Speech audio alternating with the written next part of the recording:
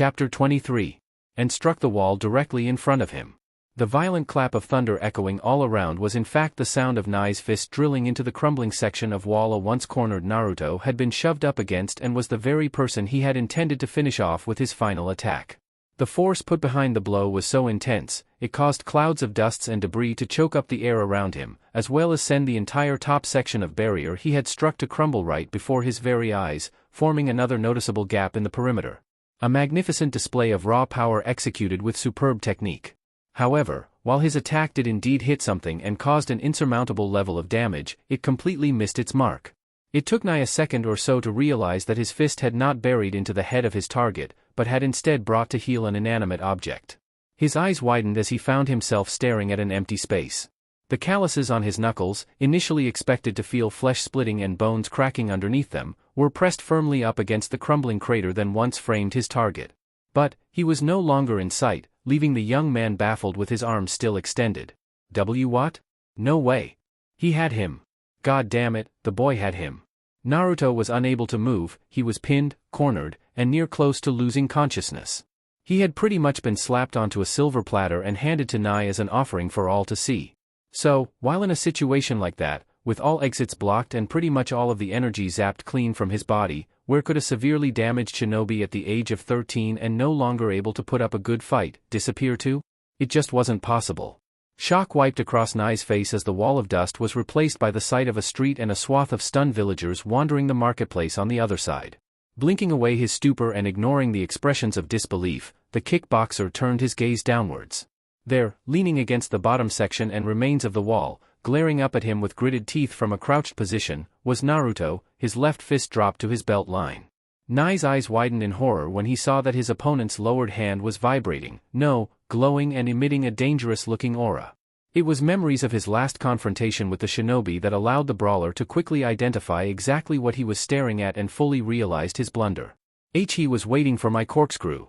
Nai gasped, watching in slow motion as Naruto suddenly lunged straight up at him, his left fist shooting upwards from his waist in a powerful, twisting motion that cut through the air faster than a bullet. Shit! The kickboxer began pulling his fist back, but he was too slow. Naruto's body hook rammed into him with an almighty blast, like a battleship cannon was fired at extreme close range, followed shortly by a sharp crunching noise. The blonde's chi-empowered fist hit home with the full force of his body, delivering the power needed to break the sturdy, natural guard of his counterpart. The shockwave that rippled from the impact point and sent dust flying into the air also lifted Nai a foot off the ground. The momentum of the hit alone was enough to crack the concrete beneath the two, with Naruto making sure his attack did as much damage as his armor-piercer technique could possibly allow. It was a move brilliantly executed. That loud crunching noise was two of Nai's ribs cracking and breaking. The power behind the chi-enhanced punch continued to travel through his body to the other side, shaking up all of the organs inside, tearing through muscles, and basically rattling him right to the core. The expression on his face contorted from shock to one completely overcome with pain, his cheeks puffing up like a frog's throat from the air in his lungs being pushed out all at once. It was a direct hit. As a counter, he got me with a clean liver blow. Nai gasped in his head, seconds before he could hold his insides in no longer. In an astonishing display, blood came gushing out of Nai's gaping mouth, a spray which clouded the air like a fountain shooting water.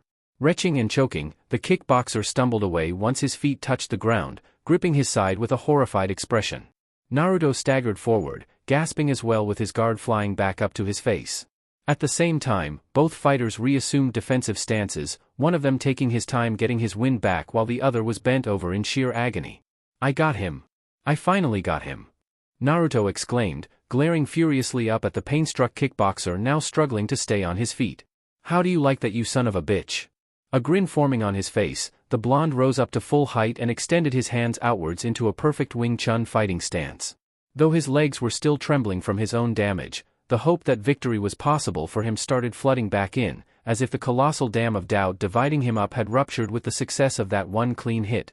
That corkscrew punch of yours is a powerful weapon, but it screws up your rhythm with a massive build-up. Keep practicing. D-damn you. Nai growled, his voice breaking from the pain in his side. He struggled back up, a shaky guard returning to cover his cheeks as blood continued to pour profusely from his mouth. Glaring up at his smirking opponent, he could see the jinchuriki was back to normal as if he had managed to catch hold of a second wind. As excited as the pugilist had been at his anticipated, almost certain victory, all of those hopes were quickly dashed the moment he was afflicted with real damage for the first time this entire fight. He transformed his armor-piercer technique from a ranged attack to a compact one. By compressing his chi into his fist, and combining it with a liver blow, he created a Tekken blow. Naruto grinned, sliding out further into a stance. His opponent glared up at him in bewilderment. I can finally think straight again. Thanks for knocking some sense back into me. The tables had turned. After pretty much fighting a long, one-sided battle, unable to damage his opponent thanks to the invulnerability granted by his superior strength, muscle, and potent energy, Naruto had finally managed to get in a clean hit. This seemed to have a domino effect with the rest of Team 10. The moment the jinchuriki managed that single, devastating attack that sent his opponent reeling after getting the snot beat out of him for the past several minutes, pretty much fired the starting gun that had all of his squad mates come back to their senses at the exact same time. Oh. Hearing the gunshot of a counter from his teammate and seeing Nai stagger away across the courtyard through his blurring vision, snapped Shikamaru out of his half-conscious reverie. The boy's eyes widened in astonishment upon witnessing what had happened and, after getting a good view of the spectacle, he looked down at William, where he could see that the wrestler had also turned and was gazing out toward his companion's battle in equal surprise. Like the rest of the audience on the sidelines, the massive American became overwhelmed from the sight of his team's most hardened infighter staggering around, barely able to keep his footing. He was also baffled to see that the return blow that had managed to bring Nai to this state had come from the jinchuriki, who was previously being plowed into the wall. Vincent and Pericles also ceased their attacks on their targets to take a look at what had happened. Everyone in sight was swiftly and effectively silenced by the turn of events. After gawking across at Naruto advancing on the winded Nai, Shikamaru shook his head and glared back down at his distracted foe, still holding him up by the neck against the barrier behind him. A weak spot. The Nara's eyes darted over the absent-minded wrestler, looking him from head to toe. He examined the cut over the man's eye caused by his last attempted attack on him, and realized that the scratch in the impenetrable armor had in fact not come from the exploding tags going off, but had been caused by the kunai delivering the bombs. The realization that the dent was actually created by a sharp object told him the one important aspect he had missing from the shogi board, and Shikamaru aimed to capitalize on that. That's it. With William still sidetracked, Shikamaru drew from his pouch a throwing knife, took aim, and with his best swing, rammed the kunai right into the elbow joint of the arm holding him up. Just as he expected, the space on this man's body that wasn't strengthened to the durability of a steel wall, including the tissue around the eyes, ears and joints, were soft and prone to damage. As a result, his small weapon was able to cut straight through the hyper-extended joint with a blade through butter, a shock that reached William's brain in a flash and had him release his opponent with a yelp of pain. The American grabbed his arm to try and cut off the bolts of what felt like electricity shooting through him, allowing Shikamaru to drop to the ground and dash right between his spread legs without fear of attack from above. When the light on his feet Genin ducked under the massive teenager, Shikamaru pulled out another knife and rammed it into the joint behind his knee, the kunai impaling and sticking before he finished sprinting away. The American fell like a tree in a forest, hitting the ground hard with an earth-shaking thud. Within moments, the Nara was out of reach of the fallen soldier and safe from harm. Once assured of the distance between them, he too collapsed to his own hands and knees, and breathed in the sweet nectar of fresh air. Having nearly been strangled to death and relinquished from the iron grip thanks to his quick thinking was a big relief to the boy. Rubbing the handprint around his windpipe, the gasping Shikamaru glared back at William, who was clutching both his right arm and left leg. Needless to say, the counter-assault was a big success. Oh! My magnificent limbs, struck down like an act from above. Ah, this sensation, what is this strange feeling I am feeling? The mighty William cried out, rolling back onto his front after falling to his side, and slamming his fist onto the concrete. Obviously, he didn't know what it felt like to have something sharp pierce his skin before. It was kind of a new experience for the juggernaut. Grinding his teeth together, William glared angrily up at his foe, who continued to stare back at him expectantly. You are indeed a shrewd one, the first man to ever wound me in combat. Ah! He hissed, trying desperately to keep the blood inside of him from leaking out through the 2 punctures in his flesh. Inconceivable. So this is what real pain feels like. I take it this doesn't happen to you often? Shikamaru asked, hopping up onto one knee, leaning on it, and smirking back at the young titan. It has never happened to me before, William replied, also dragging himself back onto his 4 limbs. Wiping the blood from the cut across his eye, the wrestler in turn smiled back at the equally wounded shinobi he was remarkably still butting heads with. Their match was far from over. I will not let a wound like this deter me. As long as I still have life in my body, I will use my very presence to bring down everything in my path. My will is unbendable. Geez, he's still on? Shikamaru groaned, rolling his eyes. Let us wrestle some more, my swift opponent from across the seas. Smear my throbbing pectorals with your man sweat. Penetrate me with your stakes of justice. Yeah, sure. As appealing as that sounds, I think I'll pass on that. Not that he had much choice since the wrestler was able to pull himself back to his feet and chase after him, albeit a really pronounced limp. Shikamaru backed away quickly, fixing his glare on the still lively brawler thundering towards him. The guy pretty much had his knee shot out and his tendons severed. It should have been impossible for him to move. But defying all laws governing human physiology, he was still able to walk and run. Looks like I'm going to have to hit him a little harder, Shikamaru thought, dodging a hand that lunged out to grab him, before William toppled over onto a knee again, his wounded leg buckling. The young male shook it off though and shakily pursued the Nara across the clearing. The areas of his body that he neglected to strengthen or are impossible to make completely impervious to attacks are weak against direct hits. Bombs don't faze him because he tenses before each explosion, which explains why he's still standing after taking 3 in a row. In other words, he has the same weaknesses as an ordinary man, only they are more tightly packed. I'll have to attack his other joints, as well as the soft spots around his head to get to him. I can win this. The Nara yelped and ducked another slab of concrete sent hurling his way. Because this guy was still doggedly hobbling after him across the courtyard, total victory for the genin would still take some time. However, in spite of all the danger and chaos going on around him, there was only one thing Shikamaru could say to this whole mess of bullshit. Troublesome, he murmured, dropping down and tossing a shuriken at the man's head, only for William to bat it aside with the back of his hand and keep rolling forward. Oh. Hinata, upon seeing Naruto force his way out of his dead spot through sheer will and hardcore grit, felt relief flood into her like she had never felt before. A smile appearing on her face and her eyes sparkling with joy, the girl marveled over and praised her teammate's strength before her once fear-filled expression transformed from delighted to one conveying both seriousness and certainty. Her overall tone changing, the Hyuga rounded back on the lancer standing before her with his spear pointed directly at her face, and focused the entirety of her attention back on the issue at hand. She remembered, she still had business to take care of. Vincent's overshadowed glare switched to surprise when he watched as the girl wiped the sweat from her brow and, albeit shaky legs, force herself to a stand. It was a spectacular moment, seeing the girl suffering from a deep gash across her stomach simply push away the fear and bring herself back up to face the very thing threatening to take her life. It was like her crippling wound was no longer there. If Naruto-kun and Shikamaru-kun can still fight, Hinata replied, sliding out into a wide stance and dropping low, extending her left hand forward, then so can I.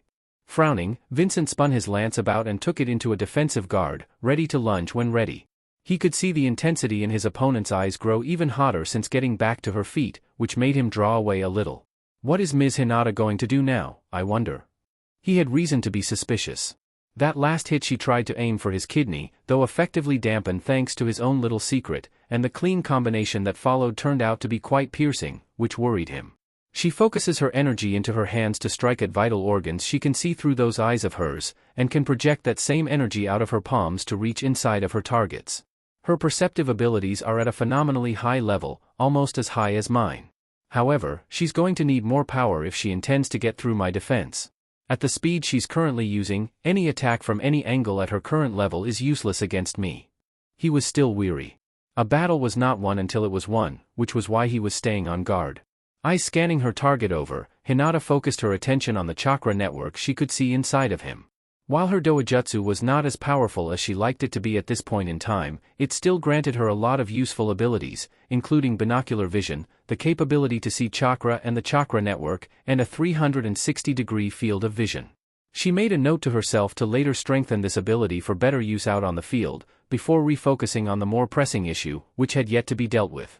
Though the chakra system inside of her opponent was throbbing like a bedsore, yet he was still seemingly unaffected by any of her attacks, which she suspected was because he was connected to a different circulatory system she could not see. Hinata became a little bit concerned as to why her view of him was as dim as it was. Pulling out a bit with her Byakugan, the Hyuga eventually discovered the source of the problem, which caused her frown to deepen. Your body is covered in energy-absorbing material. Vincent smiled. Figured it out? I knew that my attacks were feeling a little bit blunt. I just didn't know what it was. Why you were protecting your body under a shock-absorbing vest, one that you used to practice with your fellow spearmen. It's designed to block direct attacks of all forms, including energy-sheathed ones. Only blows with incredibly high piercing power can break through that. And that is power I'm afraid you do not possess, Ms. Hinata, Vincent exclaimed, sliding back a little more. Even if you can get past my lance, you will never be able to get through to my body, even with your special shinobi abilities. We'll see, Hinata replied, slapping her hands together into a hand seal. Vincent watched in interest as the girl concentrated, and while he could have used this opportunity to try and strike her down, he thought better against it. By the way she was able to glare back at him in spite of the damage she'd suffered, he saw that her eyes were still alive and that even a sneak attack at this point in time carried a large risk. He wasn't going to fall prey to any of those flying blades of he. The officer jumped when Hinata's eyes suddenly flew open. When she released her hand seal, her palms as well as her feet unexpectedly burst into life with bright blue aura like flames rising off of her limbs. This seemed to create an updraft effect that made even the kunoichi state look even more impressive than before, which had Vincent leap away sharply. There! Hinata shouted, reaching into the pouch before tossing a barrage of 3 kunai. The blades cut through the air as if they were fired from crossbows at high torque. Vincent smirked and swung his lance around, too slow. The knives clanged loudly when he smacked them away, sparks flying. In the process of knocking them out of the air however, the officer got another even bigger surprise when he unexpectedly saw his opponent appear right inside of his attack range, dashing directly underneath his swinging staff. The boy's eyes widened in shock as he tried to bring the spear around again, only to have the girl right underneath him and up close in the blink of an eye. Mother of, did she just get faster? As Hinata's right hand drew back and her left hand extended in careful aim, Vincent's eyes darted over her form.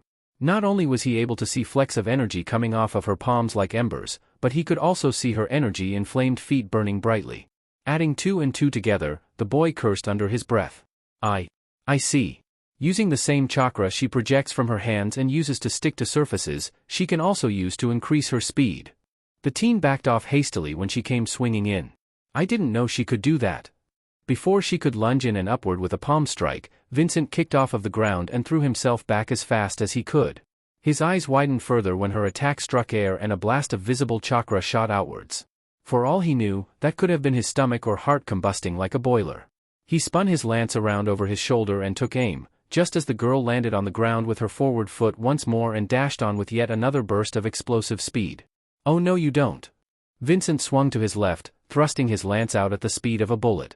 Hinata ducked under it and dashed after him, her swiftness thanks to her chakra-imbued limbs helping her to keep pace with him. The lancer wasn't done yet though and spun his lance over again, lashing out at her with thrusts and swings as he retreated. When she ducked under a particularly wide lash, he brought his spear back in quickly before throwing it out, this time aiming for her lowered body that he knew wouldn't be able to descend any further to the ground without her throwing herself flat across it in her sprint. Got you. The officer was sure of a hit, even while running backwards at this speed. However, much to his astonishment, the girl ducked in line of the spear tip but, instead of rushing through it with her shoulder, his spear veered off course on its own accord. The cause of it, a burst of chakra exploding off of the kunoichi's body and redirecting it, allowing an opening for the now reinvigorated girl. Vincent freaked when he came face to face with his attacker, who came to within arm's reach of him and established a perfect striking position. She can project energy off of her body too? Why didn't she use these skills before? Hinata swung her left back, before diving in with it, chakra twisting around her fingers like a vortex. Defending with chakra takes a lot of concentration.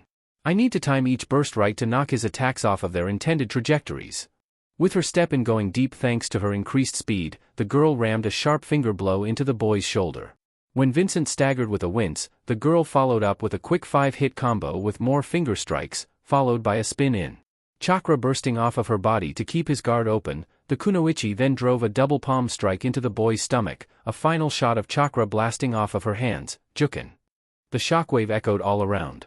Vincent coiled over at the force of the assault with a deer caught in the headlights expression and blood flying from his mouth. Chakra whipped over his body like a fierce, unyielding gust of wind before he was sent hurling off his feet and across the quad.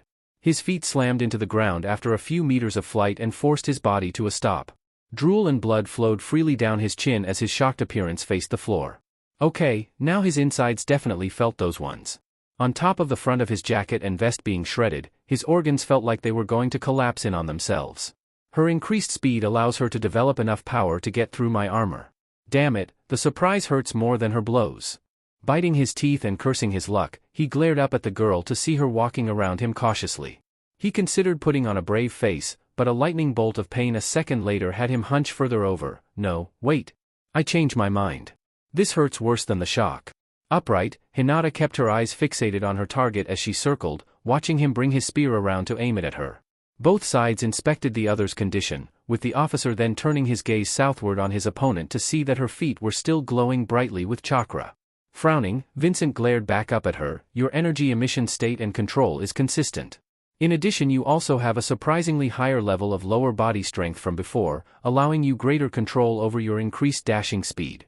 Why didn't you use this kind of agility earlier in our fight?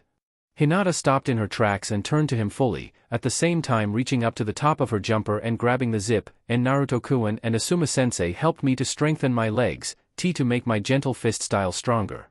It took me a while, but I've finally learned how to use my legs properly. She unzipped her jacket and threw it off of her, leaving her in a black top and pants. Tossing the bulky jumper on the wind, she reassumed a proper fighting stance. With their strength helping to lift me up and push me on, I will defeat you, Vincent-san. Shaking his head to get himself out of his daze, Vincent chuckled and reached up for his own top. Grabbing it by the front, he yanked it off of him in one go. What he revealed underneath was the very vest that was blocking Hinata's chakra from efficiently entering his body, and while it had protected him up until this point, only served to anchor his movements down because of its weight. Not only did he remove his battle tunic, he also removed the flexible armor too, leaving him in only a black singlet. Now that he had better access to his body, he removed one of his gloves. You damaged my liver and the muscles around my lungs. I'm afraid that this won't do. When he removed the covering, he revealed some strange circular markings painted onto his palm, which he then showed to the ever-vigilant Hyuga. Hinata blinked in surprise as she watched him press his hand over the right side of his body and saw it start to glow. Sparks of blue electricity ran up and down his core in a very peculiar sight vaguely similar to the manifestation of visible chakra. The girl lowered her guard a little. What are you doing now? Alchemy is an amazing thing. I learned enough of it to help me create some powerful healing techniques, should the need for them ever arise. Instead of decreasing my overall lifespan in the equivalent exchange process, it takes away my stamina and the nutrients in my body, Vincent stated, while wiping the blood away from his body. Several seconds later, the electricity effect around his hand disappeared, and he removed it from his waist to reveal a handprint burnt into his side. Writing an alchemic circle is like writing a mathematical equation.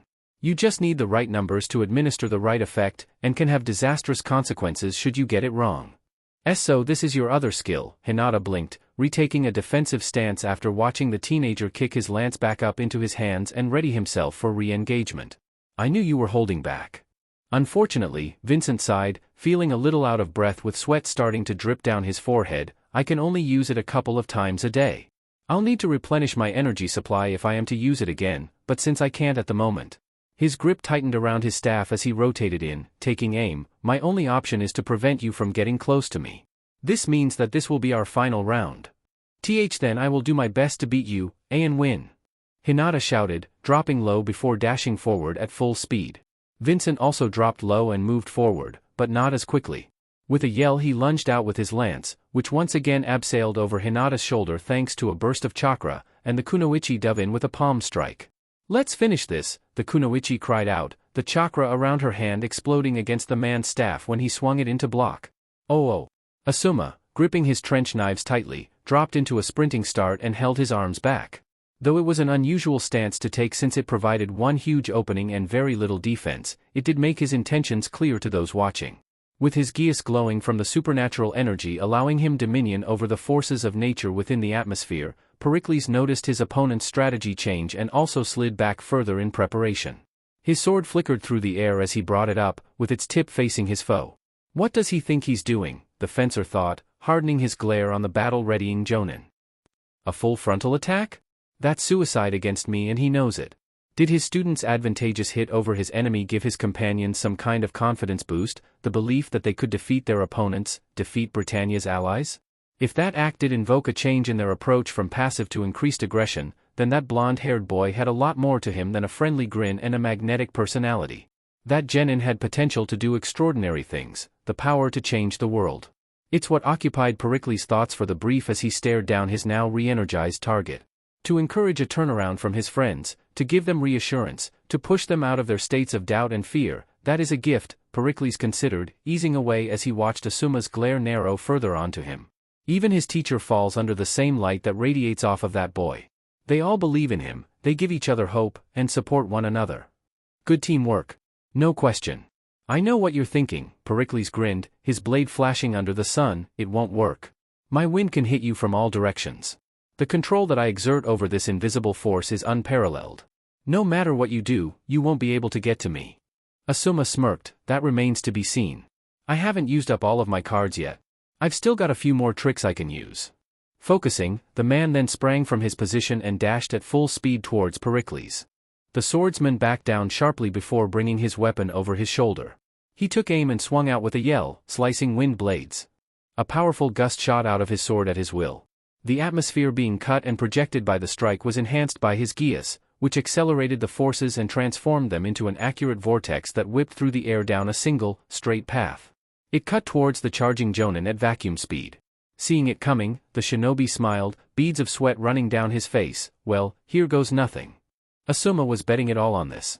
Bringing his trench knives in front of him, he prepared to strike out at the closing atmospheric pressure surge. He could feel it coming, his heightened reflexes and sharp eyes allowing him to follow the path of the slipstreams. Pericles smirked, his geas tracking Asuma's movements and seeing exactly what he was trying to do next. That won't work. Cutting the wind with your knives will accomplish nothing. Air can go anywhere you can't possibly. His words caught in his throat when he saw what the Jonin unleashed next. The energy that appeared on his blades from before reappeared, increasing the length of his weapons with a metallic hum filling the air. The Jonin struck in with his right, allowing his chakra-enhanced trench knife to lead him and pressed on. The energy he wielded counteracted against the cutting atmospheric pressure now ramming into him without end, his technique carving a straight path right toward his target, whom he continued to advance on at full pelt. His speed only increased the closer he got, and when he came within striking distance, Pericles leaned back in shock. No way, he's using his energy blades to slice my winds. That means, the swordsman began to think frantically, his weapon pulling back as his target dove in with his left, cutting across at full speed. He uses wind too. Pericles ducked right as Asuma moved right as well, the extended blade carving into the fencer's back arm as he evaded. The Jonin spun when he swung, returning with his right in a follow-through as he pretty much breezed past his opponent, who tumbled to avoid extensive damage from his attacker. Blood sprayed through the air from both the fencer's arm and his side, which caught the return attack. In the bat of an eye, Asuma was able to pull off a miracle of his own. Rotating, the shinobi slid to a stop, watching as his opponent rolled onto both feet before rising up and turning as well. The latter staggered when the pain from the newly inflicted damage got to him and caused Pericles to lose balance. His stance distorted when his knees nearly failed him, but he was able to reposition his feet to support himself. Blood was dripping out of his side and down his tunic, as was the wound across his arm. It slowly started to recolor his uniform. You moved better than I thought, Pericles exclaimed, biting his bottom lip to fight against the stinging sensations shooting through his nerves from his left side. Your hien caught me off guard. It was just a theory. I thought about it for a while. If wind was to meet wind on the same neutral plane, I knew that something had to happen. Any result would fall along the lines of complete and utter catastrophe, one form canceling out the other, or the sharpest blade cutting through the differing substance, Asuma replied, holding both knives out in front of him, the two of which were still sheathed in his chakra. I am able to compress my chakra down to the sharpest blade. It's the perfect battle element, particularly if I'm facing off against someone like you. It looks as though I've finally been able to level out the playing field. And so you have. However, just because you were able to get past my winds this one time doesn't mean you'll suddenly find yourself on a roll, Pericles replied, frowning back at the large shinobi. As much as the scars now engraved in his body were irritating him, he wasn't going to let damage like these put him off his pace. I won't let you trump me so easily again, you can count on that. If that's what you want, then go right ahead. I hate it when things are too easy anyway. Asuma suddenly shouted before chucking a barrage of chakra-enhanced kunai at the man. Pericles ducked them at the last second before firing off a ball of pressurized air from his sword, which rippled across the clearing like a shockwave. The Jonin crossed both arms over in a block, his knives humming loudly when they formed an X-shaped shield over his chest and face. He threw both outward and sliced into the sphere of wind, cutting it down and effectively dispelling it into nothing. The breeze that remained gently ruffled his clothes. Unaffected, the Jonin then ducked and dashed, his opponent doing the same. In the blink of an eye they crossed weapons, sparks flying when they leapt and spun at each other. The blades intercepted in mid-flight but ended with both combatants flying past their intended targets again, landing safely in their jumping distance before spinning to face each other. Once more they charged in, weapons blazing. Oh. Nai smirked and straightened himself up to tower back over Naruto, who maintained his position across from him with an unwavering glare locked onto his person.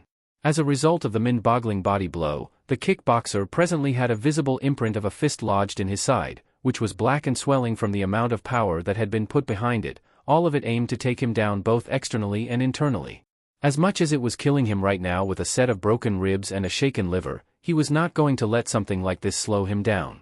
He was confident in another turnaround, which was why he was once again bathing himself in the golden flames of his tiger's pulse technique.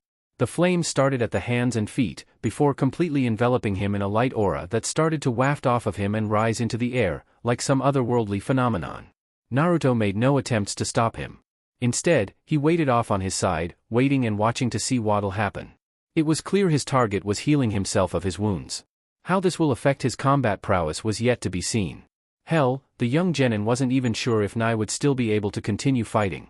He could fall unconscious at any moment or pack it in, for instance. This was merely another test of his skills to see what would result from a direct chi attack. Not to mention the jinchuriki didn't want to just jump out there and get into another hitting match. He needed to make sure his opponent's defenses were completely down before he made his move. An impressive counter, Nai grinned, bringing his fists to his sides and focusing on his power-up. The flames around him increased in ferocity and, slowly but surely, the massive bruise in his side started to disappear. However, don't go thinking that just because you got in one good shot that you've won this whole thing. I still have enough energy at my disposal to bring you down. If that's what you think, Databeo, Naruto smiled. His confidence got a frown from the kickboxer. What do you mean by that? Breaking your guard was only part of my plan. I was aiming for something else, something more troubling than just your energy pathways. What exactly were you? Nai's body unexpectedly shuddered, and the next thing the boxer became aware of was his body bending over out of reflex and suddenly emptying a pool of blood all over the floor. He staggered in shock when bolts of pain went shooting through him, the golden aura once surrounding him vanishing as quickly as it had come. Naruto grinned when he saw him back off, his legs shaking even more than before. My plan was to stop your feet. If I stop your feet, you won't be able to move, which means all you can do from now on is defend, the jinchuriki stated, his feet grinding into the concrete warningly. Now I'll be the one attacking. Why, you son of a... Nai choked out, clenching his jaw tightly and looking down at the wound at his side. While the swelling and the massive bruise had disappeared, and a lot of the damage to the inside was gone, the fist mark was still there. The major crippling effect of the attack was still etched into his side, and because of the pressure against his ribcage, he could not breathe properly. Gasping for air, the boy glared back up at his target, his vision blurring slightly. He crippled my ability to recover effectively by disturbing my breathing pattern. I can't focus my tiger's pulse properly because of the damn body blow. Why is chi such an annoying, fucking thing to deal with? Feeling a little heavy? Naruto laughed, crouching down before running forward. Perfect. Let's see you try and chase after me now.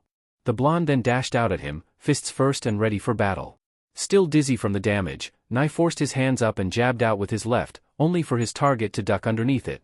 Now able to move forward without fear of being hit by his opponent's destructive power shots, the accuracy of which had been cut in half, the blonde shinobi swept out at the pugilist's forward leg with a sweeping kick followed by another to the back foot, disrupting Nai's balance greatly. The kickboxer roared out in frustration and threw a right roundhouse on an unstable foundation, which Naruto quickly head-slipped back to dodge. The wild throw barely grazed his nose. The blonde's eyes followed the path of his enemy's kick before jumping up from his crouched position and sending a leaping uppercut into Nai's exposed jaw. Naruto cracked the kickboxer right under the chin, the target bending backwards sharply with blood and sweat sprinkling the air above. The jinchuriki landed back on the ground and immediately followed up with a spinning back kick across the boy's face, sending Nai stumbling off to the side. Reassuming his iron cat fist stance with his hands curled into loose fists in front of him, Naruto followed him with his eyes. The blonde glared at the boy in surprise as he staggered away, his knees visibly shaking from the damage stacking up on him. His defense is gone. I can actually hurt him now. Naruto shouted in his head, before rushing forward again, now more confident in his victory. The genin's approach was swift, running a zigzag line before leaping at the wounded Muay Thai fighter. His guard no longer up, Nai had the wind knocked out of him when the boy in orange rammed into him with both his knees. The jinchuriki then stuck there, using the kickboxer's collar and shoulder as a crouching post, while pressing down on top of him with all of his weight focused on his chest. When Nai staggered back, Naruto brought his right hand up above his shoulder, forming a clawed hand before mercilessly slashing at the boy's face. With both hands formed into claws, the blonde scratched and slashed away, burying his nails into the teen's face and badly scarring him. Bloody gashes were drawn as a result. "Ya, ya, ya, ya, ya!" Naruto shouted in a very meow-like fashion, before kicking Nai in the chin and flipping off of him. He landed in a crouching stance directly in front of the kickboxer as he retreated in a daze, once again forming the Iron Cat fist style. "Damn you!" Nai roared, slamming both feet into the concrete and bringing his guard back up for balance. Hands defending his face, he bit tooth and nail to hold his form as he glared across at the blonde-haired boy staring back at him. The kickboxer began to circle, but his pace was labored all account of his legs threatening to fail him. "You think you can still win? Even if I'm grounded I can still fight." Case in point, the jinchuriki chucked a cluster of shuriken from close proximity to test his timing, which Nai smacked aside with a back fist. The blades cut into the gauze around his arms but were still rendered ineffective. "My reflexes and power are still with me, so I'll just keep my distance till I've recovered enough to keep pace with you." Naruto gritted his teeth and rushed in at him, forming his cross-fingered hand seal, Kage Bunshin no Jutsu. Bursts of cloud shot up around him, copies flying out of the fumes and tackling Nai head-on. The boxer threw up a turtle guard as they came ramming into him, before he fended them off with quick, compact shots that sent them reeling in all directions. The original came in under the six that dispelled, ramming a right into his exposed abdominals that had Nai hunch over in surprise, saliva flying out of his gaping mouth. If anything, the clones definitely improved his combinations. "Stay back," the boxer shouted, thrusting a right knee up, which slammed into Naruto's chin and sent him staggering away. When Nai landed back on that foot he trembled, but managed to hold it together. Shaking his head to clear his vision, the pugilist backed away even further, making sure to circle so that he wasn't cornered and throwing up his guard with his left extended in orthodox. When Naruto turned back to face him with a Wing Chun form, the kickboxer's limbs and shoulders began twitching again, a sign that he had switched back to using feints. "You think my corkscrew is my only knockout punch?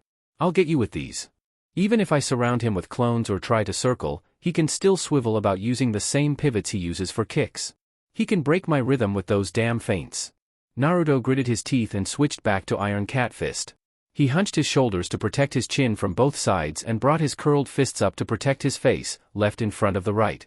He then began a bobbing movement from side to side, his head following a figure-8 motion as his feet shuffled him forward, approaching his opponent as quickly as he was physically allowed. I don't need to worry about them. Feints are used in place of actual attacks, so I'll just dodge them all. Use what Miao-chan taught you. Weave your body. Weave. Nai backed away uneasily, continuing to pop feints as his opponent approached, his head moving from side to side, up and down, and following a non-linear and non-sequential pattern. Both traded fake attacks with maneuvers, keeping the other person on their toes and guessing.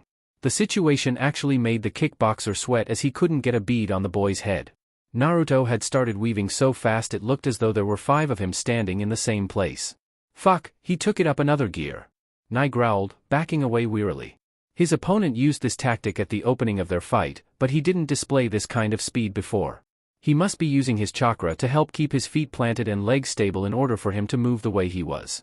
I can't corner him with feints if he moves like that. What the hell do I do now? Come on.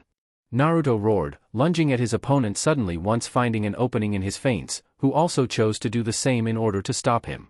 Their foreheads slammed into each other and both fighters growled, attempting to overpower the other with their body weight. However, once at this range they quickly separated but stayed with their forward foot positioned within extreme close range of their target. There was only a foot of distance between Naruto and his foe, a range that they both specialized in and proceeded to take advantage of. Nai began viciously hooking and jabbing out at his opponent, who began ducking, dodging, and weaving around his hits again, chucking everything he had at the brawler's body in the form of quick body shots and chain punches. He hammered away at Nai, while also taking 1 or 2 hits of his own. Head twisting around sharply with a spray of blood flying from his lips, Naruto gritted his teeth and glared back around, eyes alight with the fire of fury. I won't hit according to his rhythm. I'll take the lead, and give him 20 hits for every one he's given me. The blonde began his weaving at breakneck speed, feet planted as he slipped past the straights cutting the air surrounding his head. This was his pace. The fight was jaw-dropping. Shinobi rarely came across hard hitters like Nai in their line of work. The boy was a solid fighter, preferring to duke it out at extreme close range, too uncomfortable for other shinobi, and batter his opponents into submission. Naruto knew this from feeling his target's fists up close, even taking some to the face through a guard. It was a terrifying prospect. While guys like Sasuke and Kiba had a pretty good punch, their hitting power was nowhere even close to Nai's. Each of his attacks was scary, and Naruto was certain that after this day was through, he would never be afraid of another person's punch again. This was why he was determined to win this. If he won, he would be able to move forward, grow, and continue his march towards becoming the strongest shinobi in Konohagakure. He'd worked hard to get up to this point, so there was no way in hell he was stopping now. Right fist vibrating as he poured chi into it, the relentless young shinobi swung in with a smooth hook. Nai returned it with a right cross and flamed with his own energy, burning a bright gold and forming a bolt-shaped streak along its path. Whatever remained of their power they rammed into each other with their full strength, both attacks connecting and exploding outwards with a force comparable to a bomb blast. Hot winds ripped at their bodies, the two boys skidding away from the center more disheveled and frustrated than ever, before returning with jabs leading them. Naruto spun around and swung in with a roundhouse, going through a motion of hand gestures he had watched Yim perform when she first showed him the armor-piercer technique. Tai Chi moves followed by a carefully aimed left thrust. Nai tensed and spun away at the last second, barely dodging the chi wave the blonde fired off from his fingers when he flowed into the final extension. The attack rippled across the area before dispelling safely, forcing the jinchuriki to back up and avoid a knee strike from his opponent. That's 2 in a row, shit. Naruto thought furiously, his world almost going blank from expending so many chi attacks in such a short amount of time. They both retreated and went back to dancing around one another. I've disrupted his accelerated healing, but getting past those fire bursts he's still able to muster is annoying. Naruto murmured, swiftly weaving under his opponent's response once they were in close again. Ducking around a left jab and a right hook, Naruto stood up straight, guarding a left uppercut and locking it up. Nai twisted in with a right cross to counter, the jinchuriki relinquishing the other fist and blocking his incoming, while at the same time swiftly kicking him in the shin. Nai winced from the blow, but he persisted. The boxer sent a left hook, which his opponent parried and then threw both arms up and out, preventing more hooks from the outside while breaking his opponent's guard temporarily. With Nai's defense thrown open, Naruto thrust his left palm forward, which stopped just short of the brawler's nose. Head slipping back in shock, Nai threw his arms up into a turtle guard. The jinchuriki then wasted no time after testing his range and began pouring on chain punches without restraint, hit after hit after hit after hit.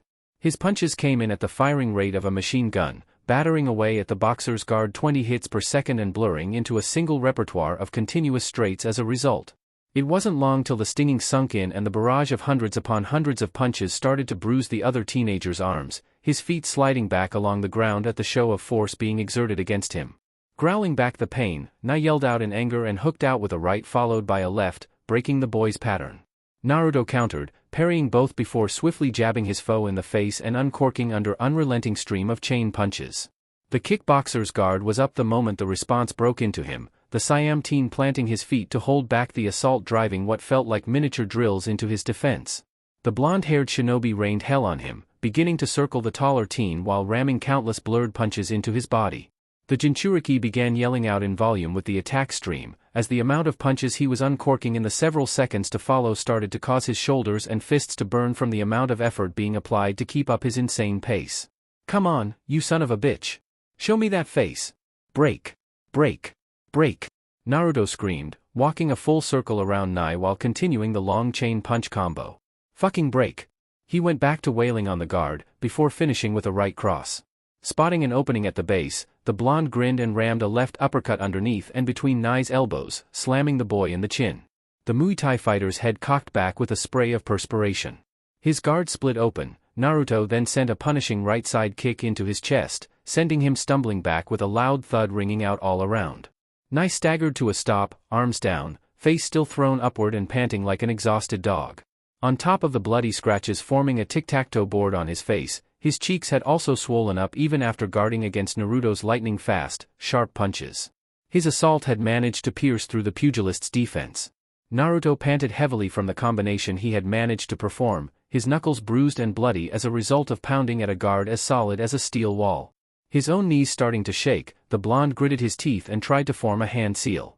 However, his arms were shaking so much he couldn't bring himself to form the correct symbol, which ended with him dismissing the effort out of frustration. He grabbed his wrist and massaged it irritably. Damn it, even if I was to use ninjutsu it wouldn't do me any good. I don't have anything in my arsenal with enough hitting power to knock him out. No fire jutsu, water jutsu, nothing.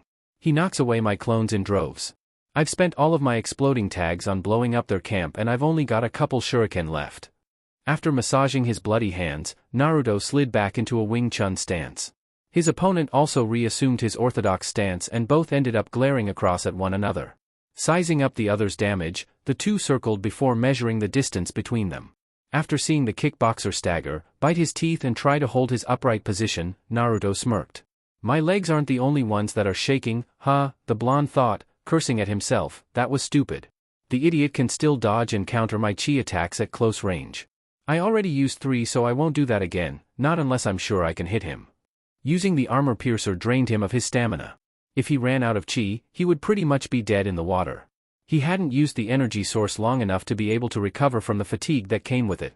It still came as a massive shock to his body whenever he fired off a shot. With his right fist clenched and his left extended, his stance narrowed as his left foot slid in front. I'll have to use my slicing cross, and finish him in one go. His special counter, the one he had been practicing for days on end and had entitled to be his second strongest attack. It was knockout capable, as proven from experience. He just needed to get the timing down. Nai meanwhile was trying to keep his cool. Even though his legs were shaking he still had the strength to keep on going. He just needed to refrain from excess movement so that even while fighting he could encourage his recovery. Unfortunately, he was up against an opponent who was willing to go all out from start to finish, but was careful enough not to exhaust himself too quickly. Since his target was hanging back and re-evaluating the situation, the kickboxer knew what he was thinking based on his expressions, and used the moment to also make some adjustments to his strategy. I've sealed up all of his options except to take me on directly. His clones are no problem, just more targets for me to hit. He's realized this and wants to fight the rest of this battle on the basis of quality over quantity, Nai thought, keeping his right close to his chin with his left extended out slightly as he used it to keep tabs on his target. He's also used the armor piercer 3 times.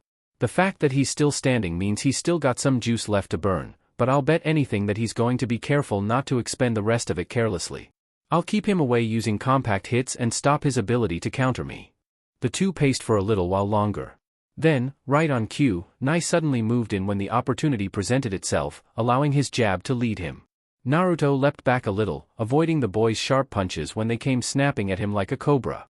The blonde backed away in a zigzag motion, dodging the sharp punch that came flying at him one after the other, repeatedly. Hooks joined the fray as Nai advanced using shuffling step-ins to increase the reach of his short jabs, swings and uppercuts. He was leading with only his left, which had Naruto dodging quite excessively with a surprised expression. After ducking a sailing left cross, the jinchuriki looked up just in time to suddenly spot his opponent diving at him with a wild right. The blonde threw up a cross-arm block to defend against it, the punch slamming into him a split second later with the sound of a gunshot and a force that threw the young genin several meters across the quad. Landing on both feet with a changed expression, the blonde looked across in surprise, realizing in that moment that his opponent's punches were still alive and well. Frowning, Naruto then rushed at him, watching as his opponent lead in with his left followed by his right. The jinchuriki began head slipping and swaying, dodging the compact straights as they came in nonstop. Sweat flying off of his head, the genin continued observing his enemy's punches and their flight paths, getting the timing down for them as best as he could. Nai huffed, jabbing out repeatedly followed by his heavy right. His punches whooshed loudly as they cut the atmosphere, making his opponent visibly cringe after circumventing each shot. He's still able to dodge well and has a good set of eyes. But how long will you be able to keep this up? The kickboxer smirked and threw another long jab. In the blink of an eye, Naruto ducked inside of the boy's attack and threw a return shot with a step in. His punch was fired off like a shotgun, a loud bang ringing out when it smashed into his opponent's face directly between the eyes, sending Nai bending back with a shockwave rippling out, showing just how fast and sharp the counter was. The kickboxer blinked in shock, not knowing what it was that hit him and didn't care. After stepping back, Nai retaliated immediately with a heavy right, the punch cutting through the air and aiming to strike the blonde down. However, when he first thought his punch would make contact, it instead cut through a transparent image of the jinchuriki, which then vanished a split second later. Nai gaped in disbelief. What in the? Eyes widening, he spun around, where he then saw Naruto rushing at him from his blind spot. His speed went up? Seriously? That's the first time anyone's disappeared while they were standing right in front of me. Realizing he'd been outmaneuvered, the kickboxer spun in and stepped forward with a sharp jab. It rotated in with perfect timing, speed, and the exact amount of power necessary for a knockout. Seeing the wind being broken around the incoming cannon, Naruto knew he had to avoid.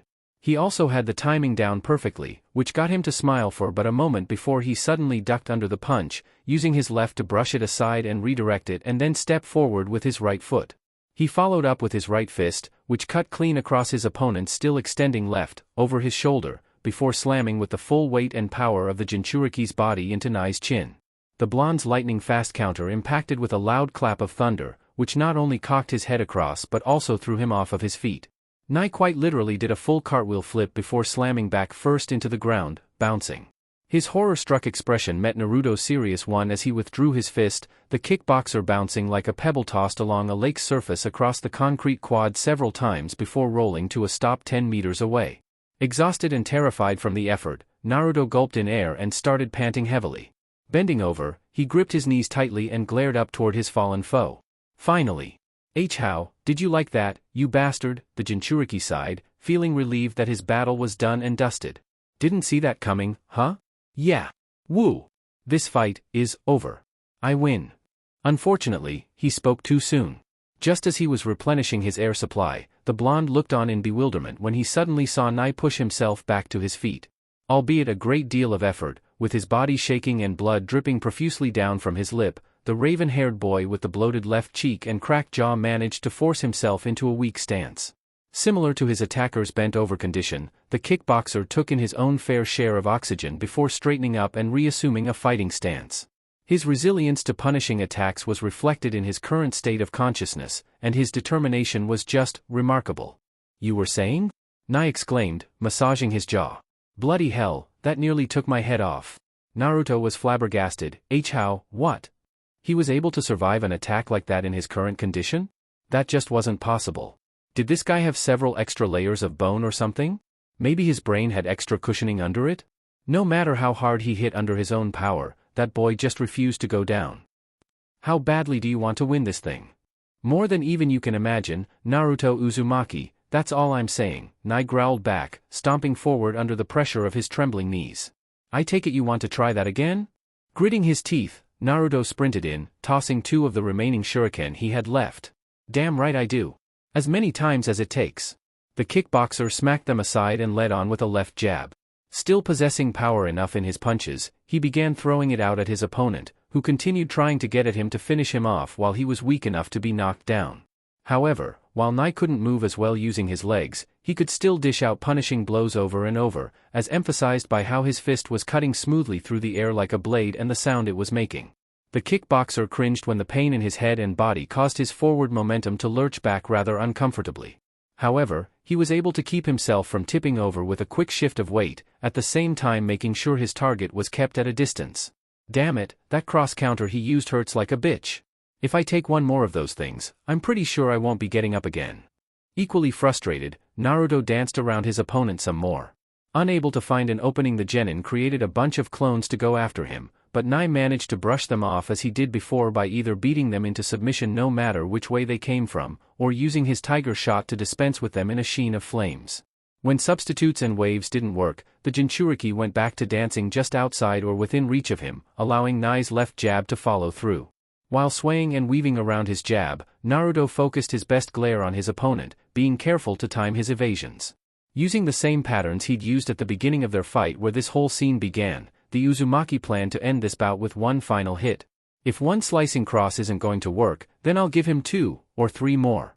It looks like he's on his last legs, so one more clean hit across his chin will be able to knock him out permanently, Naruto calculated with a smile, ducking under a swift 1-2 from the boy's jab. His hair bristled from how close those attacks came to actually making their mark, hastening the blonde's maneuvers. He could feel the air getting hot at the power in his punches. Those are some nice lefts. They seem more like straights than jabs. I can tell how dangerous they are from the way they're cutting through the air. If I take one of those in the temple, I'm out of this fight. Nai grunted as he jabbed out some more, speeding up his lone left combination while keeping his right cocked back. He watched his opponent weave around him, which would have frustrated any other opponent by how he was barely keeping out of reach. He was reduced to shuffling along after all. However, this keeping the blonde attacker at bay with his jabs was all a part of his ongoing plan. Since Nai couldn't move well anymore or risk spending energy pulling off anything big, all account of his head ringing from that last damn punch he caught across the face, he had to time his own attacks perfectly. A cross-counter with pinpoint accuracy was his enemy here. This appeared to be his opponent's pride and joy, something that Nai was all too happy to break. The kickboxer's glare hardened. These combinations are meant to stop you from aiming for my body, keep you from tackling me and keep you on your toes. Take one of these and you're dead, but... His lips twitched, threatening to form a smile. But he kept the urge suppressed and just continued uncorking a jab that just wouldn't rest, as he fired off shot after his dodging opponent. They're also meant to bait you. I'll destroy your ability to counter me, so that I can finish you off with my 1-2 combination. Like I said, I have more than one knockout punch, not just the corkscrew. Naruto waited, watching as the punches shot out at him. He weaved, taking note of the angles again and resetting himself for his lunge. He's got me marked, perfect. My counter uses less energy and all of the power in my body. I'll take him out with one last hit. One more. A left shot out. The kickboxer stepped in. It was a full jab. Got you. The jinchuriki timed it. He ducked his head, stepping forward with his right foot while his left hand redirected the punch. His right fist went shooting out over his shoulder, cutting across his opponent's extending arm and aiming to hit him in the chin. The blonde was positive his target was unable to see it at the speed they passed, which meant it was the genin's advantage. Naruto lunged in with all intent to land a hit, a smirk forming. Bang! The crowds looked on stunned when Naruto's head was suddenly blasted skyward with a look of absolute shock slapped across his face, a shower of perspiration and blood raining down around him and further staining the battlefield. Kasumi leapt out of her chair in astonishment, Churchill looked taken aback, Asuma, Hinata and Shikamaru gaped in disbelief, and all those hiding in amongst the crowd had the same expressions of incredulity drawn over their faces. Not only was the sound of a punch being landed loud enough that it was heard in all corners across the village, but the one who actually landed a hit was not Naruto, but the wounded Nai. The kickboxer glared across at his opponent as he sailed several meters back through the air, before landing on both feet, which allowed him to slide to a rigid stop. Blood dribbled freely down the jinchuriki's chin as he looked across at the kickboxer through a blurry vision. He swore to God that his head was also cut, because he could see flashes of red he initially mistook for his own blood running over his eyes. What the fuck was that? Managing to stay up, Naruto slammed his left foot forward and attempted to assume an orthodox stance. His consciousness flickered in and out of reception, his glazed-over eyes looking back at his opponent to see Nai smirking at him with his guard held up high. The jinchuriki, bowled over, shook his head furiously to clear it of any and all delusions before marching forward. His legs nearly buckled when he moved too quickly. What the hell? Did I screw up?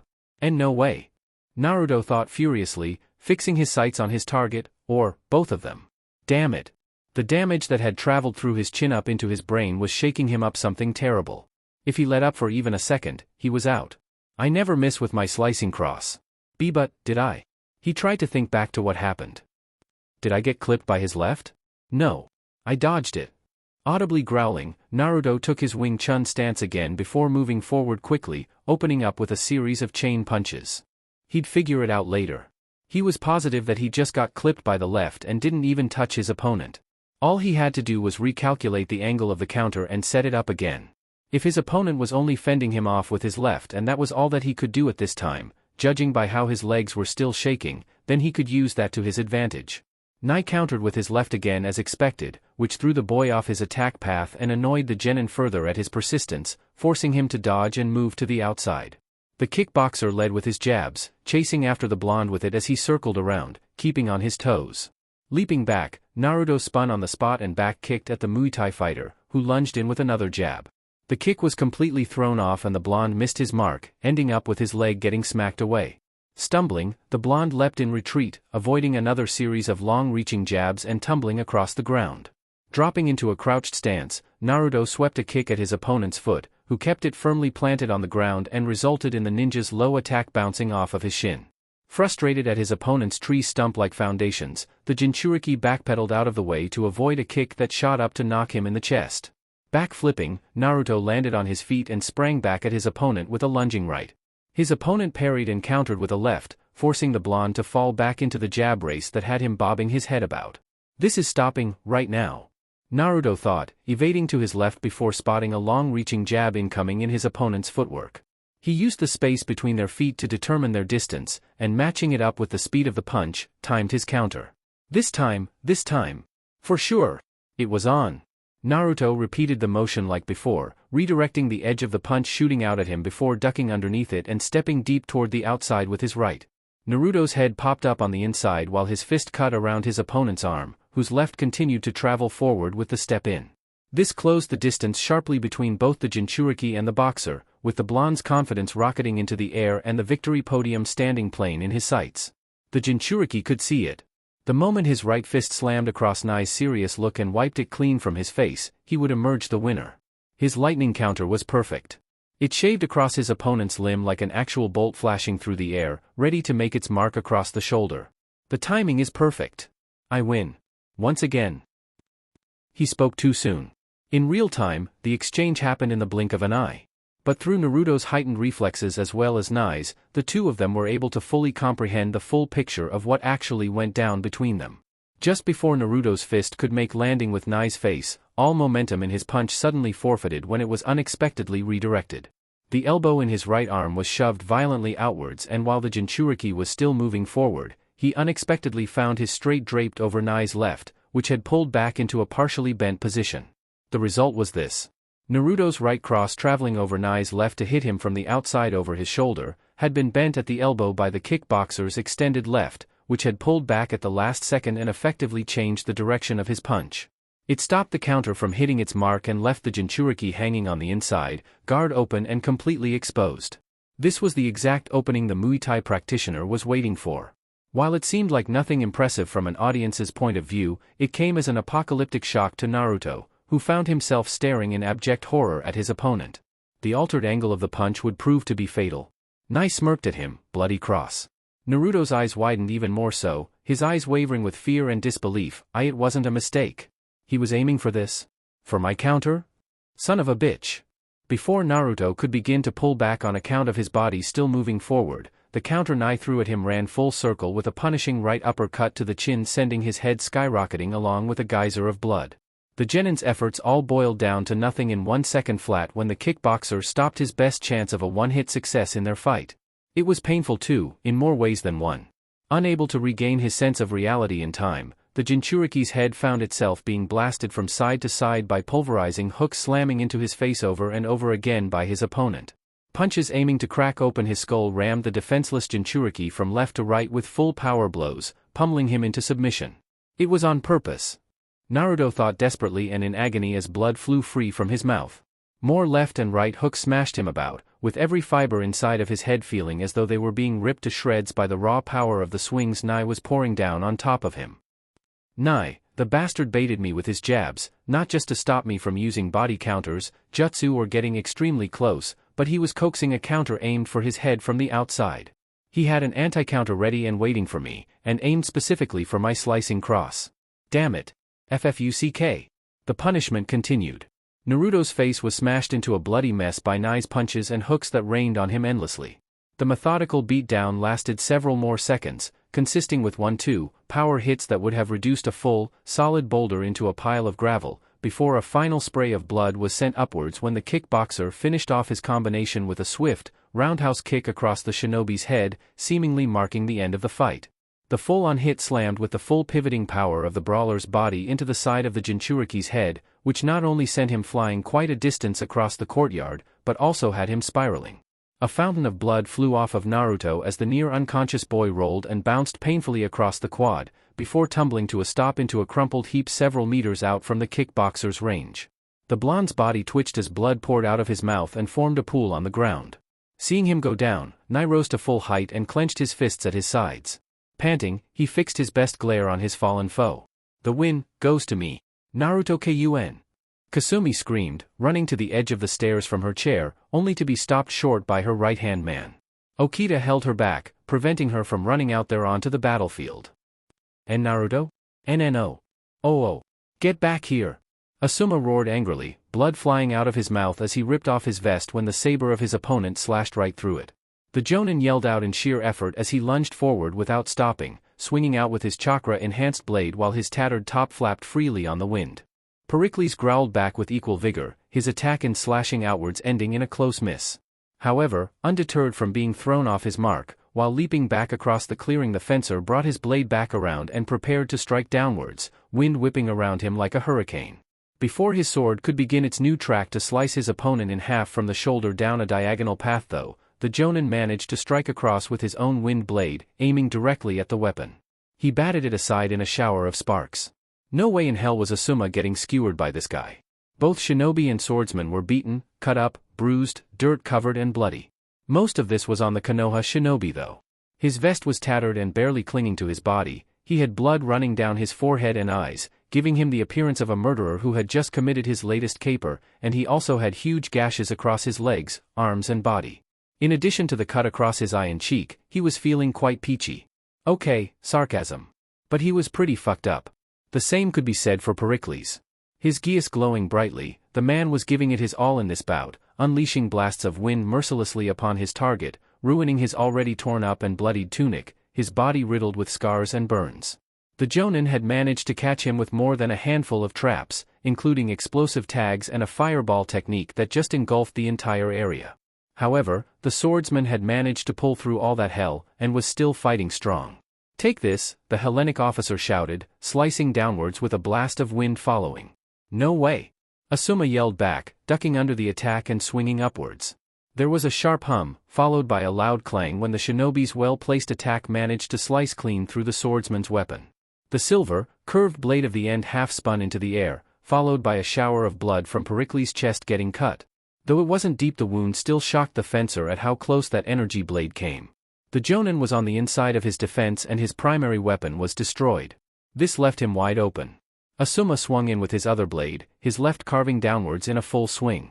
"I don't think so," Pericles shouted, catching the arm, twisting it, before shoulder tossing the shinobi clean across the court again. The shinobi twisted and spiraled before landing on both feet about 20 meters away, yelling out in pain from the sudden contortions experienced in his flight. The swordsman, wielding a now blunt blade, pursued his target regardless of condition and danger, his feet exploding off of the ground with a shockwave from the wind propelling him across the clearing, at the same time spinning his damaged weapon in his grip before thrusting at the jonin. "It's not over." Asuma yelled and chucked one of his combat knives at his approaching opponent, cutting through the vortex of wind twisting around the swordsman as he spun in, ripping apart the ground in his path and sending rubble flying in all directions. Their battle was monstrous in comparison to the others. The crowd screamed when debris came raining down on them from the skies above, but didn't cause any other casualties beyond those on the field. Spotting the incoming knife, Pericles caught it with his bare hand, his own wind-empowered fist stopping its cutting power dead, dispelling its chakra coating and making it dull. The trench knife flipped into a back-facing grip. The swordsman then spiraled at the jonin before ramming it into him, the shinobi catching it in the shoulder before being punched across the face, which sent him tumbling to the ground. His roll slowing to a stop, which had him sprawled out on the ground with his own blade embedded in his shoulder, Asuma bit back the pain and glared upward. Appearing startled, he saw his swordsman opponent leap into the sky, perform some artistic flips before descending toward him from a height of several stories. "You're finished," Pericles shouted. Asuma responded immediately. Ripping his trench knife out of his shoulder, he chucked it up at the man, hitting him in his own shoulder when he was barely able to head slip it. However, he continued to plummet towards the down jonin, his half-blade held up and ready to slash down in a finishing strike. This presented one last opening for the ninja. Taking up his last trench knife, Asuma leapt to his feet, crouched low and with a shout of effort, lunged forward at the same time Pericles slashed down at him, their blades passing each other.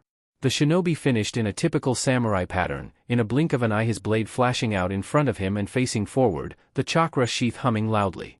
Panting heavily, Asuma glared ahead of him and listened as his opponent stumbled forward upon his landing, before ultimately falling to his knees.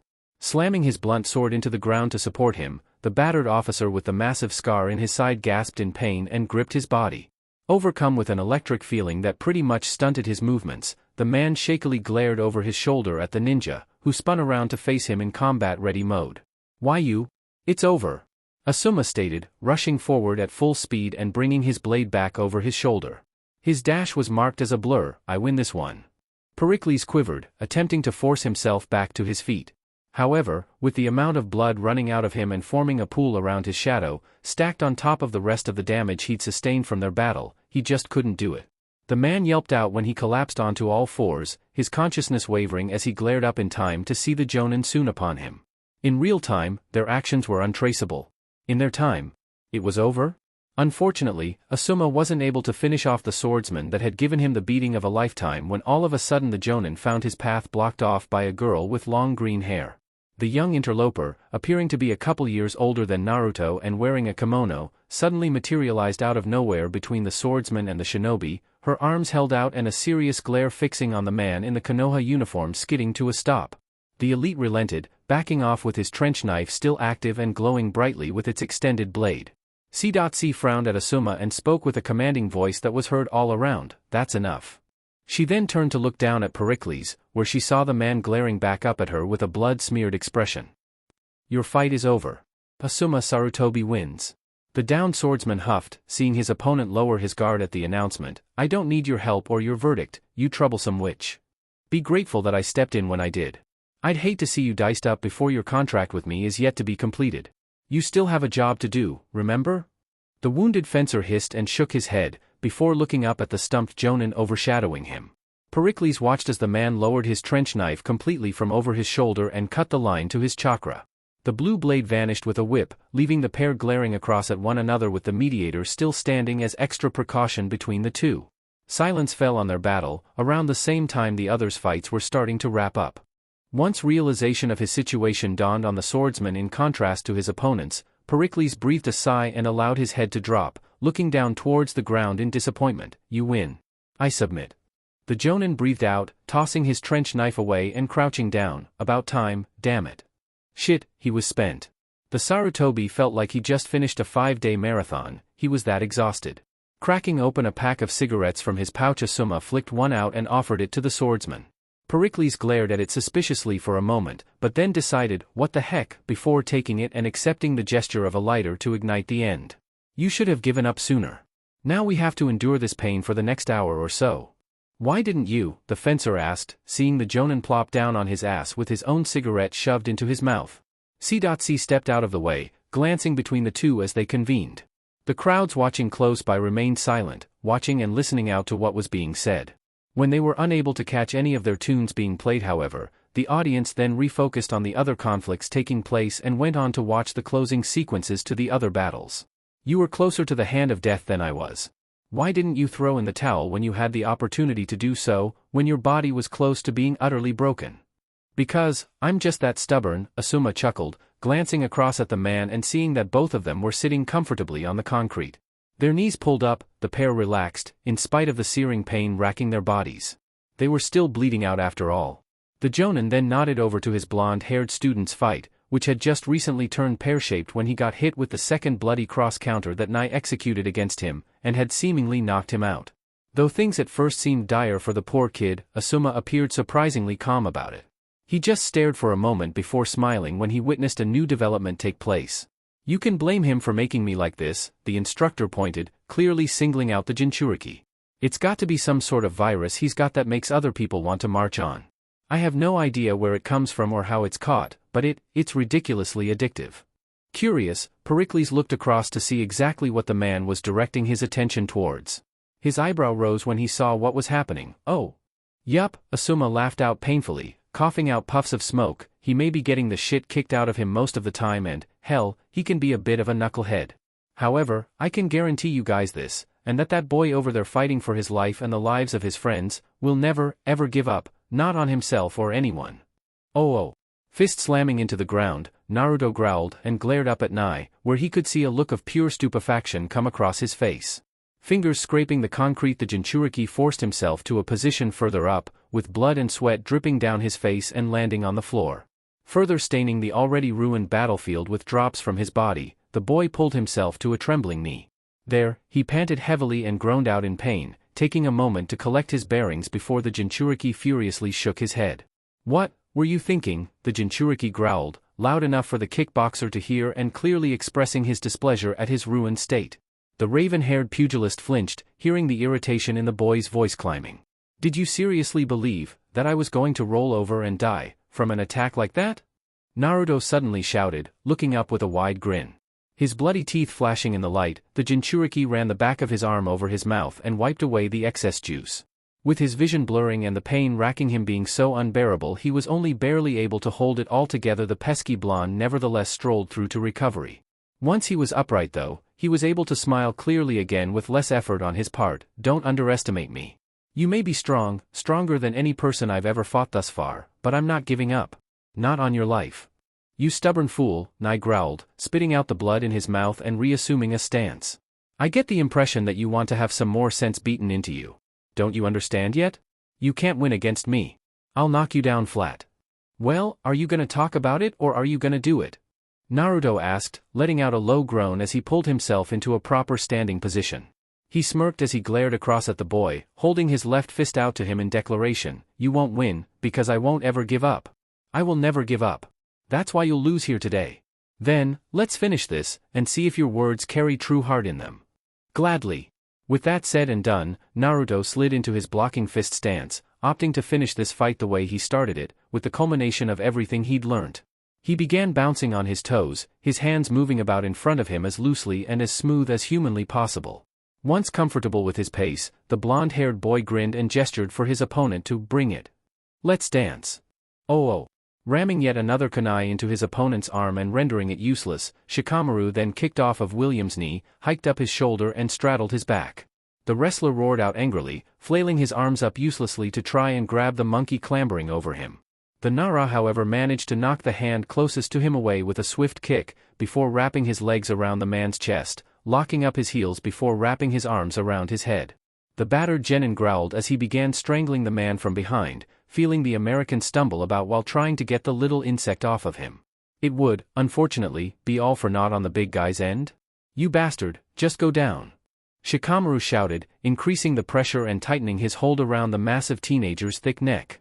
The wrestler clawed away at the small arms pressing down on his windpipe to try and get him off, but his joints at the elbows were so screwed he couldn't muster the necessary strength or flexibility. He was already brought down to his knees anyway, which gave the Nara extra leverage over the big teenager and allowed him to increase the pressure. I've had enough of this. This ends here. Voice strangled, William fell onto all fours and pounded the ground with his fist uselessly. Let go, you creature of mischief. This, gasp, is most? Growl, unyouthful. Speak for yourself, you walking pile of muscles. Shikamaru yelled, feeling himself get tossed around as if he was on a bull. His foe was still strong enough to thrash about, trying with all his might to throw him off. The genin knew that if he relented for even a second he would be thrown off. He was not letting this chance slip away.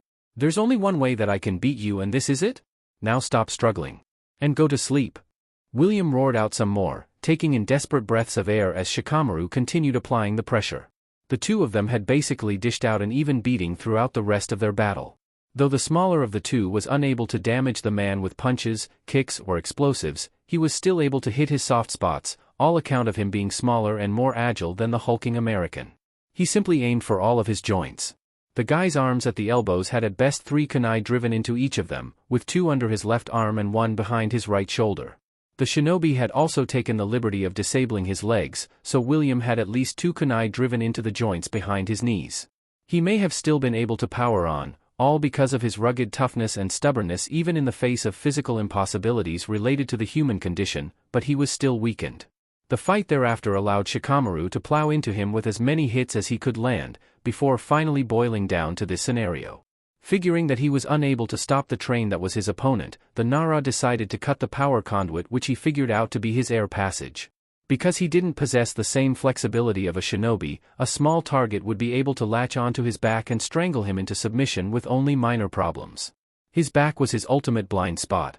Now, hooked on like a tick behind the older boy's head, Shikamaru had his arms wrapped around his large neck tightly, with enough force being applied that it threatened to pop William's melon off from the rest of his body entirely. Unless the wrestler passed out from lack of oxygen in the next few minutes, the shinobi was worried that he might lose his head entirely. But, because his enemy was so tough, the sloth didn't have to worry about completely beheading his foe, and waited for the man to simply run out of steam. It would be a long and painful ordeal. In a last-ditch effort to throw the boy off, William threw himself onto his back and landed on Shikamaru. The boy cried out in pain, but kept his stranglehold over him. Forming a hand seal in his position, the Nara bared against the withering of the massive man on top of him, and performed his final technique for this fight, be still. Kageme no Jutsu. In an instant, a length of shadow shot out from Shikamaru's feet and wrapped around the man's body. Binding him in chakra, William's thrashing shuddered to a halt and the teenager found himself frozen. Gasping his last as Shikamaru increased the pressure, the American's groaning, choking, and twitching eventually came to a standstill. Within seconds since falling onto his back, on top of an even more battered Nara, the wrestler slipped into unconsciousness. Before his world went entirely black, the muscle-bound teen was able to speak his last, few, most youthful words he could think of to his opponent before vacating the place entirely. It would be his most defining moment of the day. This was a man's battle of men. And that was that. Feeling the dead weight fall on him, Shikamaru relinquished his hold of the now unconscious male specimen and sprawled out. Gasping for air, the boy checked the vital signs of the mass of muscle. Relieved to feel that he was still alive, the sloth then went on to his own favorite pastime and tried to knock himself out. However, groaning, the brown-haired boy looked down with an annoyed expression coming over his exhausted face and clicked his tongue. Damn it. Can somebody please get this big sack of sweaty flesh off of me? Seriously, the guy weighs a ton. Unable to get any assistance at this time, the Nara just let it slide for the time being and allowed his head to fall back down to the concrete. He shook despondently at the situation, reminding himself to slap Naruto over the head if his friend managed to get himself out of his sticky situation alive. Ugh, what a drag. Oh. Vincent gasped as he stepped back, thrusting his staff forward and blocking the palm strikes flying his way, forcing him to perform some more impressive lance movements. Spinning his weapon around his neck and body, he parried all of the glowing hands slicing at him, returning with swift lunges with the deadly end of his asset. The kunoichi, however, was undeterred, maintaining a well-balanced stance as she moved a full circle around him with swift, smooth footwork. It was almost like Hinata was walking on air. That was how smooth she moved. The officer had a hard time tracking her, swinging around with his staff and forcing her to duck. The Hyuga shouted out with effort as she lunged forward, her legs carrying her on and allowing her to drive home with a renewed barrage. Vincent swung out with his staff, knocking her fists away one after the other, before spinning his weapon in both hands and swinging out wide. Hinata leapt over him, flipping through the air and landing behind him, performing a sweeping kick to his back foot. Spotting the danger, the boy hopped back, thrusting his lance at her at the same time. The length of weapon shot towards the kunoichi, who barreled out of the way and landed, crouched a few feet away from where the spear tip impacted. Assuming a sprinter's stance, Hinata then exploded forward with a greater burst of speed. She yelled out as she led with her right palm, Juken. A blast of chakra followed, which Vincent guarded against but was thrown flying back across the quad from the force exerted. The boy staggered, his knees nearly buckling. Come on friends, just a little bit longer. He gritted his teeth and looked up. Hinata leapt at him with a roundhouse, which he head-slipped before spinning around with his staff. His body led his weapon as he held it behind his back, his arms linked around the pole and pressing it against him. The weapon cut through the air as he rotated in a retreat, forcing Hinata to duck twice before she was able to get into arm's reach of him and catch it. Holding the staff in place, the girl blocked a jab when her foe attempted to force her off. She then braced the staff firmly and took aim. You can't do anything without this. Hinata shouted, her body rotating as her palm twisted into the weapon, HA. The blast of chakra cut into the weapon and split it in half, splinters flying as a result. Shocked, Vincent spun out of the deadlock and kicked at the half-pole Hinata was holding. He knocked it spinning out of her grip, before taking the other half of the lance he still held and aimed the spear tip in her direction. He lashed out viciously with shorter, sharper bursts, forcing his opponent to back off, ducking and weaving rapidly. The kunoichi was caught off guard at his increased speed, proficiency, and sudden proximity, which ended in her getting clipped across her right shoulder. The girl yelped as another scar was drawn into her and blood splattered across the floor. This fight goes to me, Ms. Hinata. Vincent shouted, leaping back before lunging forward, spinning in with his shortened staff. The blue-haired girl looked visibly startled, leaping off of the ground and performing a variety of cartwheels as she evaded his flurry of attacks. The spearman glared after her when she managed to dodge his combination, observing as she landed and skidded to a stop. Her Byakugan flared. The two charged at each other, exchanging blows. A spear strike grazed Hinata's arm when she passed him with a right cross, her palm strike grazing his shoulder in return. Once passing each other, the two then spun around and faced their opponent. They were in close and ready to strike, their main weapons rearing back. Vincent let out a yell of effort as he thrust his half-lance forward with both hands, a twisting motion in his body propelling the spear forward, aiming for Hinata's center. Silver Jolt. Jukin. The kunoichi responded with a wild yell of her own, her right hand shooting out fingers first, with chakra radiating around it.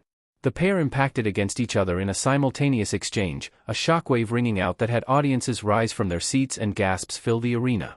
The two fighters were flushed up against one another, shoulder to shoulder, glare facing glare, fist against spear, and both were dead silent. Of course, after a few seconds of waiting and watching to see what would happen next, it would soon be revealed that only one of them had managed to land that final, decisive hit.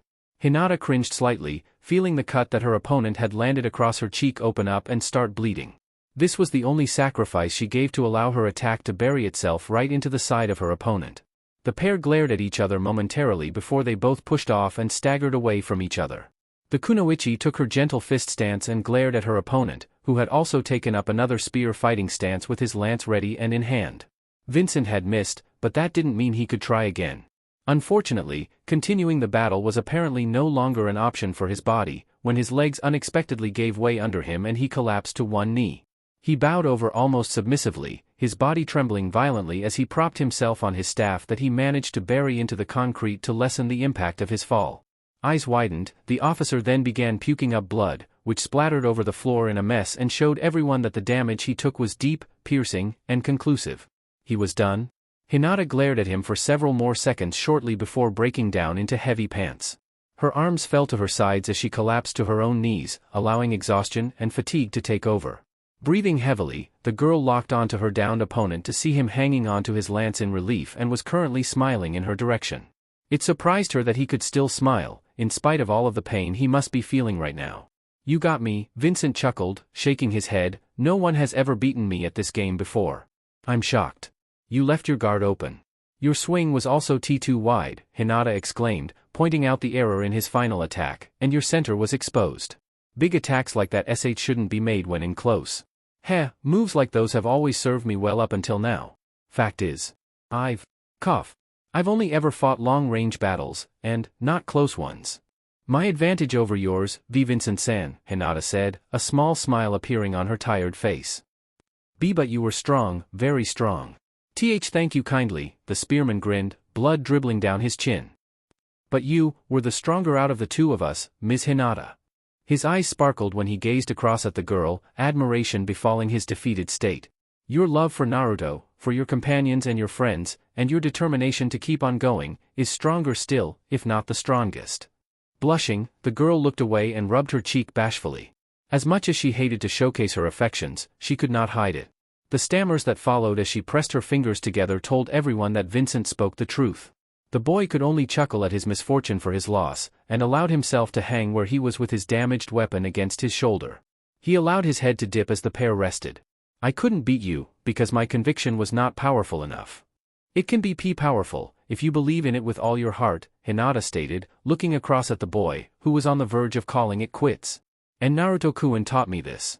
He said that if you believe in yourself, in your friends, and in your strength, then you can do anything you set your mind to."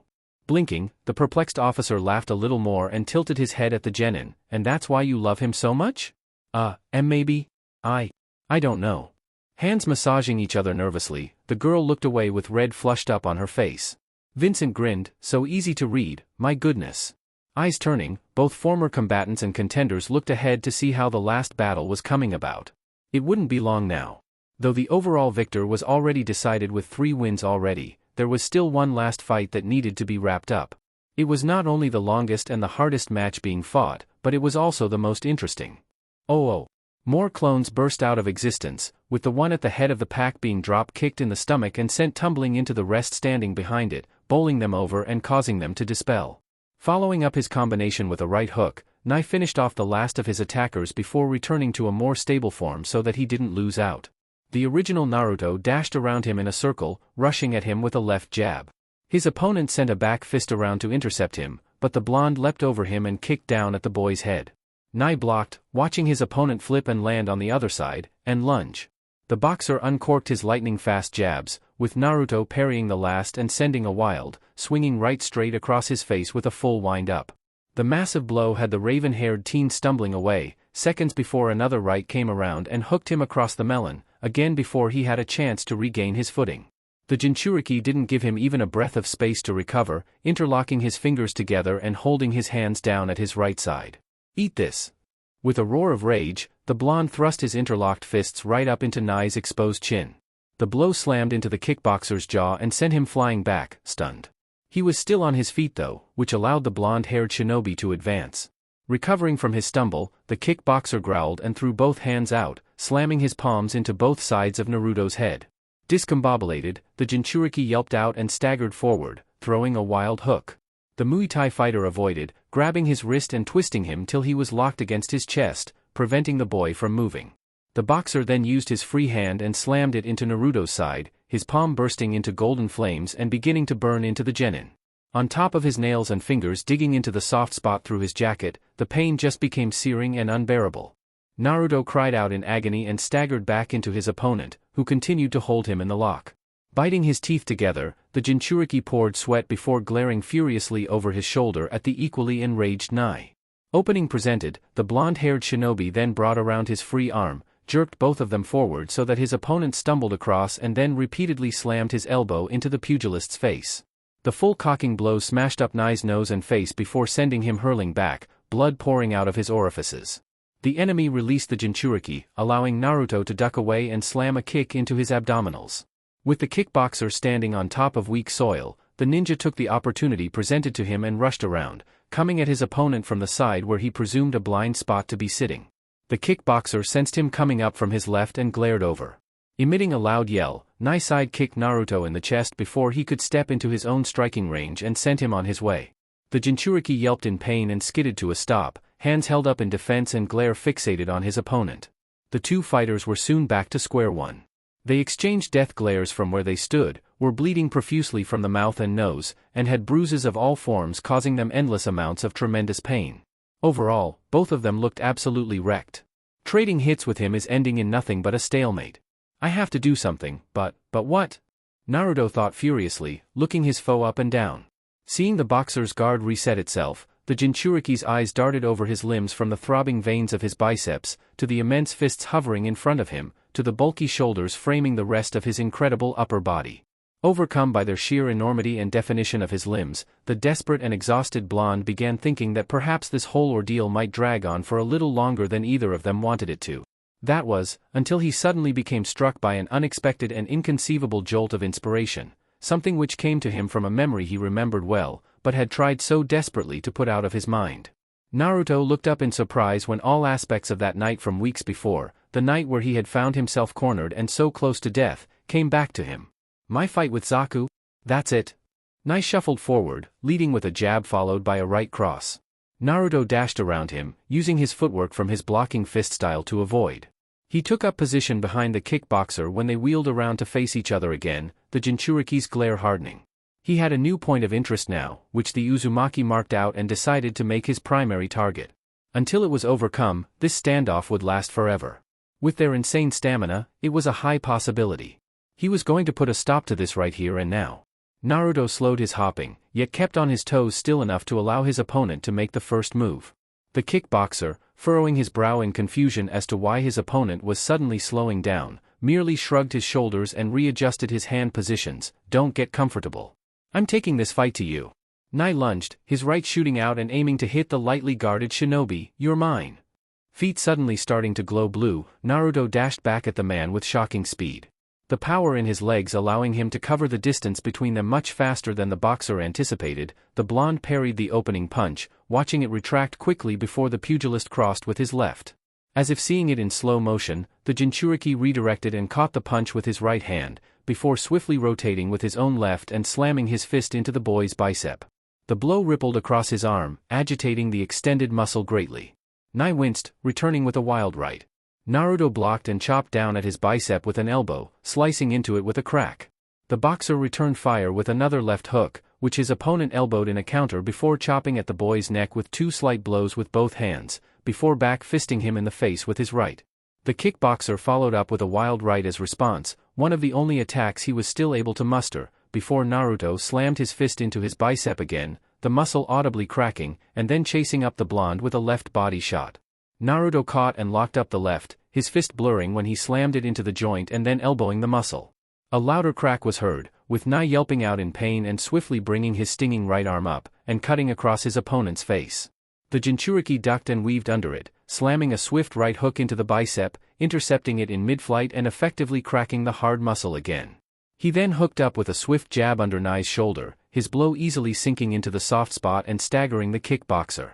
The pugilist's arm dropping back, Naruto returned with a right, back elbow to his opponent's face, followed by another 2 chops to his temple followed by a swift left body shot. It agitated the existing wound from the Tekken blow and caused the receiver great pain. The blonde then ducked a sloppy hook, allowing him to strike him under the armpit again, swiftly strike a 1-2 to his left pectoral, and then chop up at his face. He finished up with an elbow to counter another right hook aimed for his head, back fisting Nai in the face with his right, then firing off one last, left body shot at his side.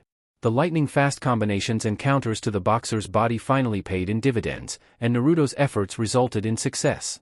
The kickboxer growled angrily, stumbling away and shaking his arms out. His limbs had become unbearably numb and, just as Nai was bringing them up into another guard, his muscles suddenly gave out and his arms fell uselessly in front of him. His fists struggled to come back and his battered limbs refused to budge. What the fuck? Nai groaned, shuffling a circle and glaring across at his opponent, who danced around on his toes, keeping his arms up and his target in sight. The blonde switched from southpaw to orthodox, a smile forming on his face at his win. What the hell did you do to me? I took out your arms. Naruto chirped happily in a very mischievous tone of voice, sticking out his tongue for good measure. After teasing his foe, he then took up a serious expression and switched over from his blocking fist stance to his iron cat fist stance, his fists being held up and loosening. The sight alarmed the open-faced Nai, who was no longer protected by his sturdy and now ruined arms. This ends here. Dropping to a low, crouching stance, the jinchuriki prepared to move. However, he was forced back when the kickboxer came swinging at him, not with his dangling arms, but with his legs. Mustering up whatever strength he had left in them, the boxer roared out to the extreme as he sent roundhouse kick after roundhouse kick at punching speed at his foe. The blonde-haired boy ducked and weaved backwards, dodging left and right with a smile on his face as his eyes followed the paths of his attacks. This was a speed he could manage and counter easily. The moment Nai's left leg dropped back after a roundhouse, Naruto dashed in and struck at the joint connected to the boy's pelvis with a finger strike.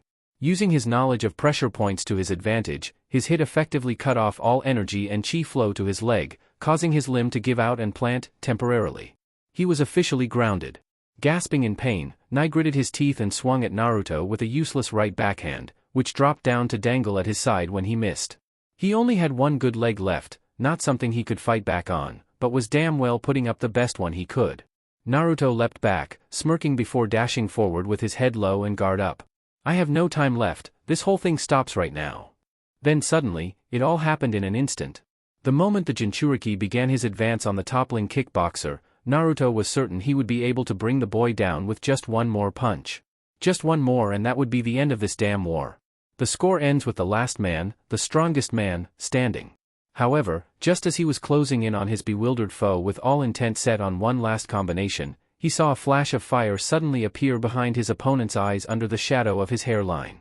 The sight alarmed the genin the moment he caught wind of a potent killing intent flooding over him and caused Naruto's eyes to widen. He's still got life left in him. It was just like the time before, seconds before he had had his leg blown up by a killer roundhouse kick that left him crippled for an entire day. A primal roar escaped Nai's throat as he leaned back sharply for space and, with his willpower giving him the strength he needed to push forward, managed to bring his right fist up to his cheek. His raised hand twisted inwards, a sight marked by the appearance of a miniature tornado that startled his approaching target. Don't get cocky, just because you were able to predict my left. Nai thought, teeth bared in rage as his arm swung back before suddenly flashing forward with the speed of a bullet propelling it along a path that was straight and true. His fist began twisting like an arrow, a vortex of wind forming around his arm as it sliced through the air at breakneck speed, his body lunging toward his opponent to cut him off. I still have my right. Naruto's eyes widened in horror as he saw the signature move of his opponent's corkscrew cross cutting toward him at full speed, his life pretty much flashing before his very eyes when the rotating fist came within inches of his face. It looked like it was all over for him. However, a split second before it hit, the jinchuriki managed to duck at the last second, a startled yelp escaping him when he felt the air above his hair get scorched from the huge swing that sliced right over him. His opponent's follow-through was marked by a sonic boom from the sound wave being broken, a vicious display of raw power that no ordinary man would be able to match. In the end though, the attack missed. With his damaged right arm still hyper-extended and seemingly frozen, Nai's glare turned southwards, where he saw his swift opponent suddenly coming back up at him, twisting like a spin top with a left body hook at the ready. The two warriors glared at one another, blood smeared over their faces and eyes burning with determination and will. Naruto Uzumakai Naisann. Naruto bellowed in his head in turn, before burying a second liver blow into the existing one in Nai's side. This attack turned out to be just as fierce and powerful as his turnaround one. The impact exploded with a clap of thunder, the ribs underneath Nai's muscles fracturing and a shockwave rippling outwards, splitting concrete. Nai's expression twisted in agony as blood spewed from his mouth, clouding the air along with his sweat that was blasted off of him in one go. Before he knew it, he was staggering backwards, his defenses dropping completely.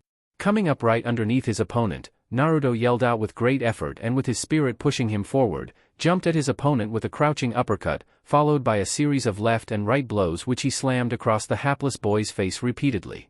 The kickboxer grunted out in pain, taking one hit after another of his opponent's swift blows, saliva flying from his lips as his head was battered from side to side.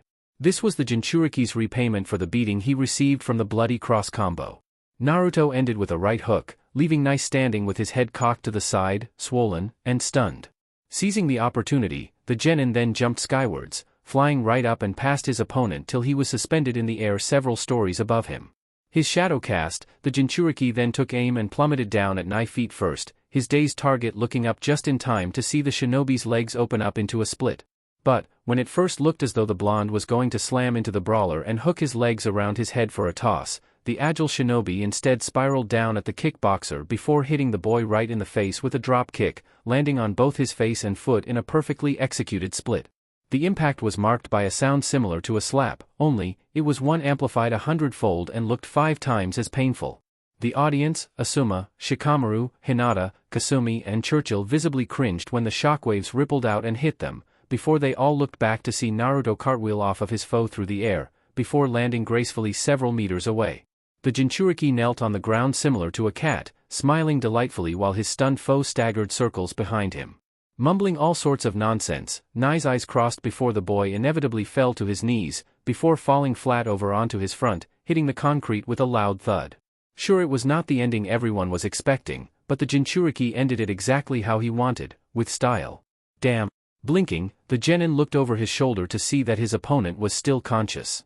However, when he expected to be seeing an absolutely furious expression staring back at him, Naruto saw that Nai was glaring at him quite neutrally, which he took as displeasure at being beaten. Responding to his curse, the shinobi rose to his feet and limped his way over to his fallen comrade of practice. Amidst the silence that fell upon them from the crowds leveling like a still ocean, the blonde crouched down in front of the defeated Muay Thai fighter to face him eye to eye. Nai's soul was still alive in his gaze and, though he had a beaten, bloodied, swollen, and scratch-covered face, and his body was in an equally miserable state, the boy was still capable of coherent speech. How the hell can you fight like that? I've never seen another person move the way you do. Your footwork, your agility, and your speed, it's almost comparable to that of water. His words were honest and true. Chuckling, the blonde rubbed the back of his head. Took me a bit of thinking to come up with that myself. But, yeah. Naruto smiled down at him. I stepped up from fighting with the flexibility of a reed and the sturdiness of bamboo, and started fighting freely, allowing my attacks to flow as I wanted them to. To be like water, to flow, to creep, to drip, to move, to crash, that's how I fight. Incredible, Nai choked, struggling to try and move but failing. The damage had really gotten to him and had apparently decided to stick around for a while longer. You're one hell of a guy. Man. So are you. Breathing out, Naruto fell flat onto his rear and leaned back. He turned his gaze skywards with a wide grin still in play. Feeling the pings from his fight had him groan and rub his jaw, which he could feel was cracked. He then started biting back more pain that came running up to his brain from all other parts of his body, his form curling up sharply into a spasm. Far out. I think I've got more than a fair share of broken bones and torn muscles. The bruises are the real killers. Sorry about that, Nai chuckled. It was your fault, you bastard, the blonde scowled. Ditto, the kickboxer replied with a head nod, groaning when his neck started complaining. It would take a while till his healing abilities kicked in, so until the bruise in his side went away, he wouldn't be able to move for an extended period. He then noticed the displeased look he was getting from the shinobi, which he frowned at with a renewed flare of spirit. "Hey, what the hell is up with that look? Huh? You look disappointed." "Why?" "Well, and no particular reason," the youngster chuckled nervously. It's just that?" Nai glared. "Hey. You just defeated me, Nai Kanamtam, the Muay Thai warrior from Siam. That makes you the best in our class." "Really?" Naruto asked, straightening up in surprise. The boxer grinned from his position. With some struggling he managed to bring his arm around and produce a thumbs up from his prone state. It was quick and crude, but it definitely got the message across by how Naruto smiled in return at the gesture. "You are strong, my friend." "Thanks, Nai," the shinobi nodded in gratitude. After exchanging stares, the pair then broke out into fits of laughter. Though their bodies were protesting like crazy and they were both on the verge of passing out, they completely ignored the signs of complete and utter agony and just went with it.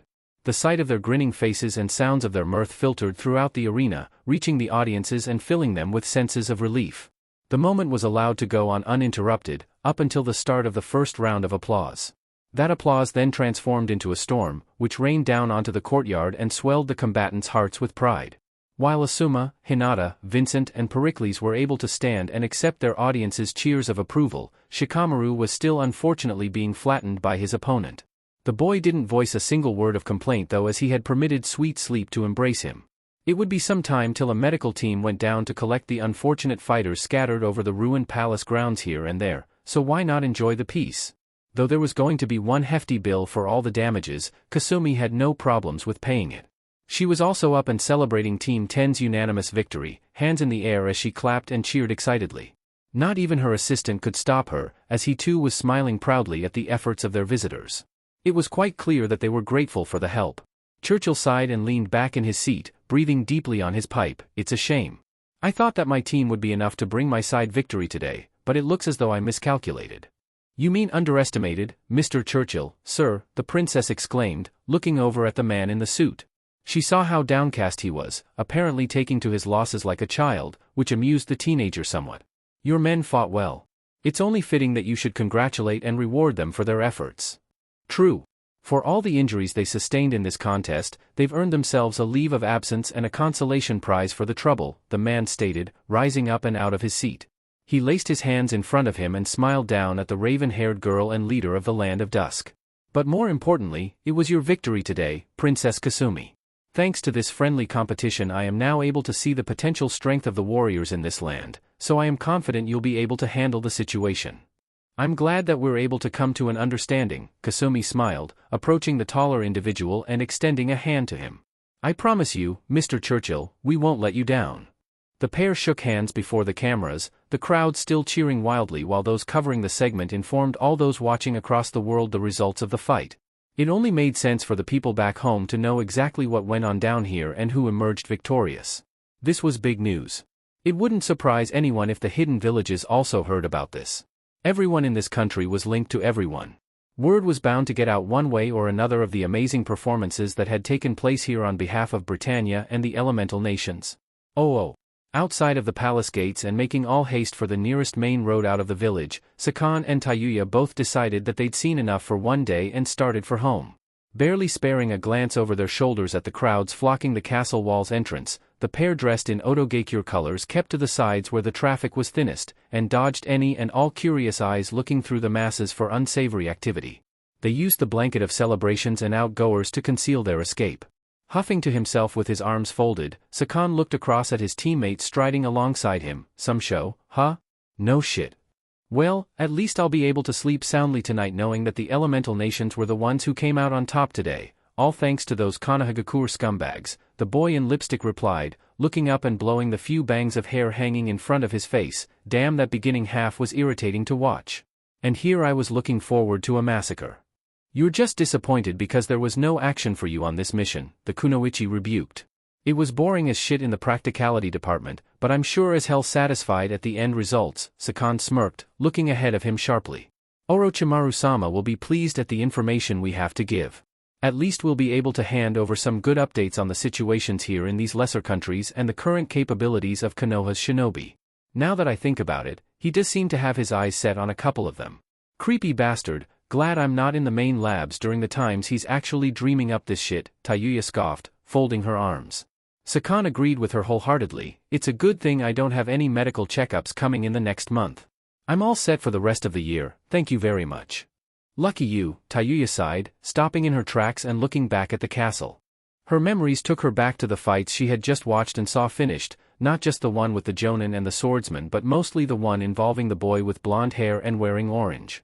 That was some rough bull he had to pull through, that was for sure, especially against a person who possessed enough physical strength in his arms to bring down a wall, able to withstand jutsu assaults for days on end in 1 second flat. It had been insane to see up close, not to mention shocking.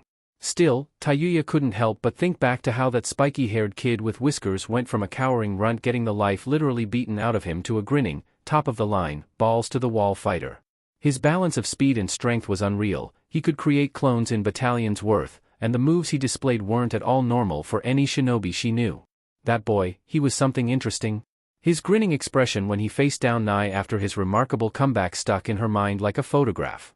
Fearless, bold, daring, conniving. Cute? Shaking her head, the murderous Kunoichi returned to earth to find herself still glaring towards the gate, where she was sure the winners beyond it were in full celebration mode, if still not licking at their wounds. Naruto Uzumaki, huh? Hey, Tayuya? You comin'? Yeah, hold your fucking horses, the redhead called, moving back on track and following after her waiting companion. Sakan continued on when she rejoined and began chasing his shadow down the street. However, while they wandered on, cutting through the crowds and completely engrossed in their thoughts, Tayuya couldn't help but ponder on over the Jinchuriki's fight. If anything, his moves had been spectacular. That smile too, which had burned onto the back of her retinas, just wouldn't go away, no matter how hard she tried to disperse of him from her mind. Kid's got skill, the girl thought, distracting herself down another train of thought. I might be seeing more of him in the future. The Chunin exams that they were next scheduled to infiltrate and observe, perhaps? That seemed like a possibility. Meanwhile, located in an unknown country, hidden behind a waterfall concealed within a large, trackless forest, through a cavern of labyrinths and passageways, sat the village of Takigakure. It was a small, pretty much unnoticeable place nestled underneath the shadow of a massive tree, something that people would often take a glance towards before dismissing entirely. This was a good thing on the villagers' part because it was their main goal to remain unfound. Without having the larger shinobi nations breathing down their necks every waking morning, they would be able to carry on with their lives quietly and in peace. Still, at least they maintained a good relationship with Konohagakure and her allies. That had to count for something in the long run. Whenever they needed help they could always rely on the trust of their neighbors. Not Iwagakure though. That village had a grudge against everybody. Anyway, sitting at the edge of what looked to be an enchanted lake formed around the large tree, the small village of Taki sat and carried on with business as usual. People were out fishing on boats, traversing the marketplaces, performing chores, and doing all the other good things that made village life out here so enjoyable. The children were definitely having fun if everything else wasn't clear. The leaders of this small settlement, however, were unable to join in with the rest of the festivities of their village, since they were occupied with something else entirely. Inside the largest building in the office post of the Kage, a couple of uniquely dressed individuals gathered around the windowside desk were gazing across at the television on the other side of the oval room, relaying the signing ceremony taking place over in the land of dusk. While things at the beginning of the day had started off wonderfully, all of it then suddenly went to shit. The village leader and his closest of compatriots were then forced to sit through what felt like an hour, on the edge of their seats, watching a group of Konoha shinobi fight for the future of their continent against an equally powerful force. Needless to say, the entire ordeal had been biblical. Upon watching the team claim victory over their Britannian counterparts, with the cameras freezing on the battle that had just taken place between the blonde-haired boy and the kickboxer, the Takigakure Kage leaned back in his chair and breathed a sigh of relief.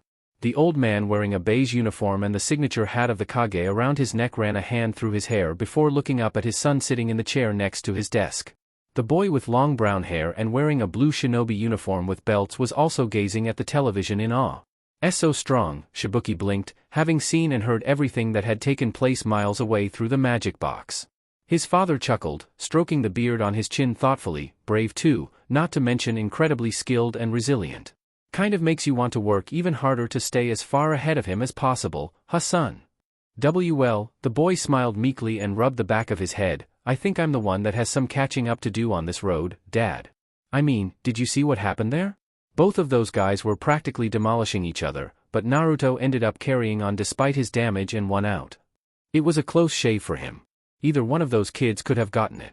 I'm pretty sure Britannia would have taken the winning seat if that young man hadn't stepped up when he did, the Kage thought, looking back at the television to see the replays. It was all being recorded anyway, so it was understandable why the closing sequences were of little consequence to them right now. A smile formed on the older man's face as he gazed down at the other seat in front of the TV. It was an interesting match. That Naruto youngster in particular kind of reminds me of somebody else we both know really well, Hashibuki. The boy in question also looked towards the chair where his father was directing him, where they saw a young girl around the age of 13 with an orange clip in her short mint green hair, wearing a short sleeveless white midriff shirt with fishnet armor underneath, long white armlets, fishnet shorts, and a white apron skirt, sitting comfortably and watching the broadcast. She had her takigakure headband tied to her right arm, signifying her allegiance. The girl with orange eyes gazed without distraction towards the screen, completely enchanted in the action taking place. No, she wasn't just astonished. She was awed, captivated, and completely overcome by the battles she was watching. While all those present in the room had been wowed into silence by all of the fights, the jonin and the swordsmans, the hyuga and the spearmans, and the nara and the wrestlers, the one that spoke the most in terms of finesse, character and appeal was indeed the blonde's war. This one boy in orange had managed to have most of the cameras focused on his battle, because not only was it the first fight to take place on that stage, it was also the most intense. This definitely spoke to the green-haired girl sitting attentively before the television, who leaned forward on the edge of her seat, her hands clutching her skirt tightly and her eyes widening even more so as she rewatched the coverage. It was quite obvious to everyone that she was going to watch these videos again, but above all that, she was pumped. The kunoichi watched it switch to the blonde's fight again, where she could see him dodging left and right with grace, pummeling his opponent with relentless jabs, clones, and barrages of shuriken. The scene also replayed the spectacular turnaround, where she saw the jinchuriki lift his opponent off the ground with a single, powerful body hook. The blast of his fist impacting could be heard from the television speakers. Needless to say, it had Shibuki and the Kage reeling at the power. The girl too, only she leaned further forward in excitement, a grin forming on her face. His uppercuts look good, and his other attacks are spectacular, the kunoichi thought, watching as it showed the jinchuriki beating on his opponent with chain punches. Her fists clenched even tighter. Damn, it's got my blood boiling. Was she pleased? Oh yes. Was she pumped? Oh yes. Was she excited? Beyond belief. She grinned when it showed Naruto laughing happily and then when he went on to help Nai back to his feet. Finally. I've finally found someone who can fight evenly with me, the girl exclaimed in her mind, raising both of her fists. They had tightened up so much that they were shaking. She couldn't help herself. She wanted to meet this boy. She wanted to meet him, fight him, get to know him. I can't believe it, a genin from another village possessing a fighting style exactly the same as mine. Oh Naruto, making friends and enemies before he'd even gotten that far out into the world. Hell, he wasn't even a chunin yet and already he was making acquaintances he didn't know about. Fu especially was a perfect example of one of those people. The girl suddenly rose from her seat and turned sharply toward her village leader and teammate. Her grin became all that more pronounced, a sight that surprised the father and son duo sitting quietly behind her. Boss, I have a special request I'd like to make. Chapter 24. In the end, things worked out well for all parties on both sides of the chessboard, well, save for a few minor discrepancies that needed to be addressed, among which included an extended hospital stay for the majority of the teams that participated in the competition and bed rest for the other two. The moment their fights were concluded and it was unanimously agreed by all heads in attendance of the gathering that the Land of Dusk and, by extension the Elemental Nations, had won the competition, the leaders of Britannia relented in face of the shocking revelation. Upon rushing Asuma and the others to the medical bay, Kasumi and Churchill reconvened over the plinth and discussed the renewed terms of the trade agreement. Sure, it was signed by the end of the day under hundreds of witnesses and cameras, but there were also a handful of alterations made. Both Britannia and the Land of Dusk found an ally in the other. For the next few years to come, the two nations would be able to trade and communicate freely with each other, under the safety and protection of both flags. Of course, all the handshaking and celebrations that came after that didn't concern Team 10 in the least, since all of them were forced to spend the rest of that day rolling around in pain in beds in the sick bay while medical staff fussed over them. Sure, Naruto and Nai accompanied them for a while, but all they really needed were several bandages and ointments since by the time they were carried up to the sick room inside the castle, most of their muscle injuries had healed and their once broken bones were starting to come back together. By that night, they were able to walk about the princess's home, albeit a bit of a limp. The others wound up sticking around the bay for much longer. While Asuma and Pericles were treated for severe lacerations, Vincent needed to be checked for internal injuries to his organs, William required some of his muscles and tendons to be sewn back together, and Shikamaru had a couple busted ribs, a locked-up neck, dislocated shoulder, and a broken hand. Hinata was suffering from extreme exhaustion and severe bruising, as well as being in need of a few stitches herself. They could all be eternally grateful that the medical staff under Kasumi's banner knew how to use healing jutsu. That sped up their recovery by days. In the time that he had on hand in the Port of Dusk, Naruto stuck by Kasumi's side and continued on with his squad's mission in the days when his teammates were incapacitated and confined to their quarters. Respectively, Nai also stayed the course by following Churchill around wherever he needed to go since both Pericles and Vincent were temporarily out of commission.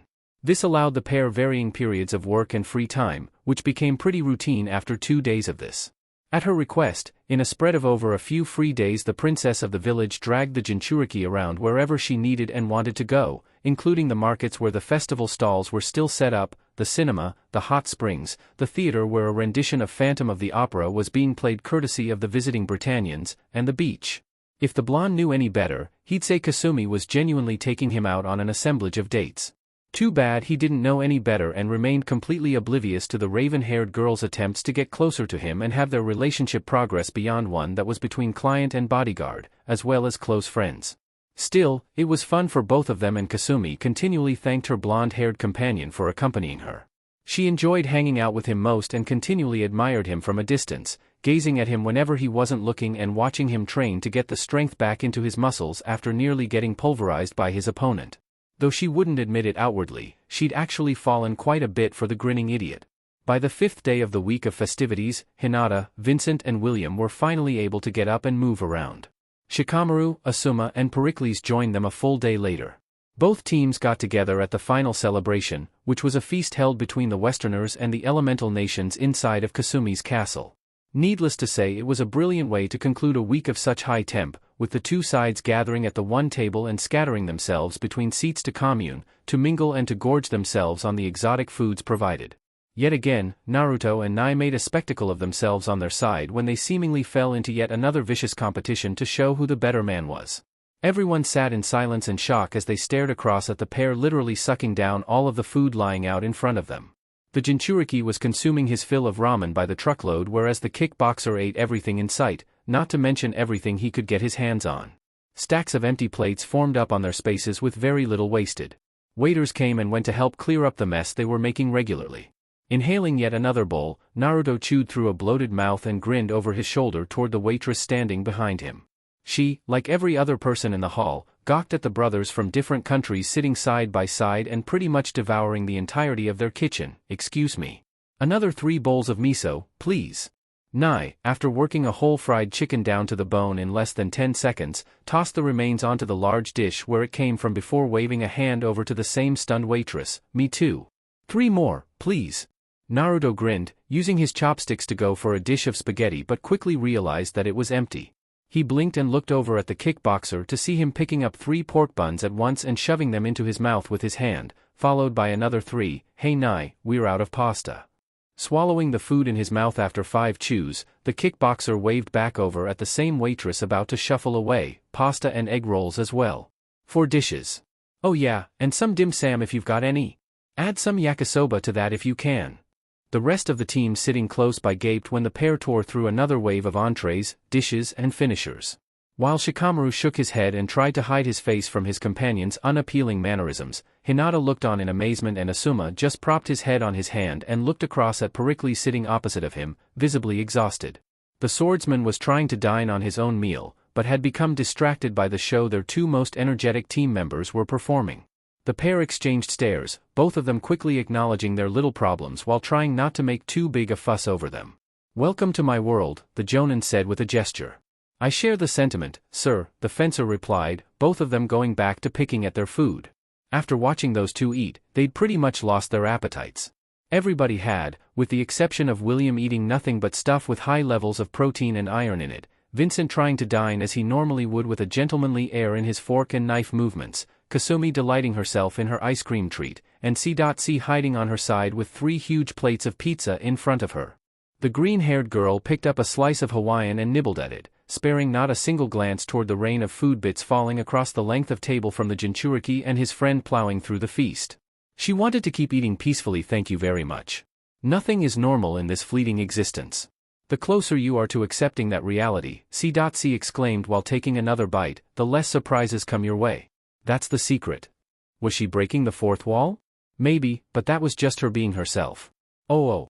By the end of the week and at the conclusion of the festivities, there was just enough time for one more day at the beach, where former opponents were able to congregate, kick a ball around and have an afternoon barbecue with each other.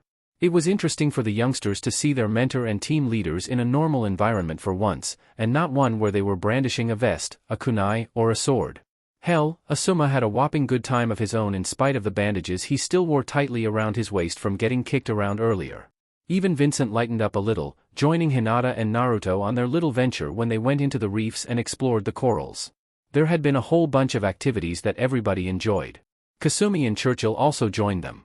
It wasn't like politicians were always on all the time. They were normal people too. Well, in contrast to the many. William took their volleyball game a little too far when, after a pleasant few rounds, he started getting way too youthful and competitive under the sun. It turned into a slugfest with a ball between the jinchuriki, the kickboxer and the wrestler, and they all wound up destroying 6 of them.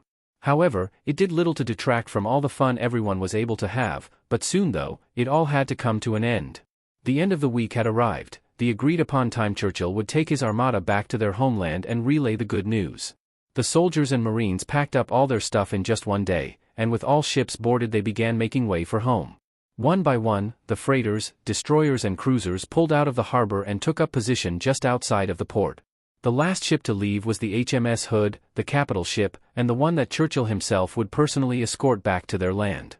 It was an impressive send-off. Kasumi and her staff shook hands with the Britannian representatives. William picked up and hugged every one of his newly made friends, particularly Shikamaru whom he'd found a new rival in. It made perfect sense too. Brain against brawn generated an interesting atmosphere, and while the wrestler was exuberant as ever, Shikamaru managed to spout a smile and wished him well. Vincent showered Hinata in flowers again, much to the girl's awe and discomfort, which ended in her hiding behind Naruto and the officer sulking for a good half hour afterwards. In the end he too gave them his best wishes and hoped for the Hyuga's happiness in earning the love of her teammate. They kept this conversation on the down low so that the jinchuriki didn't catch a word of it. It was best to keep some things a secret until the right time. Asuma and Pericles shook hands just like everybody else. It was mostly silence between them since they were both hardcore and still weary of the other's presence. But that was mostly their years of infinite experience whispering to them, so they spent the time they had exchanging pleasantries and listening to these voices speaking to them.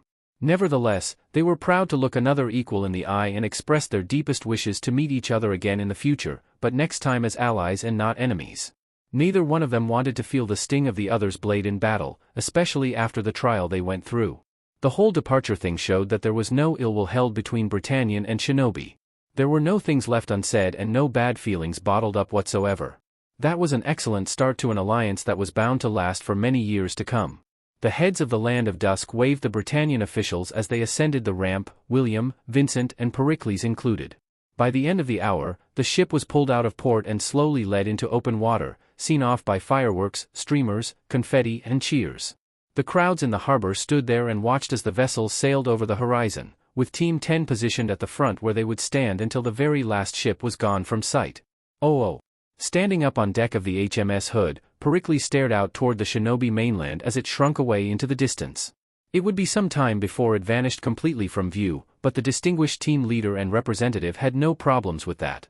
All he wanted to do for the time being was catch the last glimpses of a far-off and interesting land that had treated him so well in his stay there. The experience had given him a great amount of insight into the strengths of warriors outside of his country's reach, which gave him hope that there were even more amazing things out there to look forward to. Though he didn't show it outwardly, the officer was grateful for the opportunity to have fought someone so powerful. Placing his only good hand on the arm that had caught the most damage in his fight with Asuma, which was comfortably hanging off of a sling at rest, the swordsman breathed out in relief before leaning against the railing. He was standing at the stern end of the ship, which allowed him a perfect view of the country drifting away from him.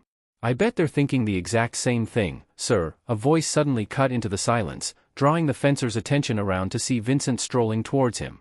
The Britannian officer joined his fellow representative in leaning against the barrier where they were both able to focus on the green hills far off in the distance. The warriors in our world aren't the only ones we need to watch out for. There is a well of potential existing outside of our borders, and it's only going to grow even more in the years to come. Are you worried? Pericles asked. Not at all, Vincent chuckled, rubbing the back of his head. I'm actually quite excited. You and me both, the swordsman agreed, keeping his gaze locked on the coast now far out of sight. I'm going to have to work even harder if I don't want to end up in a state close to nearly being quartered. If I'm not prepared, I might just end up losing something more valuable than my head. No need to spit the little details. Just concentrate on your practice so that you don't get sliced to bits again, the other officer exclaimed while wrapping the metal bar supporting him. I'd hate to be the one to sew your body back together if you end up in another miserable condition. Don't worry, you won't have to. I won't allow it, the older individual exclaimed, his geas flickering and allowing a gentle breeze to cool him. He breathed a sigh of relief. It will be great to finally see home again after so long. I can't wait to tell the family about my trip.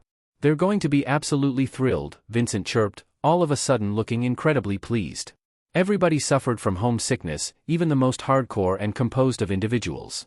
Of course they will, unless they grill you out about your loss to that girl first, Pericles replied with a sly smile. Their battles had been broadcasted worldwide after all.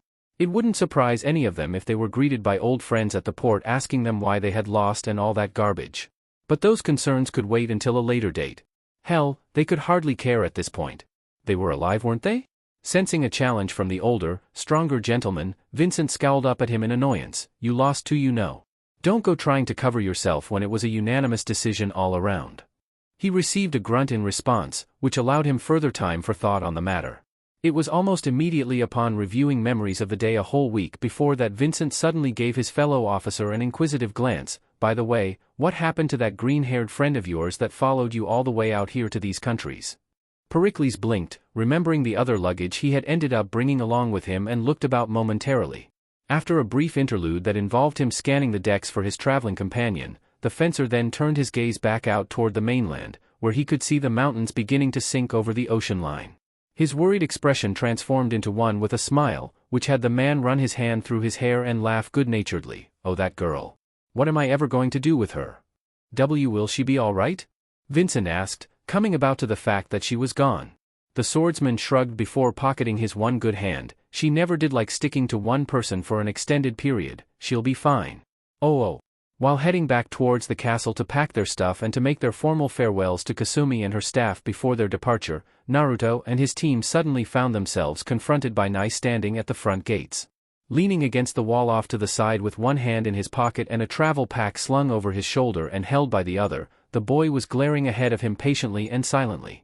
Obviously waiting for their return, the kickboxer looked up when he sensed their timely arrival and smiled when he spotted the jinchuriki leading the group. Stopping abruptly at the sight of the raven-haired teenager, the squad watched on wearily as he stood up off of the wall and marched up to them. Expecting another fight to break out, Naruto took a step back in preparation, only to see the boy stop sharply in front of him and smile kindly. All hostile intent floating in the atmosphere seemed to vanish with his change of expressions. Took you long enough to get back. I was beginning to think that you guys had already set out and that I'd have to chase you up just to say, adios, the pugilist exclaimed with amusement in his voice. Naruto smirked back. What? Are you seriously gonna miss me that much? Wouldn't that seem kind of petty? Asuma chuckled at his apprentice's comeback, whereas Shikamaru and Hinata just smiled across at the boy. If that's what you like to think, then fine, Nai replied, raising his right fist and tapping it against his counterpart's chest. Naruto grunted when he felt the heavy thud and looked down to see the teen's knuckles pressed against him. I'm heading on home now. I just wanted to give you guys my thanks and best wishes. Blinking, the jinchuriki looked back up and gave him a half smirk. Sure. No problem. Try not to get into any more trouble on your way back, okay? Shikamaru exclaimed, hands on his hips. Hinata nodded curtly to him as well in an effort to show that his presence with them over the week had been greatly appreciated. Take care. Nai grinned even wider, acknowledging the team's words of confidence and graces before turning to Naruto once more and tapping his knuckles against his chest, this time passing on yet another baton to the young man he was certain he would carry with him for years to come. You're really strong, my friend. I can't wait to get back to Siam and tell Master all about you and my adventures through this strange land. Mom and Dad will also want to hear about this. Hope you make it back home in one piece, Naruto exclaimed with equal fervor in his voice, watching the boy pull his fist back. The jinchuriki raised his left to meet his right. Don't be a stranger now. Keep in touch. You bet, Nai chuckled, the pair bumping fists as a show of gratitude and an exchange of good fortunes with the other. However, just as they were trading grins, Nai suddenly stepped in and wrapped an arm around the boy's shoulders tightly. Naruto appeared surprised at his action but went with it as he leaned in to whisper in his ear. Let's meet again, Naruto Uzumaki, the kickboxer said calmly, unable to contain the confidence in his voice, in another arena, in another place, all right? Surprise coming over him, the blonde then grinned and jabbed the kickboxer in the stomach, who grunted at the friendly hit. Count on it, Databeo. Satisfied, Nai detached himself from his fellow combatant and sprinted down the road. Bag secured on his back, he began making all haste for the exit to the village, but not before looking over his shoulder and waving at the team smiling after him. I'll be seeing you around, Team 10 of Konohagakure. The group waved at him in return and watched him vanish completely from sight around the next bend. With the final farewell hanging fresh in the air, Shikamaru's hand suddenly lowered and his eyes looked around at the still grinning and waving Naruto. Wait, is he running all the way back to his country? The Jinchuriki laughed. Oh yeah. I sent that, are really far away? Hinata asked, now starting to look and feel a little worried for the pugilist's well-being. What lay in the road ahead of him was a collection of all sorts of dangers and hazards, including enemy ninja, bandits, deserts, forests and treacherous crossings across various ravines, mountains and rivers. Will he be okay traveling so far on his own? Asuma chuckled, nothing is too far away for that boy. He then looked down at his most energetic of apprentices, knowing full well that if they wanted a positive and sincere answer in regards to a life-changing situation, then it would be their resident Jinchuriki who would pass the final and absolute verdict. You know him best, Naruto. What do you think? Will he make it? The boy in question leaned back and grinned up at his instructor with the same liveliness and vigor he possessed 24/7. That look alone assured his companions and teacher that all would be right with the world. He'll be fine. Naruto raised his fist up and thrust it toward the sky, believe it. Oh. Heads forward and paces set, once all their affairs had been put in order and Kasumi had bid final farewell to her friends in the forms of hugs for the three teenagers and a paycheck for Asuma for a job well done, the team wasted no time in heading for home. They had a stop off at the hot spring on the way back, so it definitely gave them something more to look forward to once they left the outskirt buildings of the port far behind and began trekking up the hillsides. Now that the celebrations were over and people had periodically chosen to head back to their own hometowns, it was easier for the young Team 10 to leave without encountering any problems whatsoever. Their bags stuffed with souvenirs and alike, the four shinobi headed northwest, with gleams in their eyes and smiles on their faces. Well, most of them. See. I told you it would be easy, Naruto exclaimed, throwing his hands up behind his head and grinning excitedly. This mission was awesome. Speak for yourself, Shikamaru groaned while massaging his neck. That William guy hit harder than you or Asuma on a good day. I know I should be feeling fine right now, but I think I'm still a little bit stiff from that dance we had back in the quad. Just be grateful that Kasumi-chan paid for all of the damages and didn't siphon it off of our paychecks, Naruto shot back before smirking up at their teacher striding comfortably behind them. Right, sensei. Patches slapped across both his cheeks, the Jonin looked back down at the Jinchuriki with a smile of his own. Don't worry about it. It was an all-expenses-paid assignment. I'll split the bill between us when we get home. We all deserve the rest. Sweet, the blonde hopped into the air victoriously and continued moving forward. You seem awfully cheery for someone who got beat up worse than the rest of us, Shikamaru exclaimed with a smirk and hands in his pockets. How come you're not bogged down like me and Hinata? What's your secret, Naruto? A hard head and plenty of exercise. Would he buy it? I'm being serious, you know. How do you recover a lot quicker than everybody else? Of course he didn't. Still, it wasn't like the Jinchuriki was completely below dodging suspicions from pesky investigators. He'd gotten out of much tighter spots in the past, no sweat. Asuma kept quiet on this, whereas Hinata listened into the pair communing with greater interest etched on her face. Like her other squad mate, she too was a little bit curious about her blonde teammate's supposed immortality and invincibility in battle, which was not afraid to show itself even in times of peace. Was he a secret genius? Did he purposefully hide his talents during all his failed years at the academy to avert everyone's attention away from him? Actually, that was perfect for a shinobi. Taking the path of least resistance with as little attention to your person as possible was a sure way to success. However, if genius-level intellect wasn't his secret, then what was it? Naruto gave them the longest dramatic pause he could allow, before clearing his throat and breaking the ice with a wide grin. I'm just naturally gifted with the perfect body, Shikamaru-kun. Being put down by a few broken bones doesn't exist in my world. He threw his arms out grandly, in spite of lying through his teeth like a politician. Do you seriously doubt the sheer awesomeness of your future village leader? Geez, aren't you the humble one? Shikamaru rolled his eyes, clearly speaking out in sarcasm. Gifted, huh? Must be inherited from all of that ramen you eat. I bet it's turned your blood into broth and your insides into noodles. Probably, but I can't say so for sure. I need to get myself checked out once we get back, and see if it would be okay for me to increase my training routine, Naruto murmured to himself, patting himself on the stomach thoughtfully. Inwardly, the boy was relieved that his friends bought his response and didn't follow up with any more questions. He didn't exactly want to reveal to them that he was the container of the Nine Tails just yet. It was too soon. After all the shit he'd been through in the past, segregation and loneliness, there was no way in hell he wanted to destroy this fantastic thing he had going with Shikamaru and Hinata. Their friendship was one of the best and most important things he'd ever had. They, like Yim and Ran, they were like family to him. He didn't want to lose that. Until he was certain he could trust them with all that he was, body, soul, heart and mind, he would keep this between himself and the orange-haired fur ball inside of him, as well as everybody else privy to this information. He was sure Asuma knew, so he was positive his friends could wait another day. There was also one other truth Naruto could add to his whirlwind of thoughts though, and that was the intention he actually had planned for as soon as he returned to the village. He remembered his fight with Nai all too well, particularly the instances where his kunai had quite literally shattered upon being driven into the rock that was his former opponent. Not even wood was that sturdy.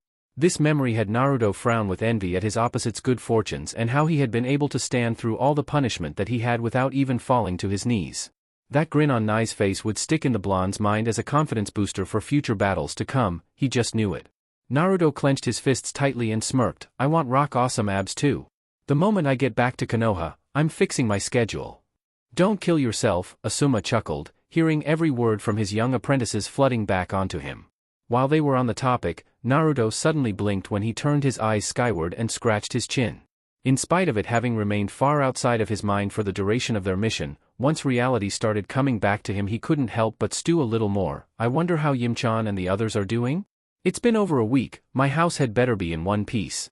I am sure they've taken great care of it in your absence, Naruto-kun, Hinata exclaimed, walking a little closer to the boy with a happy smile. You trust them very much, don't you? With my life, the blonde stated, popping up a thumb. But with so many strong people under one roof, it just makes me worry.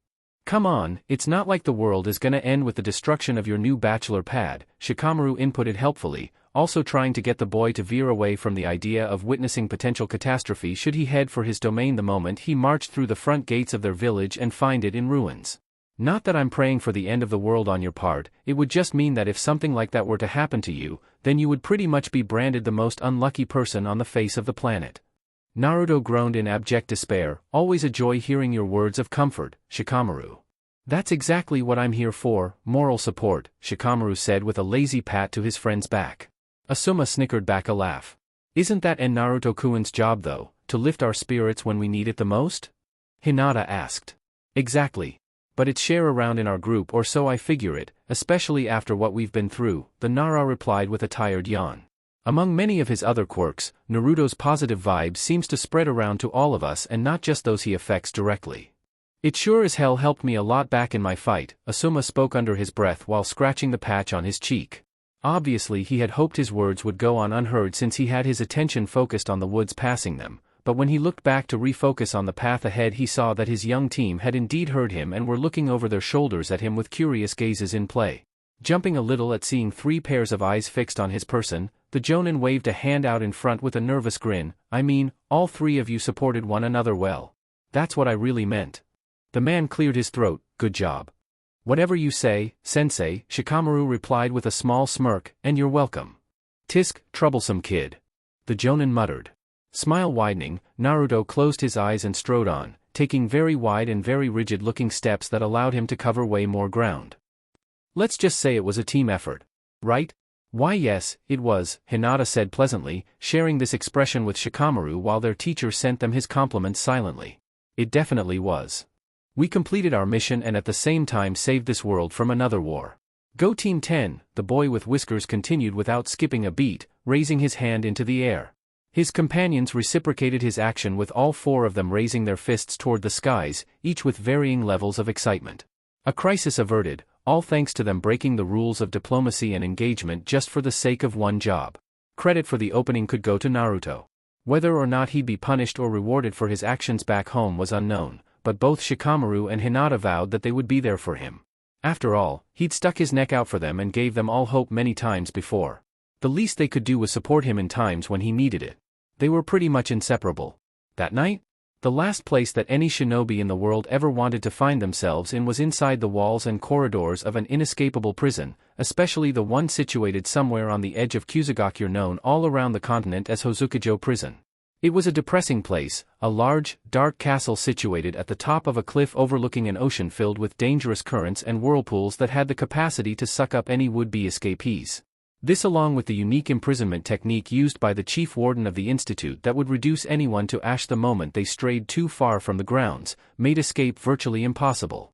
Of course, there was no such thing as foolproof in this world or the next. By the makings of some otherworldly phenomenon, there was always some form of weakness associated with any impregnable idea, as Shikamaru and Naruto adamantly believed. Too bad they didn't know about this place. Under the stone walls and towering structures making up the castle, behind the dozens of uniformed, ever-vigilant guards marching around in routine with crossbows and kunai launchers resembling rifles slung over their shoulders, there sat a labyrinth of hallways making up the prison. Thick wooden brigs and gates formed the cells in the great halls, all connected to the same system of locks allowing the doors to either be opened at once or individually. It was an impressive network, but beneath that, further inside the castle many floors down, there sat the isolation wards. One section in particular had been cut off from the rest of these and boy was it out of the way. Bacteria couldn't even be found down here. The only form of life present in this dank and dark realm beneath the stone monolith above was in fact the lone prisoner locked behind an iron-barred gate at the far end of the corridor. Ceiling tags were pasted all over the walls and the entrance itself, giving the impression that this place had been reserved for some form of taboo ritual or something. It was debatable since all of the seals were drawn in blood and activated in the same manner, with only the warden himself able to grant access to this chamber. Candlelight was the sole form of illumination in this holding space, revealing an empty room with a bed, a sink and a toilet protruding from the stone walls. There was nothing else, not even personal possessions, just bulwarks, a gate, a fuck-ton of ceiling tags, and the prisoner.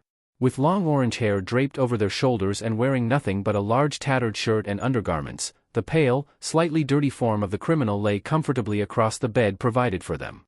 Silent as the night and with a small piece of rock in hand, the person entertained themselves by chucking it absent-mindedly at the bars of the cell. The rock bounced off of one bar, hit the one next to it and bounced back at the thrower perfectly each and every time. Hell, the inmate wasn't putting any effort behind their actions as they were reclined with a hand resting behind their head and a bored expression drawn across their face. Apparently, solitude suited them just fine. Along the person's smooth skin they had an array of intricate and complicated seals drawn over them, on top of the same seal pattern that had been used on kin back in Konohagakure. The fire release, heavenly prison technique was no joke, after all. The tire track-like markings snaked all along the person's body, arms and legs, preventing them from calling upon any chakra or using any jutsu whatsoever.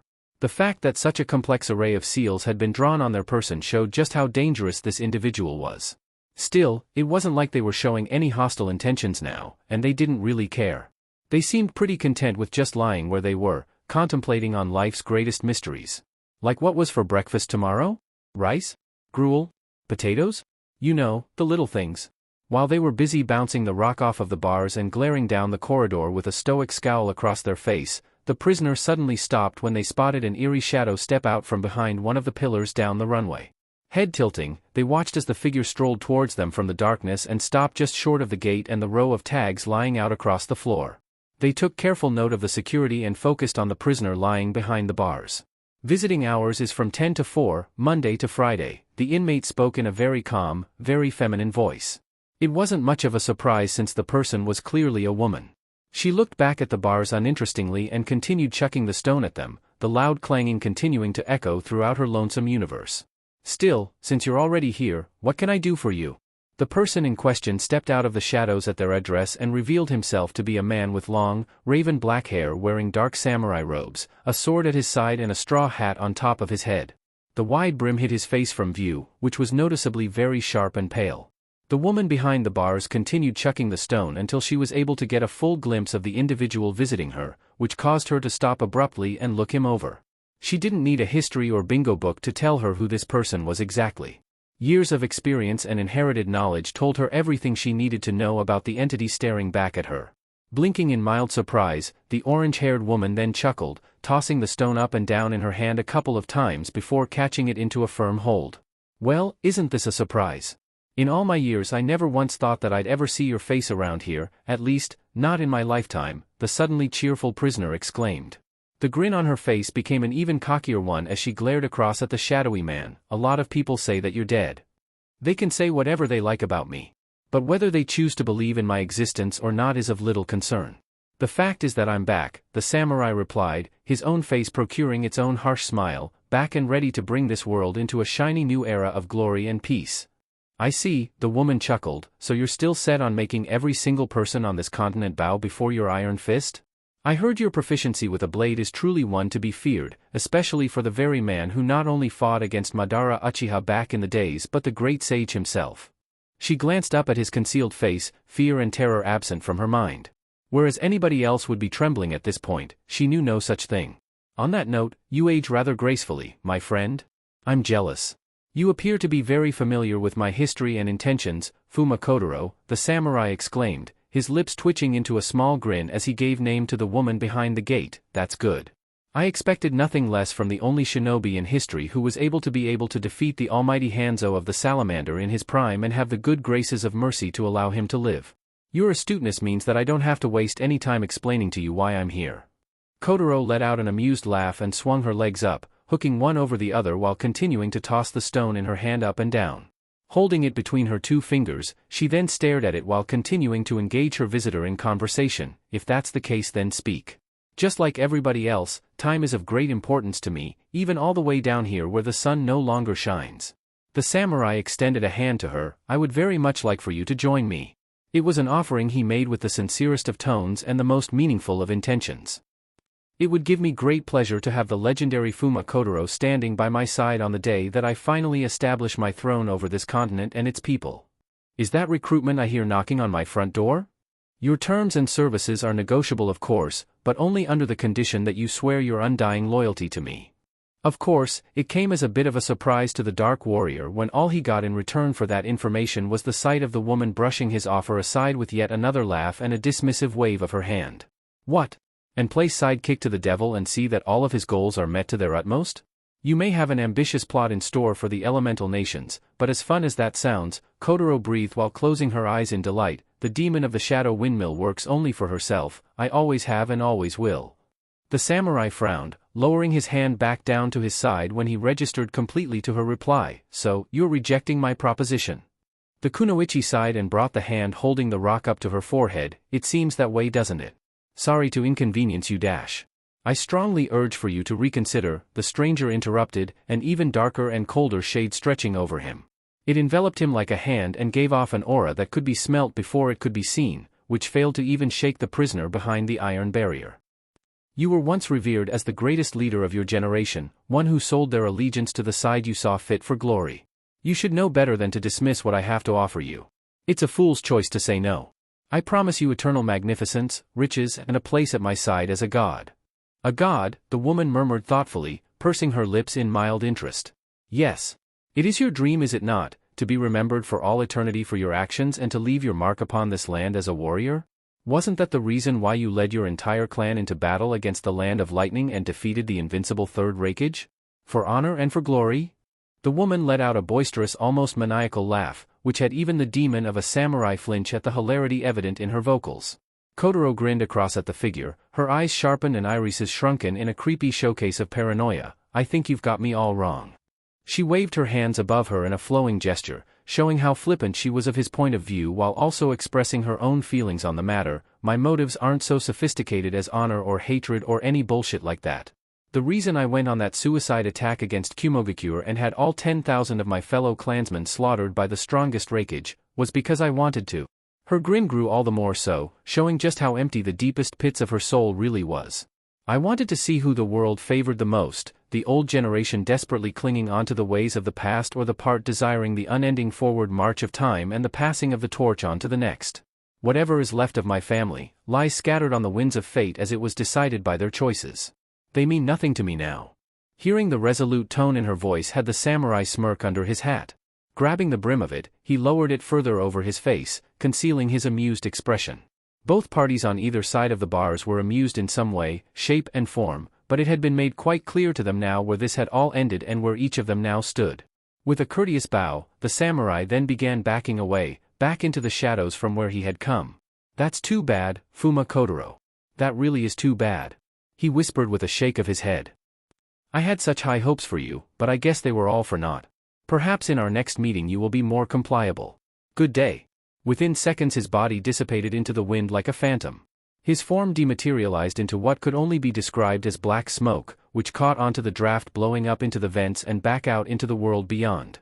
With him gone, all that remained in the hallway and chamber that was the prison of solitude for one of the most dangerous criminals in the shinobi world was the Fuma clan leader herself. Former, of course. The orange-haired woman giggled to herself before going back to chucking her rock at the bars again. The loud pangs that rang out filled her room with the sound of lonesomeness, reminding her of her isolation and current place in the world. She wasn't worried though. She had her own plan set for the future that she was looking forward to completing. It was all in the wrist, after all. Unfortunately, he was not my ticket out of this place, not the right one anyway. I'll bide my time and see what other interesting things will happen, she thought, catching the rock again and rolling it between her fingers. What to do, what to do? Shrugging away her questions, she continued chucking the stone at the bars, continuing to pass the time left in her life sentence doing just this. The following day, what better way was there to cure the blues and soothe the pains of a rough week than another heavenly night at the local hot springs? It was one of the team's favorite pastimes as a group, something they had no hesitation in taking full advantage of. Once again on the return trip, as promised by their instructor, the entire squad of exhausted genin and its jonin bunked at the same establishment they had lounged at before on their first trip toward the land of dusk and kicked back their feet. It had been a great intermediary period, a relaxing bath, a good wash down, followed by a game of table tennis and dinner. The night's rest that came afterwards served its purpose well. It was then that very next morning the team continued its forward march for Konohagakure, where they would pass through the main gate and end their first, official, C-rank mission. They had also served an additional A-rank mission, one that Asuma was sure to cash in with the rest of the paperwork. After a full hour of walking, at the end of which the team could finally see the giant wall surrounding their village closing in, the squad spent its last free moments outside of the ring of authority reflecting on some of the issues they had come across whilst exploring the Port of Dusk. The most glaring memory came in the form of one of the documents the young team had pilfered from the Britannian camp that they had with great pleasure set alight in a brilliant firework display. Shikamaru had the wanted poster currently in hand and was glaring down at the sketch of the individual that the Westerners had come to this country in search for. Naruto and Hinata noticed the boy's intent stare as he analyzed the photo and decided to play along with him in his silent investigation. "This is really perplexing," Shikamaru murmured, handing the sheet over to Naruto so that he could take a better look. No insignia, no symbols, hell, not even a good enough profile picture to make any real connections. All we know is that this imbecile is a samurai. But he definitely knows how to make a first impression, the blonde mumbled, turning the sheet over a couple of times out of habit. "What's his beef, anyway?" Asuma plucked the paper out of their hands and held it up to his own eyes for inspection. Rolling the cigarette between his lips thoughtfully, the man made his own input on the mysterious individual. "I speculate that he's some poor sap who lost his honor as a warrior a long time ago and now wishes to redeem himself in a glorious battle of life and death, or by starting a war with the rest of the world." "Well, thanks to us, we barely avoided one," Shikamaru replied. The jonin groaned. "Geez, whatever happened to good old-fashioned seppuku?" "Died out with the rest of the samurai, would be my guess," Shikamaru stated, slipping his hands back into his pockets carelessly. "There are still a few clans out there who continue to uphold the old ways of the warrior, especially in the Land of Iron. Their entire country is run and populated by samurai. Hell, the entire continent was once ruled by them. But once a shinobi came into the picture, their methods of winning battles and settling disputes started to fade away into memory. The wind and time hacked away at the great monolith that was their era till all that remained of it were some shallow images carved into stone. In other words, they're just old school now, right?" Naruto asked, trying to follow what his friend was saying, out of style. "The short version? Yes. Well, I bet there are still many more of them out there, the blonde commented with a bright smile. Ranchan is a samurai and she's really out there in the world, so there's bound to be a lot of her people roaming the countryside. Hinata looked up at Asuma, still studying the picture carefully, her gaze suggesting inquisitiveness. Why do you say that the man lost his honor as a warrior, sensei? Is it something on the photo? The man scratched his chin. It's just a theory, but the fact that he doesn't have his hair wrapped up in a top knot or a ponytail tells me that he's either let it loose for the sake of some fashion craze or had it cut off for a serious offense committed in the past. Like an apprentice braid or something? The Hyuga asked again. Exactly. I learned way back that a samurai ponytail isn't just used to help support the helmets they wear into battle, but is also a symbol of social status and honor. A lot of the feudal lords and elders today still have their hair done up in these kinds of top knots, so it wouldn't surprise me if this guy had his hair tied up in the same way long ago. Still, he tilted his head even more at the picture. There's something eerie about this whole thing, I just can't figure out what. He's just another bad guy, sensei. Naruto exclaimed, kicking his feet up in his stride. And like all bad guys, they need to be taught a lesson. Heh, Shikamaru chuckled, if only the world was that simple, Naruto. The Jinchuriki looked across with a more disheartened expression. It can be if you want it to be. You just need to believe. Alright, I'll go along with you on that one, the other boy yawned.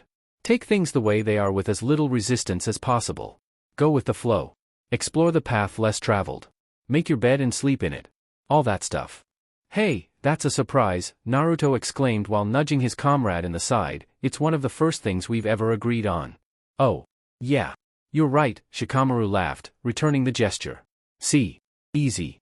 Hinata beamed, happy to see they were all so at ease with the coming end of their journey. Even Asuma spared them a second glance and a smile, folding up the paper in his hand and packing it into his pocket. He could review the issue of the unknown criminal later with the Hokage and the rest of the Konoha contingent.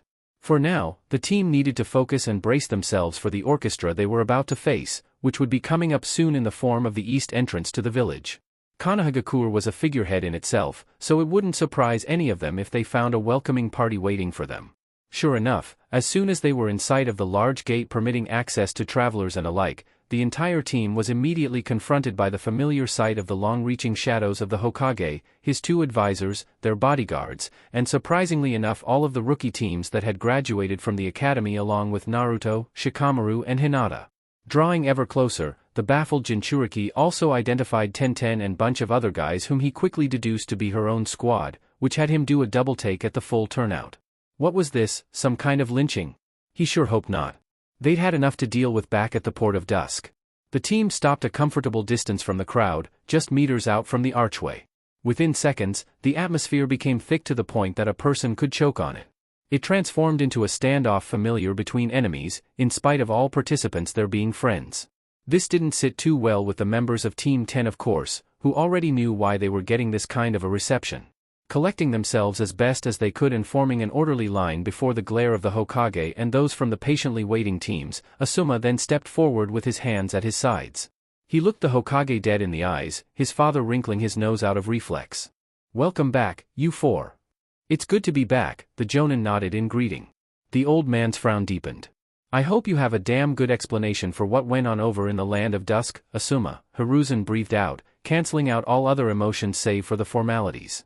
Meddling in the affairs of another country, challenging a force sent from a nation across the seas and putting yourselves and the rest of our world in danger? This is something I cannot overlook without good reason. The quality of your response will determine the judgment I shall pass on you and your squad. His eyes panned over Naruto and the others, all of whom stiffened at the sight of the elderly man singling them out. Answer poorly, and I will have no choice but to reprimand you. Everyone was stock straight and nervous. Hell, even the teams and their leaders that had dropped on by to see the squad's fateful return were sweating profoundly. Asuma breathed in, sticking his chest out and readying himself to give his response. However, just as he was beginning to utter the word Hokage, which would have predictably been followed by Sama or something or other, the man was unexpectedly interrupted by Naruto jumping in front of the firing squad.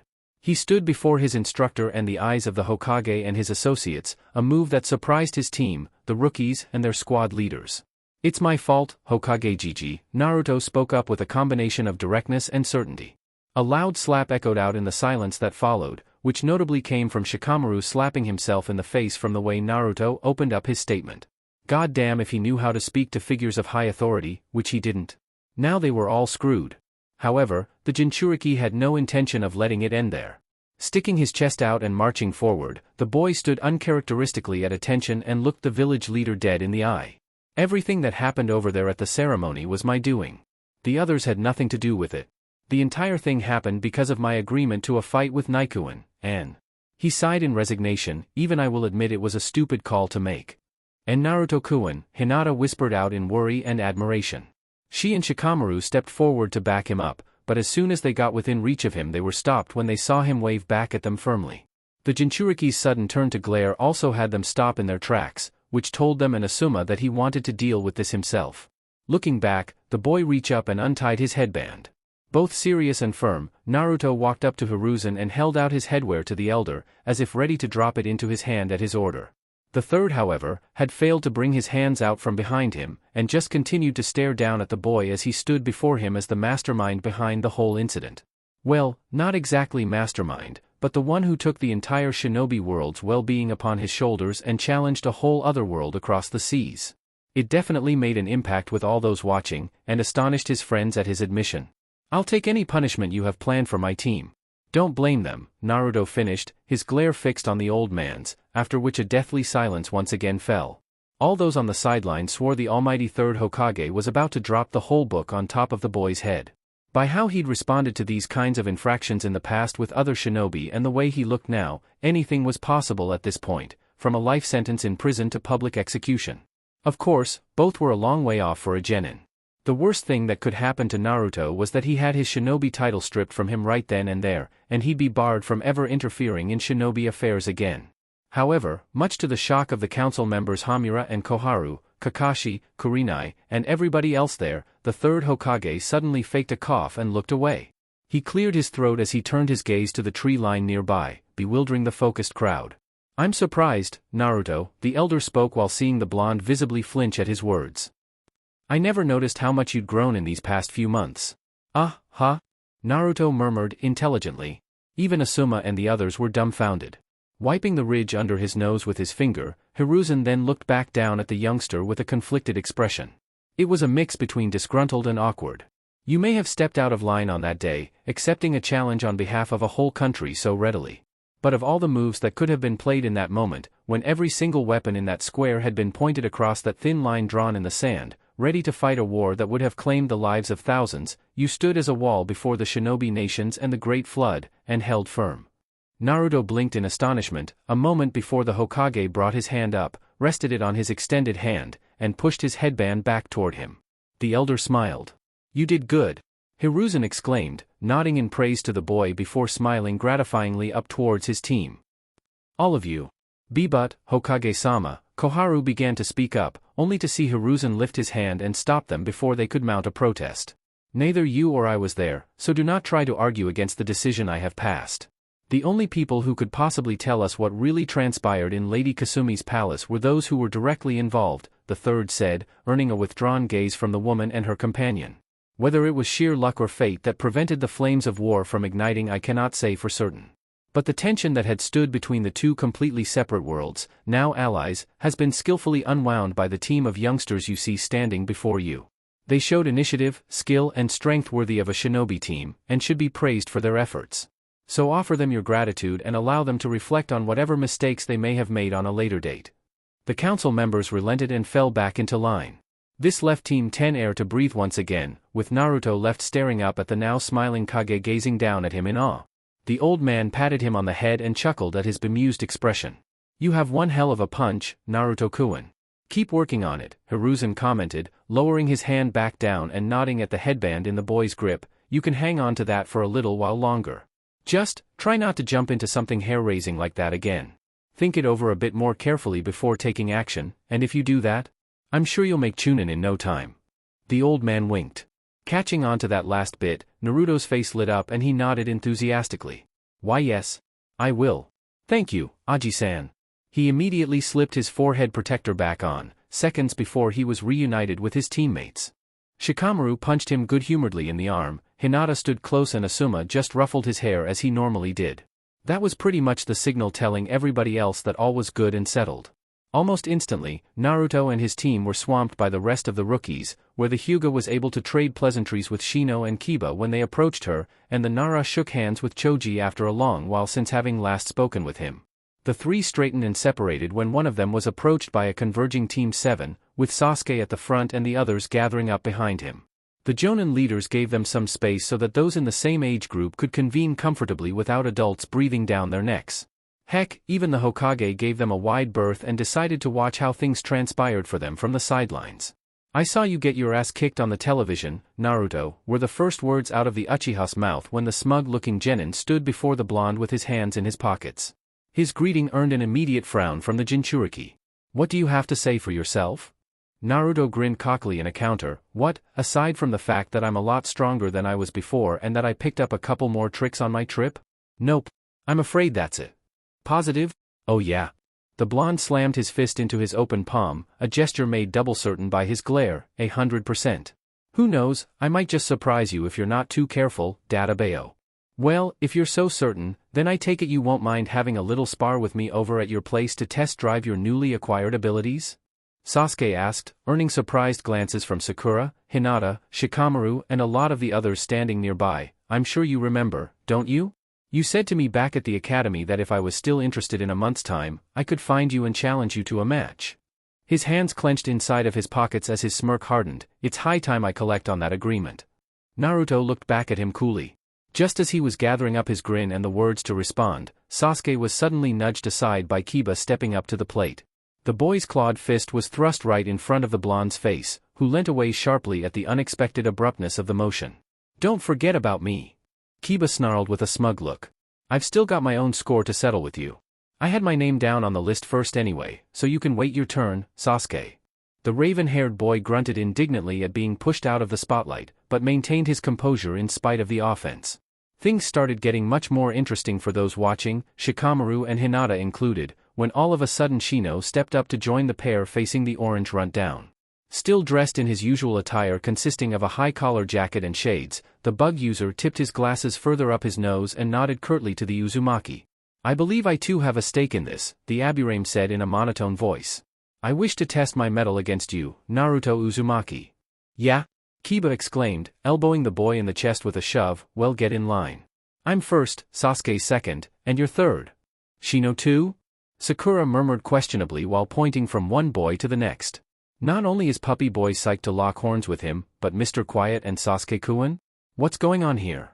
Ino shook her head while massaging her scalp. Why is every guy formerly of our class determined to fight it out with Naruto all of a sudden? It makes no sense. "Not me," Choji spoke up, pulling out a chocolate bar and peeling its wrapper open. "Unlike the rest of those guys, I'm aware of the danger that can come from butting heads with Naruto. Shikamaru knows it too." He nodded toward the usually passive Nara, where the two girls and the orange-haired Akimichi saw the most perceptive of their group looking on with a bored expression on his face. "After seeing what he did to Kiba back at the academy, I'm pretty sure my buddy knows better than to start throwing punches at his teammate. It's the way he plays, after all." "I can definitely agree with you there," Sakura sighed, seeing Naruto back away from Kiba and Shino as they started to bicker. It was 3-on-1, so the blonde was getting a little worried at the intensity of the argument starting the build between the strongest rookies, the issue of which being who got to fight him first. The pink-haired Kunoichi tilted her head at the spiky-haired kid with whiskers, and smiled rather pleasantly when she drank in his new aura. "After seeing that fight his team got into on the television, I'm surprised that anyone would want to fight them now." "He's gotten much stronger, that's for sure," Ino agreed with a smile of her own. Choji hummed to himself while chewing on his candy bar. "And yet, this whole thing makes me wonder why everyone wants to have a piece of him when Naruto can clearly rip them to shreds with his bare hands." Things just made no sense. The only logical explanation would have to be the usual alpha male pissing contest. It was all about personal pride and who could hit the hardest with the fighting types. Naruto had had it out with pretty much all of them in the past, so it just made things even worse for him today. He'd been glaring and shouting at Sasuke since they met at the academy, had been a close, delinquent companion of Kiba's, and Shino probably felt some resentment for being disregarded by everybody else. It just went to show that Karma was a bitch and wanted nothing more than to have her way with the rest of the world. Every rookie had some sort of bond or gripe with another person from the group. Crossing fists and chucking jutsu at one another in contest seemed like one of the only ways they were able to strengthen these bonds. It also supported the fact that conversation wasn't the one way two people could get to know each other. Their world was far from normal. Only those with more common sense veered as far away from this kind of conflict as they possibly could. It was a black hole some wanted to avoid. It is not up to you on who decides the lineup, Shino retorted calmly as his and Kiba's argument drew into its closing stages. The boy's sunglasses flashed when he turned to the Inuzuka. It is Naruto's decision as the center point for this disagreement. Whatever. It's not like him to back down from a challenge anyway, Kiba grinned, rounding on the jinchuriki staring between the three boys. Am I right? Sure, why not? The blonde shook his head exhaustedly. Damn, is this what being popular really feels like? Naruto shrugged at the feeling before smiling agreeably. With so many familiar faces now crowding around him, it made him feel that much better about being himself, even if all their gathering was centered on a single purpose. He was strong. The proof was in the quality of the substance stepping up to greet him in their characteristic manners. I think I can roll with this. Looks like I'll be able to test myself to see how much further I've progressed. It can't be helped, Naruto crossed his arms in resignation, counting the three with his eyes. As long as you're all up to it, then I have no complaints with who gets to be my first opponent. His attention then landed on Tenten. The sight of the kunoichi standing right in front of him along with the other three boys had the boy in orange jump back in shock when he realized the girl in buns had actually joined the entourage of challengers on Shino's end. She smiled in his direction when he finally noticed her, which coaxed a double take from the young shinobi before he was able to face the mob a lot more clearly. Yo! Tenten smiled, waving at her friend. Tenten-chan, wa? Naruto looked from the boys and then to her. He then had both his hands dropped to his sides when he realized what was happening now and grinned in amusement. You too. You know it. Tenten stepped forward and jabbed out at him, only for the boy to catch her punch with his right. The thump that came from the impact had both of them smirk in response, with their eyes glancing down at the middle before meeting each other again along a direct line of sight. If I recall correctly, I said to you that I was going to get my win back after you forfeited our last fight. I still think it was a pretty trivial admission of defeat. Why do you say that? Because I was using a sword and you were using a broom. After it snapped in half, you were so afraid of hurting me with the broken ends that you forfeited on a technicality. The girl clicked her tongue and shook her head. An offense like that simply can't go unpunished. It only makes sense that I have first dibs. Just as Naruto was about to come up with some snappy comeback to his close friend's challenge, one of the boys nearby decided to break up their little reunion by butting in face first. He had good reason to protest. Hey! Kiba shouted, stepping up to the kunoichi and poking her in the shoulder roughly. I was the one who called him out first at the academy, so I've got priority. And who the hell are you? The girl flicked her bangs out of her face and smirked back at the barking Inuzuka. I'm Tenten of Team Guy. What's it to you? Kiba ground his teeth angrily. I've never seen you around the village before and that fact alone makes me suspicious. Akamaru's head popped out from his jacket. The young pup yipped out in calling when the topic of scent was thrown out onto the floor. Apparently he had his own little opinion to make, which his owner addressed with a pat to his head. Not to mention you have no concept of patience or any idea of how things work around this group. Get in line like the rest of us. Things started getting frisky. The Jonin felt it as well as those not trying to get involved as Tenten, Kiba, Shino and Sasuke formed a circle around the jinchuriki, with the former two turning to face each other down. You talk big, buddy. Why don't you save that energy for your turn? The kunoichi shot back, before glancing at the Uzumaki and dropping her hand onto his shoulder. My last fight with Naruto-chan was limited to an incredibly small space. I want this next one to be no holds barred in open field. That makes two of us, Kiba smirked, cracking his neck, but you're just gonna have to wait for your shot. It's like I said, I'm the opening act. Like hell you are, Tenten exclaimed, stepping closer to Naruto before wrapping her arms around his right. The jinchuriki jumped when he felt the girl hug his limb tightly to her and looked over to see the kunoichi leaning into him, all the while smirking across at the boys in front of them. You want him? If so, then you guys are just going to have to wait. She stuck her tongue out at the Inuzuka. As a lady, I believe it's customary that I have him first.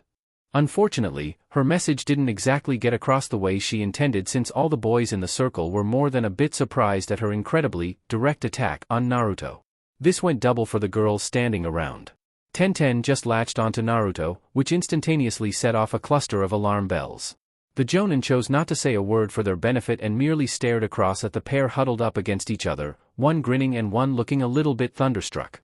Hinata, still hanging back on the sidelines, had started spluttering under her breath the moment she saw her Naruto suddenly get pulled into an affectionate arm embrace by a girl she'd never even met. Shikamaru blinked. Oh boy. Kiba leaned back a little in surprise, muttering an audible, "Oh," before a snide grin suddenly formed across his face. He then moved forward swiftly and nudged the bewildered Naruto in the chest a few times. His egging gestures struck an unpleasant chord with the jinchuriki after a few, who pushed away his elbow in an effort to quell the teen's annoyance. "So it's like that with you guys, huh? What? What's like that?" Naruto looked about at the bewildered looks on his companions' faces. He glanced next at Tenten to see her looking just as confused as he was, before turning toward his team inquisitively. "Hey? What do they mean, like that?" Shikamaru yawned and turned away. No way was he touching this concoction. "Sorry pal. This is your fight, not ours." "Ah, come on," the jinchuriki groaned, still shouldering the girl stuck to him. "Whatever happened to teamwork and well-oiled machine?" "I'm afraid that stuff isn't going to help you out of this mess, kiddo," Asuma exclaimed, looking away just as Shikamaru had and biting down on the end of his cigarette. Hinata meanwhile, continued to remain quiet while staring back at the blonde-haired boy with a very nerve-rattled expression befitting her character. "There are just some things you need to work out for yourself in this life. Managing your interests is one of them." "Damn it, come on. What the hell are they all talking about?" Naruto groaned in his head. "Life is so much simpler if you don't speak while your mouth is covered." After she was done looking around puzzled and wordlessly asking questions that just weren't being answered since everybody else had withdrawn to the shadows, Tenten then grinned at the jinchuriki and hugged his arm even tighter. "What? I just said I had first dibs? What's wrong with that?" Everybody seemed to have a problem with it, or were at least thinking about something else. Naruto shrugged. "Don't know. Nothing I guess." Luckily their skills at reading between the lines were exactly the same, E0. Sakura and Ino stared at them, their inner selves shaking their heads at the entire scenario. "Are they seriously that dense?" the girl with pink hair thought. Apparently they both originated from the same dimension. The blonde followed up, the pair noiselessly agreeing along the same track of thought. Tenten wrapped an arm around her prize and gave him the thumbs up. It was just when she was about to continue on with arrangements for a rematch with her willing quarry when all of a sudden the pair were set upon by a green blur that unexpectedly jumped right out in front of them. Startled, the pair leapt back when some kid with eyebrows the size of biscuits appeared right before them and began sparkling like morning dew. YOSH. Such beautiful companionship. Such energy. Such rivalry. Please, allow me to take part in this competition to reinvigorate my flames of youth. Shocked, Naruto looked over at an equally bewildered Tenten and pointed at the boy in tights. "Ah, do you know him?" A sour face suddenly wiped across the kunoichi. "Yup. This bundle of energy wearing green spandex would be my teammate," Tenten answered. She then gestured toward the energetic boy. "Naruto, meet Rock Lee." "Rock Lee, Naruto. Flesh and all. I believe I told you about him." "Oh yeah, that's right. Sweet." Slamming his fist on top of his palm in a clear expression of Eureka, Naruto then grinned back at the boy with round eyes and the glowing personality with equal enthusiasm laced into his expression. For some reason he felt a whole lot better, and all issues concerning everybody's strange beef with him and Tenten sank back into the abyss, forgotten for the time being. "So you're the taijutsu specialist I've been hearing so much about? You're a lot taller than I thought you were going to be." Rock Lee gasped and pointed at himself. "YUVE heard of me?" "Yes. From Tenchan," Naruto said, taking his hand and shaking it firmly. "She told me you were good at fighting and using taijutsu. It's so awesome to finally meet you." The kunoichi standing by shook her head in amusement, whereas everybody else either looked concerned for the mental health of everyone here or bewildered. Upon touching gloves with the jinchuriki, the most noteworthy member of Team Guy suddenly felt like leaping with joy. Grin spreading from ear to ear, Lee bowed to the genin with whiskers with exclamations of excitement ringing out in full volume and exuberance. "I'm also honored. Nice to meet you." Bolting up ramrod straight, the bushy-browed teen flashed the kid in orange a thumbs up with an ethereal glow radiating down upon him from above. "I saw you fight on the big screen back home. It was marvelous. Simply amazing. You were fantastic, my sun-haired friend." "Please, call me Naruto," the jinchuriki replied delightfully, "and thank you. I've been working real hard." "Oh, a compatriot in passion. I've finally found a rival I can test my full strength against," Lee exclaimed, suddenly wheeling about and grinning towards his instructor. The entire young body of Team 10 discovered, much to their shock, a person who appeared to be not only the spitting image of the boy communicating with Naruto, but someone who appeared to be the 30-year-old version of the boy communicating with Naruto. Weird, right? Needless to say, it was quite a wake-up call. "Guy-sensei, there really is another in this village who works just as hard as me. I can feel it in his hands." He radiates with magnificence and splendor, just like he did back when he was clashing fists with that other youthful warrior from over the horizon. That's great, Lee. A most worthy opponent for you, I am sure, the Jonin spoke up, his grin flashing under the sun. The other teachers standing beside him leaned away when he too started to sparkle. Brilliant, he was exactly like Lee, William, and Vincent when he's loaded up on coffee, and meow. The latter was to an extent, of course, which kind of made Naruto worry about the fabric of reality. Shine on, my brilliant student. Do not lose sight of this opportunity. Kakashi sighed, boisterous, as usual. Right. Rock Lee rounded back on the blonde, astonishing the youngster at his almost spontaneous movements. I would like to fight you too, Naruto-kun.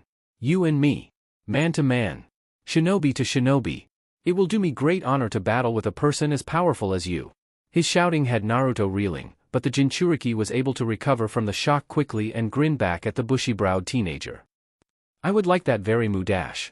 Hey pal. Kiba shouted, shoving the second new guy in the shoulder and jabbing a thumb into his own chest. Don't butt in.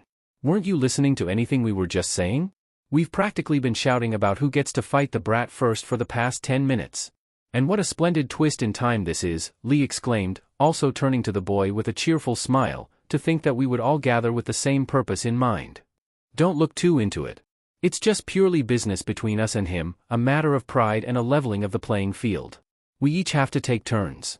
Very well, Lee saluted obediently, yet managed to keep the fire burning in his eyes. I shall wait for mine then. The brunette has first priority to the fight, then Kiba, me, and Shino here, Sasuke groaned under his breath, massaging his scalp. This whole thing is giving me a headache. He may have gotten the order mixed up. How hard was it to get a fight with Naruto, the resident clown, ball of energy and noisemaker? Nobody had any problems like this a year ago? In fact, the Uchiha was pretty sure the situations were reversed back then. While the group started bickering again, on the sidelines where Lee's teacher had lined up along with Kakashi and Kurenai, Tenten's other teammate with the gruff expression, beige outfit and brown hair was also glaring across at the blonde-haired shinobi practically getting surrounded by fans from all walks of life. He looked both impatient and irritated, with a brow furrowing even more so as he set the jinchuriki in his sights. His thoughts on the issue at hand and in regards to the genin were entirely his alone to deal with. But the cold was all too evident. So, your place, right? Kiba asked Naruto suddenly in order to ensure that the location for the showdown was correct. This earned an immediate head nod from the Jinchuriki. Where else? I was going to head on home to change anyway. Okay then, it's settled. Let's get this show on the road. Oh no you don't, a girl's voice suddenly rang out, the shout reaching all ears and startling everyone standing under the shadow of the village's gate. Stop right there. Easily tracing the voice back to its source, the scattered teams and company all turned around to the path Team 10 had walked down. The moment they did so, they all saw a cloud of dust slide to a halt several meters away and drift up into the air, revealing a person with short green hair and wearing white standing in a finishing pose right on the spot where she had grounded her feet into. The dust lifted, allowing the numerous confused faces of every person standing in the area to look back at the newcomer and make out every little detail of them. With some sort of red thing slung onto her back, the newly arrived Kunoichi rose from her epic finisher to face the crowd with a glare and a grin. She flipped her bangs over in a carefree head flick when she turned to face the center of the conflict, sweat from her run sparkling in the air. You'd better make room at the front of that list for the first challenger, ladies and gentlemen, the young girl exclaimed, because I'm fighting that man first. She then held up a folded-up letter in her left hand with challenge notice stamped clear across it. It was drawn rather crudely, suggesting she'd written the note whilst on the flight over. Oh, great, Shikamaru groaned, rubbing his forehead and leaning his head back. We've got another one? Seriously? Just exactly how many people want to fight Naruto today? Sakura asked to no one in particular. This whole day was becoming incredibly crowded to the point of asphyxiation. What kind of a messed up turnout was this? Just one. Fu spoke up again before beginning her stride forward. Yes, she was out of breath from her sprint across the country and sweating a bit, but she was still fired up and raring to go. As per her character, she was completely unfazed by the number of people now staring at her, including her stunted would-be opponent. We only have time for a single event, so if it isn't too much trouble with the rest of you, I'd like the other names on that sheet to be postponed for another time.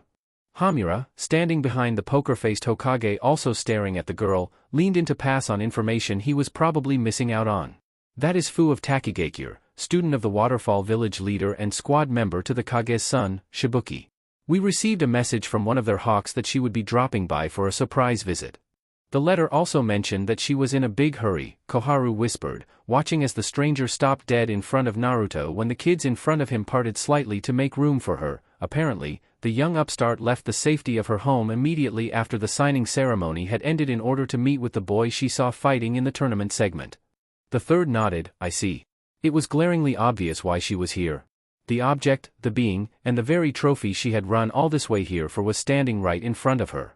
Without a moment's hesitation or question, the green-haired kunoichi deposited the letter she was carrying into the boy's surprised hand and pushed it back into his chest. Naruto took a moment to look the covers over, as did everybody else crowding around him, particularly those submitting their interests in fighting said individual. What exactly is this? Naruto asked, waving the piece of paper. What?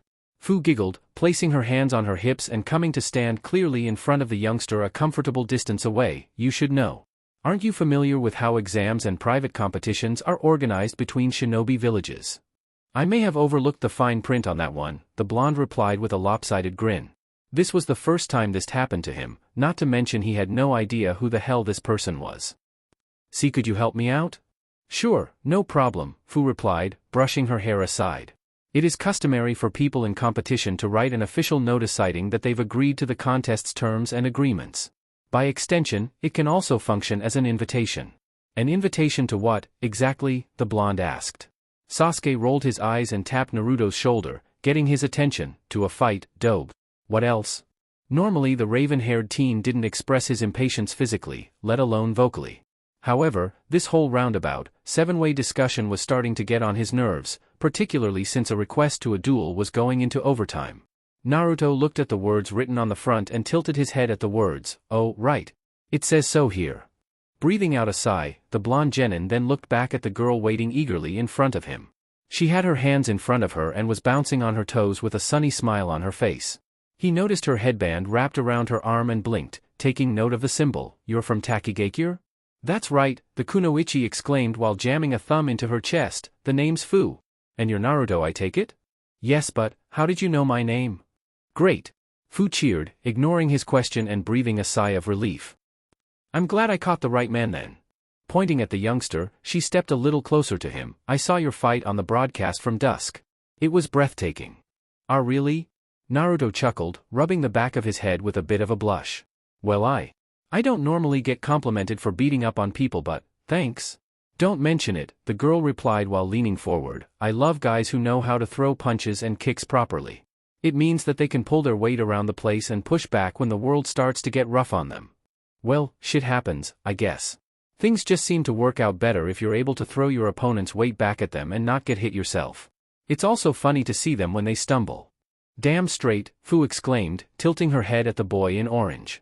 She sniffed the air, looking the youngster from bottom to top while he continued to stand where he was still clutching her letter. She then leaned in with a more thoughtful look and took in his face. You know, you looked a lot taller on the television screen. But I guess it makes sense that you're this short, being light-footed and all that. It's good for a shinobi. Your choice of clothing is also questionable for someone with your skill set. Huh? Hey, wah dash. But you're cuter than I thought you were going to be as well, Fu said with an admirable smile, staring the boy in the eyes with a captivated expression. You're not that hard to look at either, so I guess those two things balance each other out. At that comment, people started to respond a little more appropriately to their conversation and took that much more of an interest in the scene. Asuma nearly swallowed his cigarette when he heard what the girl said about his student. The Hokage had to catch his pipe from falling. Kakashi and Guy stood flabbergasted with jaws dropping, Kurenai looked mildly surprised, and all the other kids had a mix of shock, disbelief, and unease between them. Oh, brother, Kiba groaned, rubbing his nose annoyingly and tapping Shino in the chest. The boy in glasses looked at him when the Inuzuka gestured toward the embarrassed blonde and his admirer/challenger. Can you believe this guy? He's got girls coming to him even from other villages. It must be his shining personality, the bug boy suggested. That or he's wearing new cologne. That's laughable. I've seen people with cleaner slates end up in a dog kennel faster than him, but this idiot seems to be climbing with no signs of stopping. The feral boy huffed and shoved his hands away, at the same time glowering at the communing pair. Geez, what's with this world? I just want to fight the brat, beat his ass and be done with it. Why am I watching this character development crap? Well, Shino nodded with directness, looks like we'll have to wait a little bit longer for that opportunity. TSK. It seems that way. Tenten, who had been listening in to the pair talking closely, looked back at Naruto with a very anxious glow in her expression. She rubbed her hands together nervously, not out of concern for the boy's well-being due to him communing with a shinobi from another village. Oh no. It was something more bothersome than that. It was something so poignant that it literally made her heart sink, her body shake, and her spirit quiver. She looked toward her friend with all these feelings of apprehension flooding through her, yet she didn't know why or what she was feeling. Did it have something to do with the new girl complimenting him, getting close to him? You throw a proper good punch, Naruto-kun, Fu grinned, holding up her left fist and sending a faint hook at his face, which he dodged out of reflex. That's a good arm you've got there. I could tell just from watching you on the TV that your speed, strength, timing, and technique are all perfect. What you did back in dusk was amazing. Thanks, Naruto chuckled again, now feeling even more embarrassed. I was kind of fighting for my life, so I don't have any excuses for getting beaten on so much and fighting as sloppy as I did at the beginning. Naikuin was really strong. Well, if that's the case, I only hope that I can measure up, Fu said, nodding to the letter in his hand. I want to have a shot at you too and see what you're made of. Naruto took that time to open the letter and take a glance at what was written on it. As he expected, the handwriting was all poor, since he figured the girl had jotted all of this down while running. Nevertheless, he was able to clearly make out all the formalities and nonsense, which all led to the one end. At the very beginning, the purpose of this document was immediately addressed, clearly stating, "The shinobi from the village hidden in the waterfall Fu challenges you to a one-on-one bout." Then there was that other stuff saying, "We thank you for taking this challenge into consideration and have a nice day, such and such."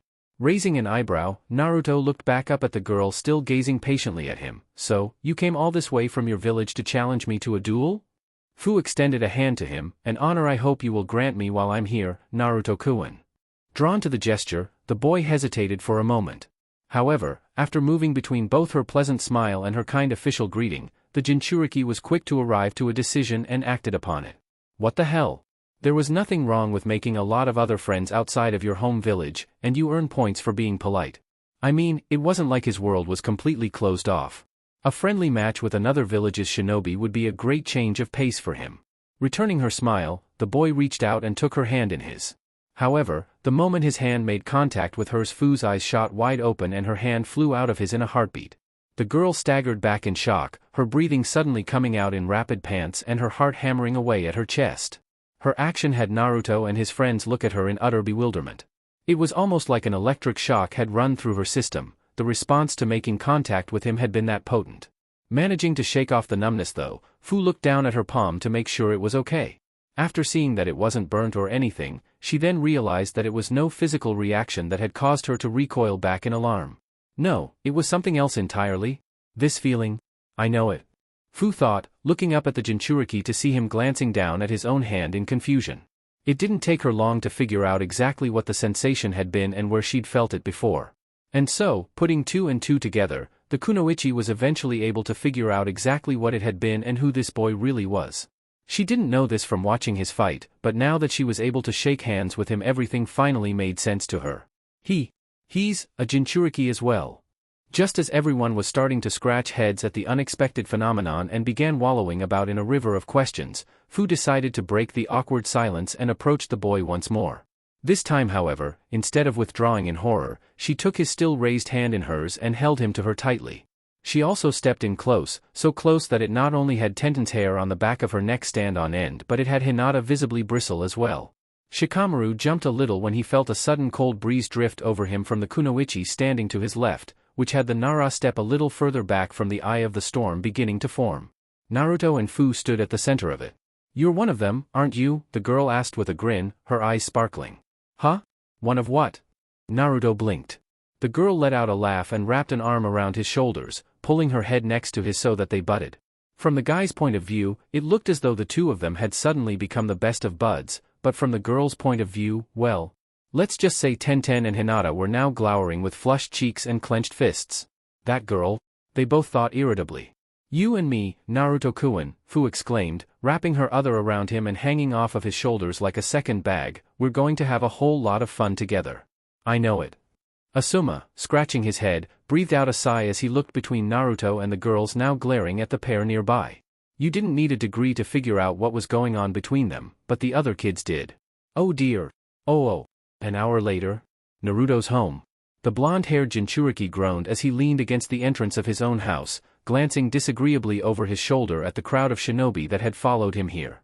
Though he was grateful that the Hokage, his staff and the Jonin had decided to head up to the office to make their reports and whatnot, unfortunately he still found his shadow trailed by the genin that had met up with him and his team at the front gates. Among them included Fu, who was permitted entry into the village by Hiruzen himself after the situation was explained to him. Obviously, nobody saw the harm of the kunoichi popping in to hang out with the blonde-haired prankster. I mean, what kind of trouble could the two of them get into anyway? Speaking of which, Fu was currently standing behind the boy patiently, looking over his lovely home in the rice fields and making notes of its splendid architecture. Right behind her stood Shikamaru and Hinata, with Tenten and Lee standing right behind them, the former of which was currently staring with annoyance up at the new girl with green hair. The rest of the team stood comfortably on the footpath leading up to the home, all of those who had patience using it and those with cold personality disorders acting their usual selves, and standing away from the masses. Naruto's eye twitched when he saw the pleasant gazes from his companions closest looking back at him. You know, not all of you had to tag along. Yes we did, Tenten said firmly, folding her arms.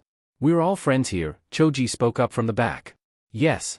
We're all companions under the same banner. Lee shouted, standing bolt upright with his characteristic salute pointed skywards. It only makes sense that we keep you company, Naruto-kun, especially after watching you go through such a trying period. We need to make sure you get home safe and sound.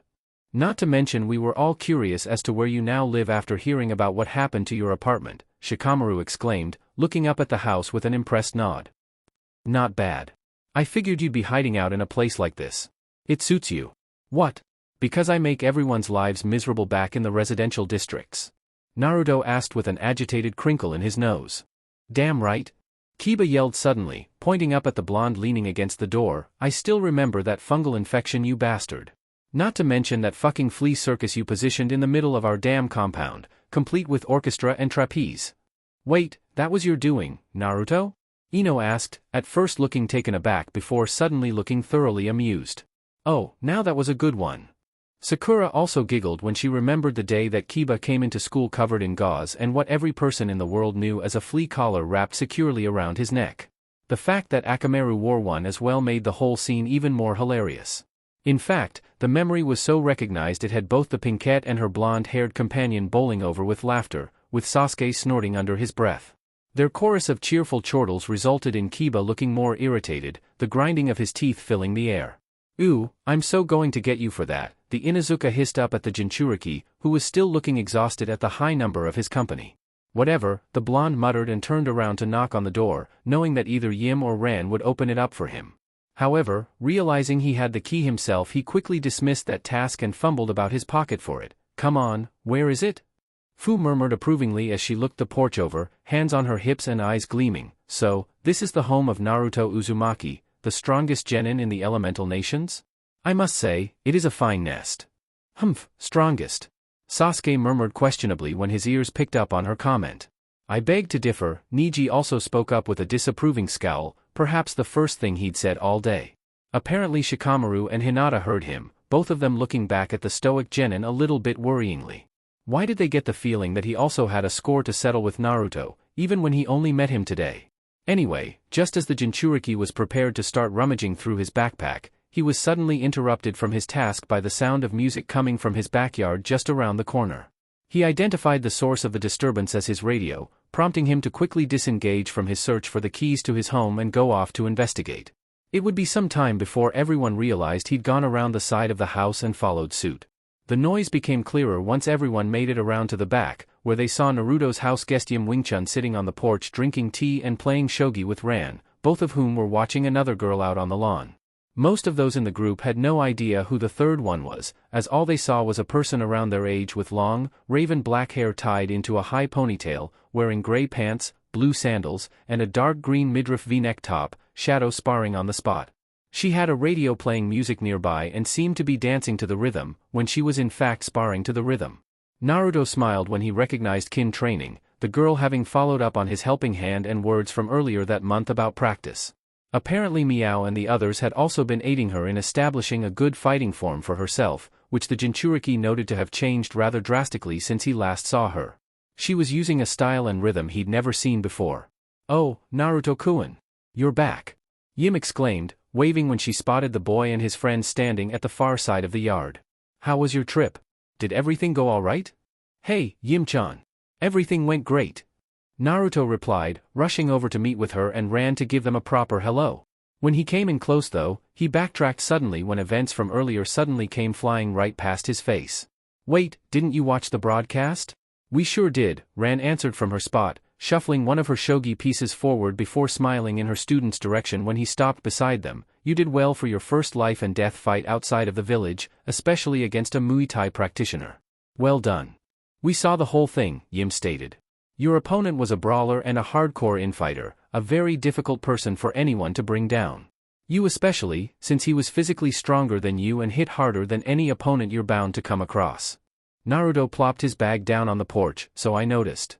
You handled yourself brilliantly against his corkscrew punch and his feints in the second half, and used what you were taught to turn the tables well. But this is just from my point of view. How do you think you went, Naruto-kun? The blonde sighed and rubbed the back of his head. Well, after I fought with him, I could see that I have a whole lot more to learn if I'm going to make it as a taijutsu user and a shinobi in this world. The guy tore through me like I was nothing, so I know now that I need to up my physical strength and power if things are going to get rough for me in the future. My counters weren't working on him at all until I loosened his defenses, and he had a technique that could prevent attacks and returns from the outside. I was forced to take him on head-to-head, which ended with me nearly getting beaten to a bloody pulp.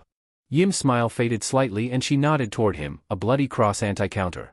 It's something you don't see very often in martial arts because people only think of a one-way return shot in a head-to-head fight. It just showed you that that boy was incredibly intelligent and versatile for a flat-footed kickboxer, but you were able to hold it together well. Though I admit I was a little bit scared when I saw you get knocked down after that anti-counter, you did well in getting back up. Breathing out a sigh, the woman smiled at him when the boy began rubbing his neck uneasily. We'll work on improving your power tomorrow. For now, you can rest. Thanks, Yim-chan, Naruto smiled. He then noticed the two women were looking over his shoulder. Remembering that he had company, the jinchuriki grinned and turned away so that there was more viewing room, and gestured to the groups of kids standing off to the side, looking over at them curiously. I don't think you've met any of these guys.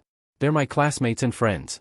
The blonde waved the entourage over, spending the next few minutes afterwards introducing everyone while Kin continued training with her back turned to them. The raven-haired girl obviously didn't even realize the homeowner had returned. This gave Naruto plenty of time to make his connections. The first people the jinchuriki wanted his teachers to meet were, of course, his teammates and longest-running comrades thus far. Shikamaru and Hinata shook hands with the two masters, both of whom were incredibly pleased at finally being able to meet Naruto's most renowned companions. Both sides expressed their delight at meeting each other, with the elders praising the youngsters for their own battles.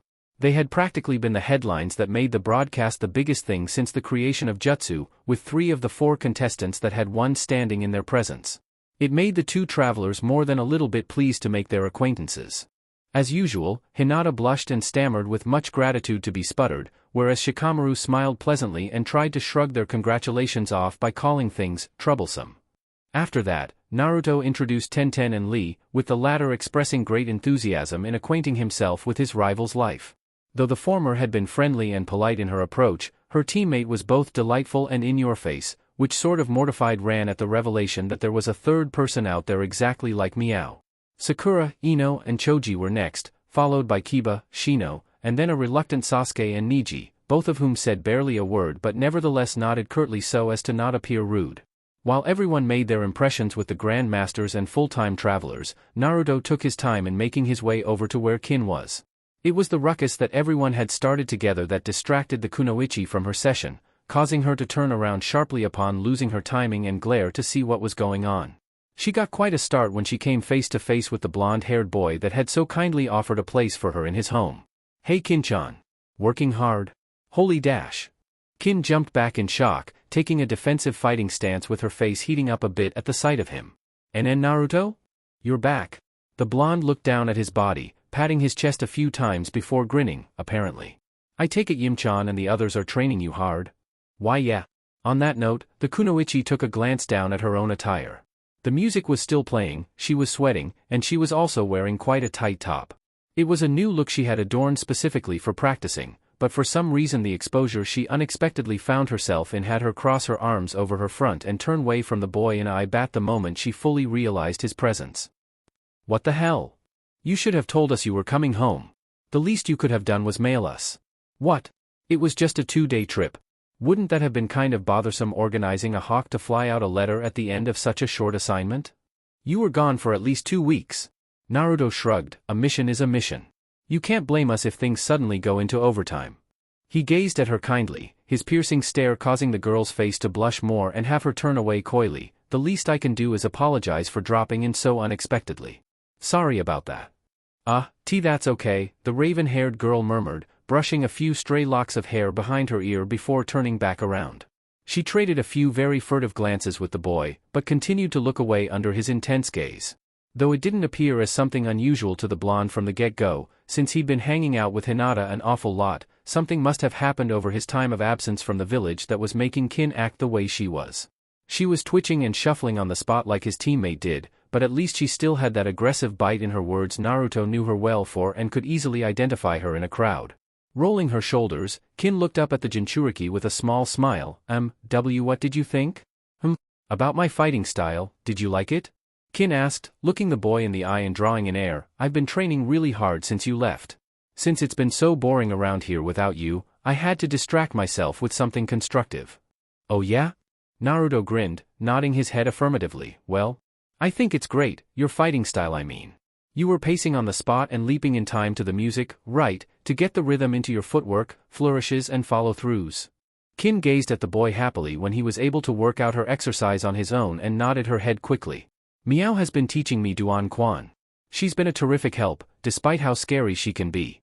The girl breathed out, damn, her training is harsh as hell. Tell me about it. The girl leapt towards him, smiling even wider with peach red in her cheeks and her eyes glistening. Do you think we can train together later on, Naruto-ku? I mean. Kin backed up a little and cleared her throat, giving the boy a cockier smirk and a steely look, with her fists clenched and placed on her hips. If you aren't too busy, I would like to get some training in alongside you. You know, on the days that you're free. That would be awesome, Naruto grinned, pumping a fist. I've always wanted a training partner in my lessons. Well, it's your lucky day, pal, Kin said firmly and moved even closer so that she came within a foot of him. Anyone could easily see the eagerness and affection in her eyes when she locked her stare with his, because you've got me. Naruto smiled. Wow, people really do change when you leave town for a while. What exactly has Miao, Ran and Yimchan been doing with Kin? She's so cool now. More than cool, which he would later find out when his arm was suddenly grabbed by Fu latching onto him excitedly. The girl glommed him at the opportunity presented and beamed at the raven-haired girl he was speaking with. So who's this, Naruto-kun? A neighbor? Your sister? A fellow training companion? Hey! Don't jump on me whenever you feel like it. You nearly gave me a heart attack. Naruto shouted, having not expected to be ambushed. Sorry, the girl giggled, sticking her tongue out at him. It's a habit. I'm a people person. No kidding. Geez. What? Am I making you uncomfortable? The girl asked teasingly, pressing her chest further into him. Feeling the telltale signs of future trouble for him, a chill ran up Naruto's spine before his cheeks suddenly flushed bright red when the sensation reached his face. Yes. You are. Get off. Kin blinked in shock when she was suddenly confronted by what she first thought was a creature from another planet. After a few moments of thought gathering though, the stranger turned out to be another girl, which had the raven-haired Kunoichi glare enviously as she watched the newbie snuggle up against the baffled blonde. This did not sit well with the former sound nin. Glaring at the girl with shockingly orange eyes now hugging the boy's arm way too affectionately for her liking, Kin glared across at the blonde stammering all sorts of nonsense. Naruto, who the hell is this? Sputtering, the boy waved a hand in front of him defensively before pointing at the persistent Taki Genin. This is Fu, a visitor from out of town. Withdrawing a little, Kin started to feel even more negativity fill her up as she looked the stranger up and down. Though she didn't know why exactly, but she suddenly viewed this person as dangerous competition to her. She did after all have really nice skin, a pretty face and a good build, which immediately set off alarm bells inside the former sound nin's head. This, in turn, activated her defensive genes, which kicked in decisively. Well, what is a visitor from out of town doing here? Visiting of course, Fu answered, dragging Naruto in a full circle while still latched onto him, making him stumble. I saw this boy fight on the big screen and I expressed an immediate interest in him. Really? Yes. Kin glared at the boy in response to the answer, which earned her a fearful expression from him and a nervous grin. I hope you don't intend to add another addition to the household. It's crowded enough as it is. Well, Naruto chuckled and scratched his head thoughtfully, it's a pretty big place. I'm sure I could squeeze in a few more people, maybe even 5 whole teams if we make good use of the living room. I just need to find some extra sleeping bags and futons. Though this would have normally been good business talk, it didn't exactly work too well with Kin, who bristled at his reply and stomped towards him. The boy backed up in panic. Don't even think about it. Just the 5 of us and the pets are enough. Hang on, Fu grinned, cutting in abruptly and looking across at the flustered girl venting her disapproval out on her housemate. I think I know exactly what's going on here with you guys. When the raven-haired Kunoichi looked at her, the girl with green locks smirked slyly and pointed at the attacker, you and Naruto, the two of you, you in particular. Her grin widened ever more, you're undoubtedly harboring deep, longing, feel dash. Before she could finish, Kin's face suddenly lit up like a bulb before she unexpectedly jumped at the girl with a good punch, which the target dodged and laughed. Shut your trap. Don't you dare end that sentence, you interloping cow.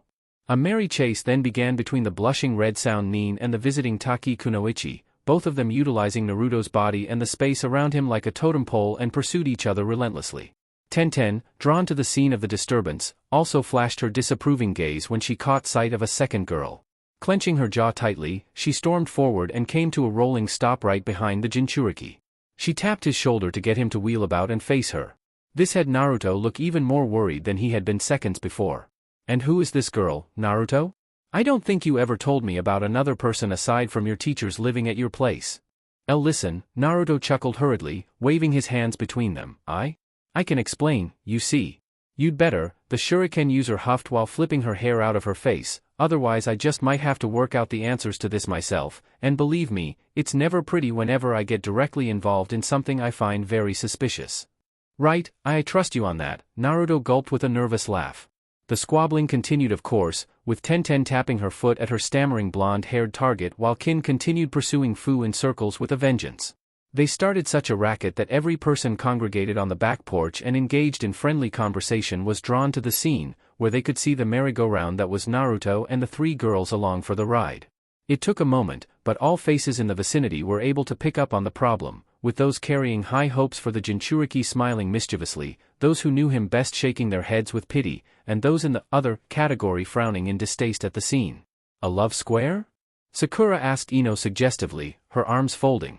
More like a pentagon, Ino replied, drawing a line in the air, and the points all seemed to converge on him. What an idiot, the pink-haired girl whispered, but I guess that's Naruto for you in a nutshell. Yup. The Yamanka formed a banner in the air above her with her hands, Naruto Uzumaki, strong, courageous, tough, determined, magnet for trouble and dense as hell. Chapter 25.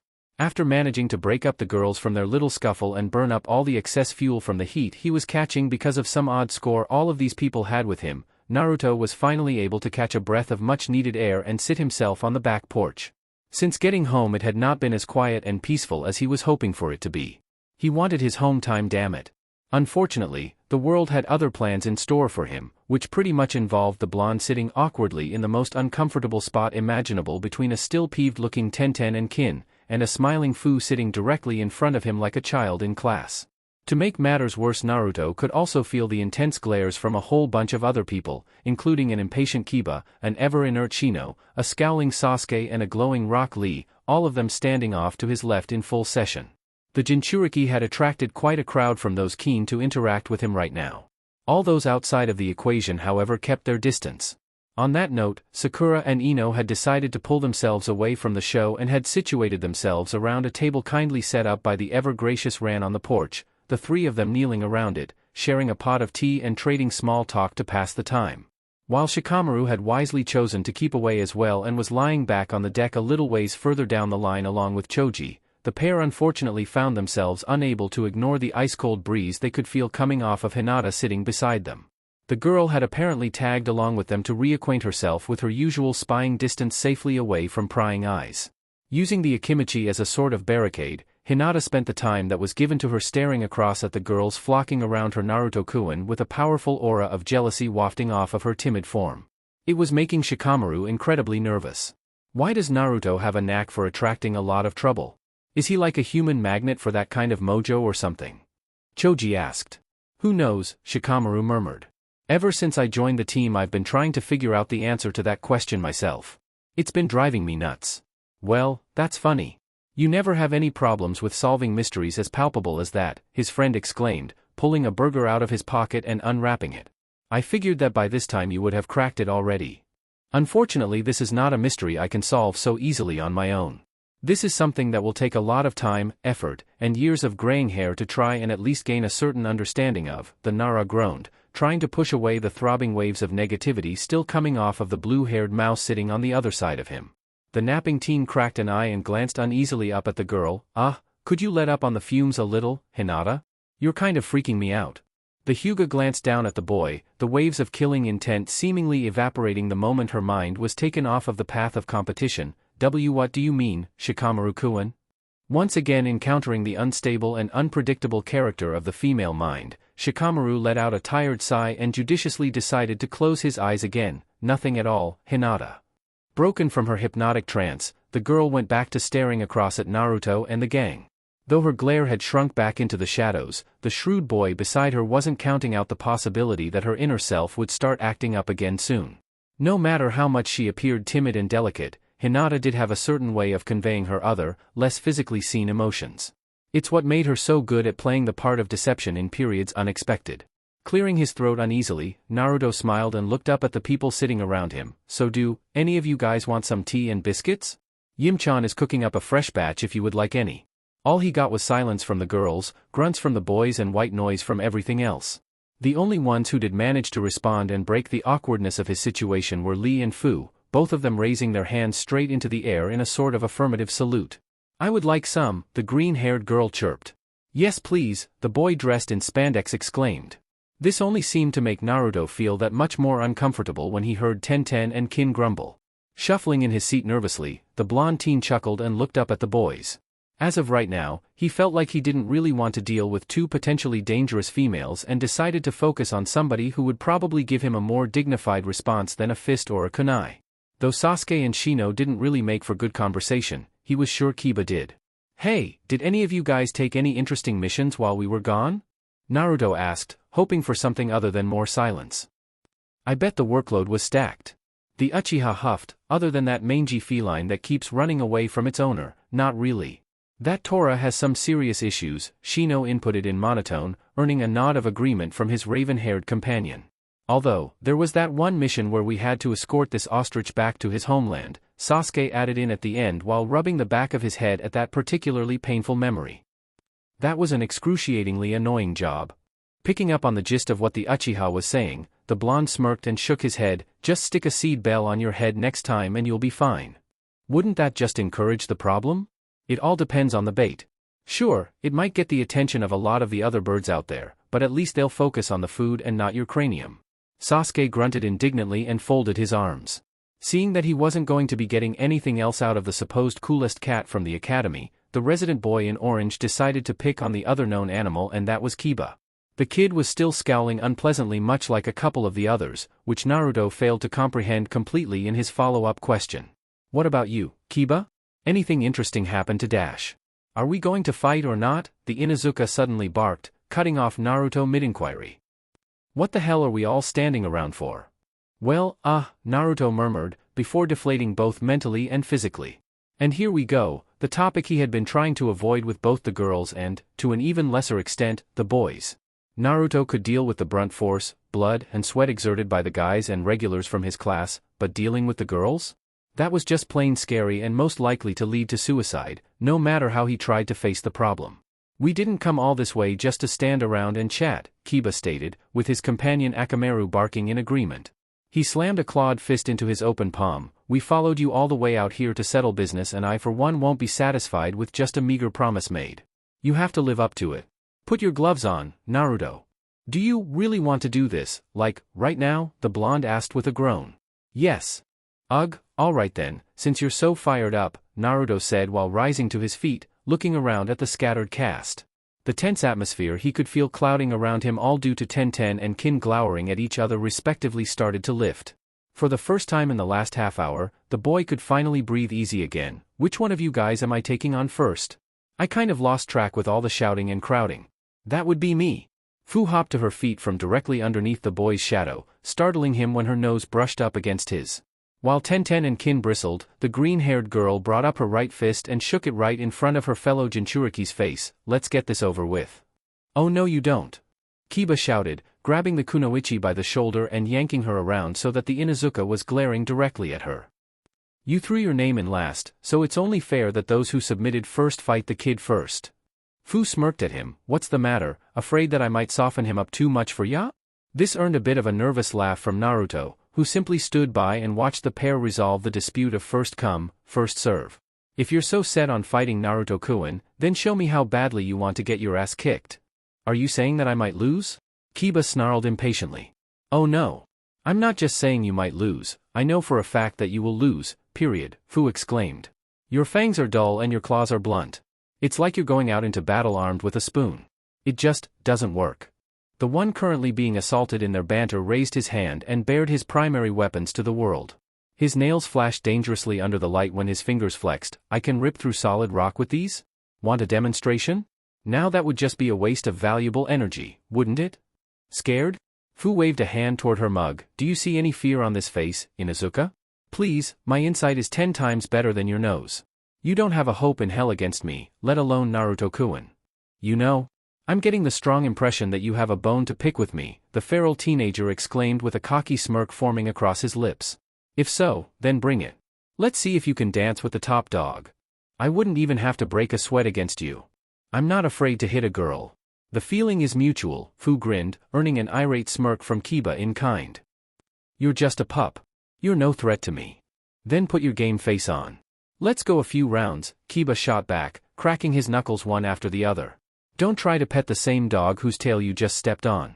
I'll bite your fingers clean off. If that's the case, then I hope you brushed your teeth this morning.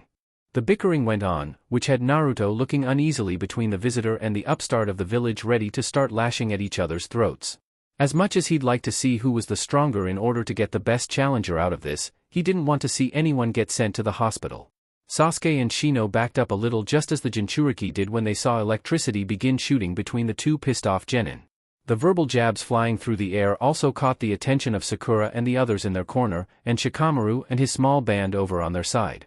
Those closest were able to get a full reception of the trade-off, with the heat of the sparks flying through the air threatening to start a raging fire. It wouldn't be long now, since Akamaru had started to growl at the cocky girl threatening his partner. Enough. The source of the blaze had water unexpectedly dumped right on top of it, with Kiba and Fu breaking off sharply from their argument and turning to see one Niji Hyuga marching up to them. Sasuke and Lee parted to allow the fearsome-looking boy through, all words of question and war effectively being silenced by his presence alone. Hell, even Ran took an interest in the new kid when he suddenly pushed his way into the fray and glared across at the ones responsible for disturbing the peace in the first place. You people, the boy with brown hair and hollow, glass-like eyes opened up with a calm yet piercing speech, you're all just petty, violent and unruly thugs who have no concept of proper social conduct or carry even a shred of awareness of their own shortcomings. Only weaklings behave in this typical, vicious manner, making as much noise as possible to draw attention to themselves. Blinking, Kiba frowned at the young man who had rudely interrupted their back and forth, and turned on him in response. Would you mind repeating that, pal? I don't think everyone here was able to hear you through the shit in your mouth. Rock Lee glowered deeply as Niji coolly incised his person into the center of the dispute, while Tenten looked on with an increase of concern in her expression. Naruto took careful note of the changes in their looks, yet maintained his own frame of innocent curiosity so as to not rouse awareness to his observations. So, this is the Niji Hyuga Tenchan told me about before. She was right on the money about him being a stuck-up prick, the Jinchuriki thought, before looking up considerately, or was that me who said that back then? I can't really remember. Pathetic, disorderly, and annoying. Though it is not my place to meddle in the affairs of slackers, this pointless squabble the lot of you are having is starting to get on my nerves, Niji stated, looking between an even more irritated-looking Inuzuka and the girl whom he'd been having it out with, now looking across at the older boy intriguingly. Honestly, all of this bickering is over the right to fight him.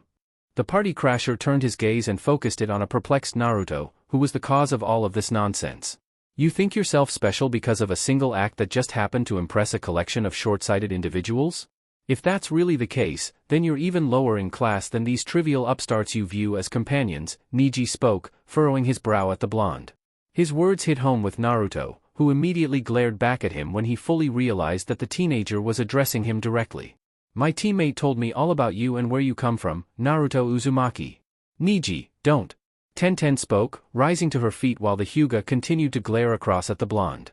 A failure in the academy, a troublemaker and a loner with a less than reputable history of treading about in the gutters, dreaming of one day becoming the Leaf Village's Hokage, Niji said, smirking in mockery at that bit of trifle.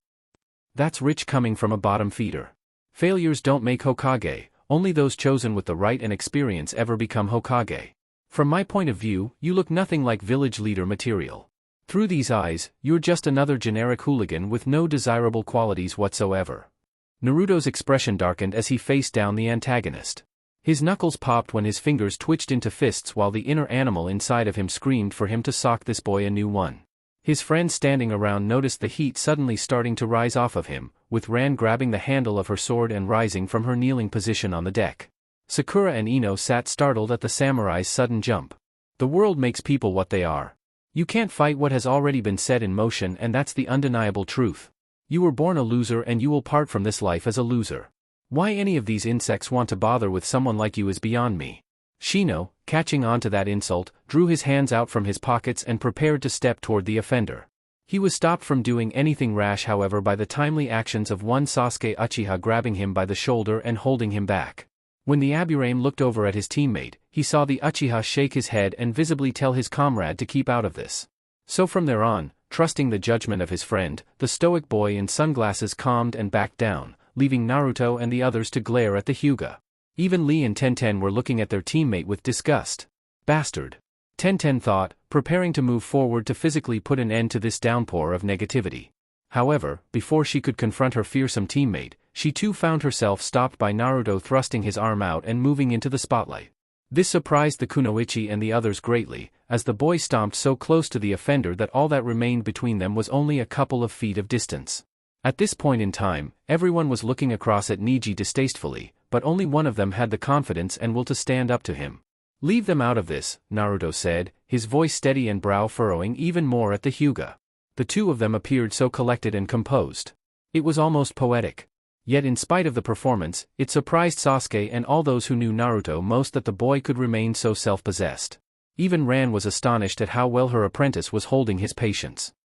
If you have something to say to me, then say it to my face. Don't look at me like I'm not here. Humph, Niji grunted, his own eyes narrowing on the blonde cockily. Why should I acknowledge you like you matter? I'm nothing like these common curs groveling at your feet. They may view you as something of a measuring stick for their own hopes and dreams for the future, but the reality is that you're nothing spe-. I beg to differ, Naruto smirked, tilting his head at Niji when the blonde finally decided to push back against the man testing his defenses. People can view you as anything from a failure, to a troublemaker, to a villain, to a winner, hell, to even the motherfucking god of keeping it real in this world for all I care. But that's just their opinion. What really matters is how you view yourself as a person and whether you can live with yourself for who you are. In the end, it shows just how strong you can really be on your own. So when you're up against a wall with death staring you in the face and nowhere to run, and there's no one there to bail you out, all you have is yourself to rely on. Jaws dropped. Hell, even Tenten and Lee's jaws dropped. No one has ever stood up to Niji like this before. God damn it, the few who even tried got their asses beat. Did Naruto have a death wish or something? Niji scowled. Penniless hopes of a person born a failure, destined for failure. But destiny can be changed, Naruto stated firmly, while shaking his head pitifully at the Hyuga. Even stone can be worn away over time. I'd have thought that a person as smart as you, Mr. Genius, would know something like that. If you think that there's only one road you can take in this life, then I'm right in believing that you're the one who is wrong. In fact, I think you're the one who's the failure for thinking that in the first place, not me. Excuse me? You viciously attack my friends. You attempt to belittle them, think yourself above them and treat them like trash. Well, I think that's just you making a lot of noise, covering up your own sense of smallness and failings, Naruto said with a smile, throwing his words back at the baffled boy before pointing squarely at him. You've given up on life, my friend. It's as simple as that. With those words, Naruto swore the atmosphere around him just got even colder than before.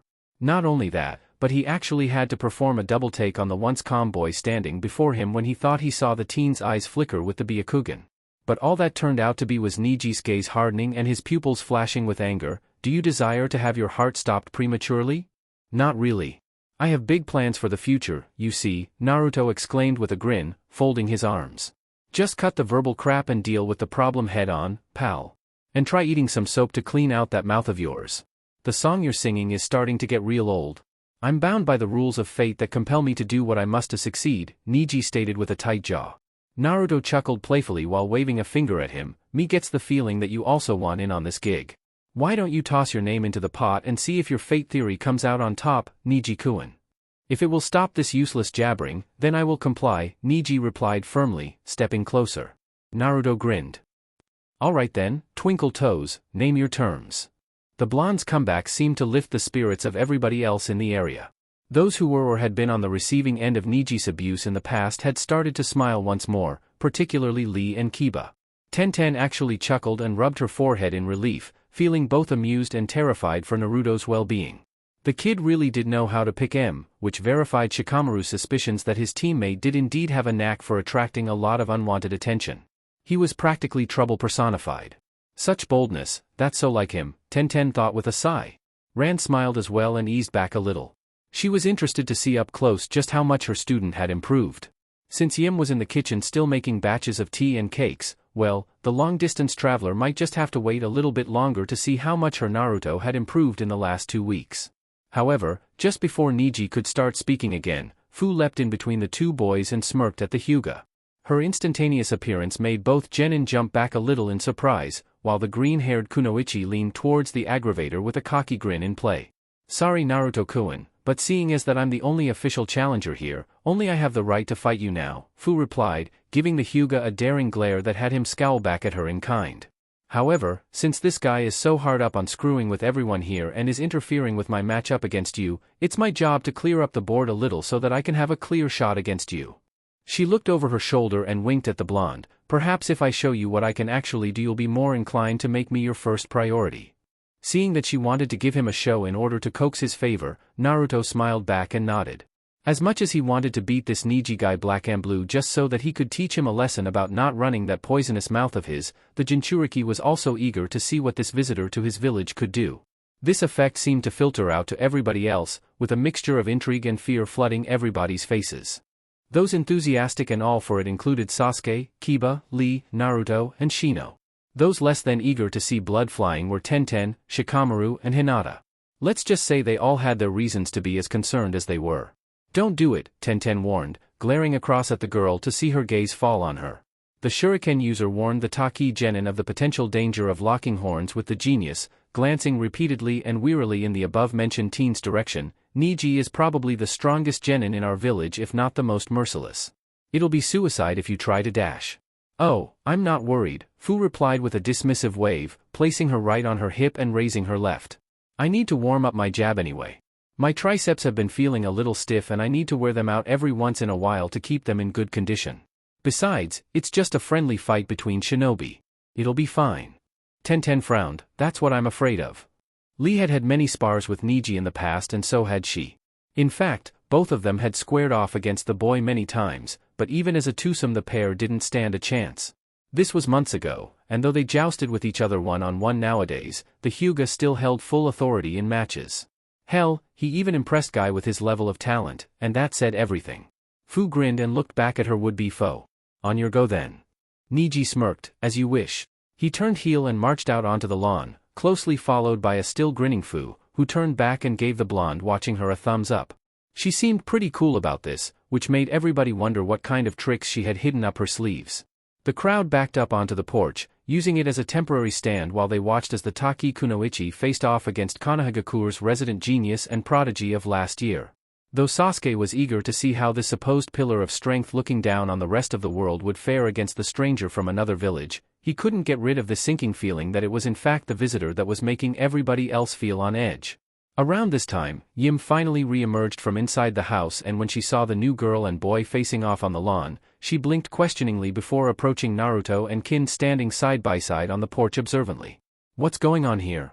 Oh, that Niji fellow pissed off Naruto and the others by calling them failures. They had a bit of an argument, so the green-haired weirdo decided to step in and challenge him to a fight, the former sound genin replied. Really? I thought she wanted to fight with Naruto-kun. She was damn insistent on an opening act. She also jumped in unexpectedly so I didn't really have time to say no, Naruto stated with a shrug. Yim settled on that answer without a fuss and, after laying the tea and cakes down on the table where a now attentive Sakura and Ino were sitting and watching, she too turned to monitor the fight. The girl had spunk like her Naruto-kun. Perhaps the character of her fighting style would be exactly the same as his. Who knows? Either way, this was bound to be a good match. Shikamaru and Choji looked on from their end with varying levels of interest, while Hinata pressed her fingers together uneasily and stared out at her cousin. It had been a while since she'd seen her relative fight. Perhaps now she could see how much he'd improved since last. After all, Hinata wanted to know whether or not she would be able to measure up to her cousin's ridiculously high expectations. A tense silence fell as the pair glared across at one another. Fu was still grinning excitedly with a bounce in her toes, whereas Niji was frowning deeply, holding a tint of displeasure and smugness in his eyes.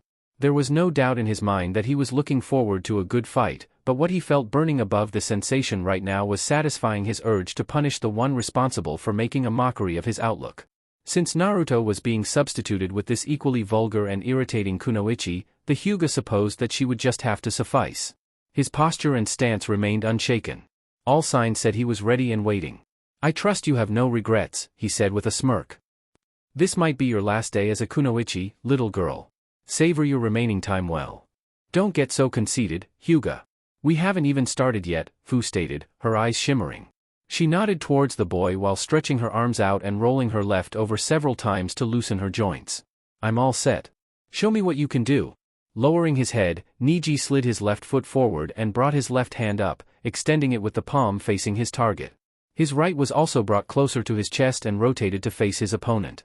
Naruto, Hinata and Shikamaru immediately recognized it as the Hyuga clan's gentle fist style, and both Yim and Rant's expressions turned serious. Niji's wide stance allowed him an excellent lunging start while also providing a solid, defensive base in order to perform quick rotations. His form looked good. Everyone went quiet. After several seconds of waiting and watching, those looking on became a little bit surprised when they saw a once cheerful-looking Fu suddenly become a lot quieter.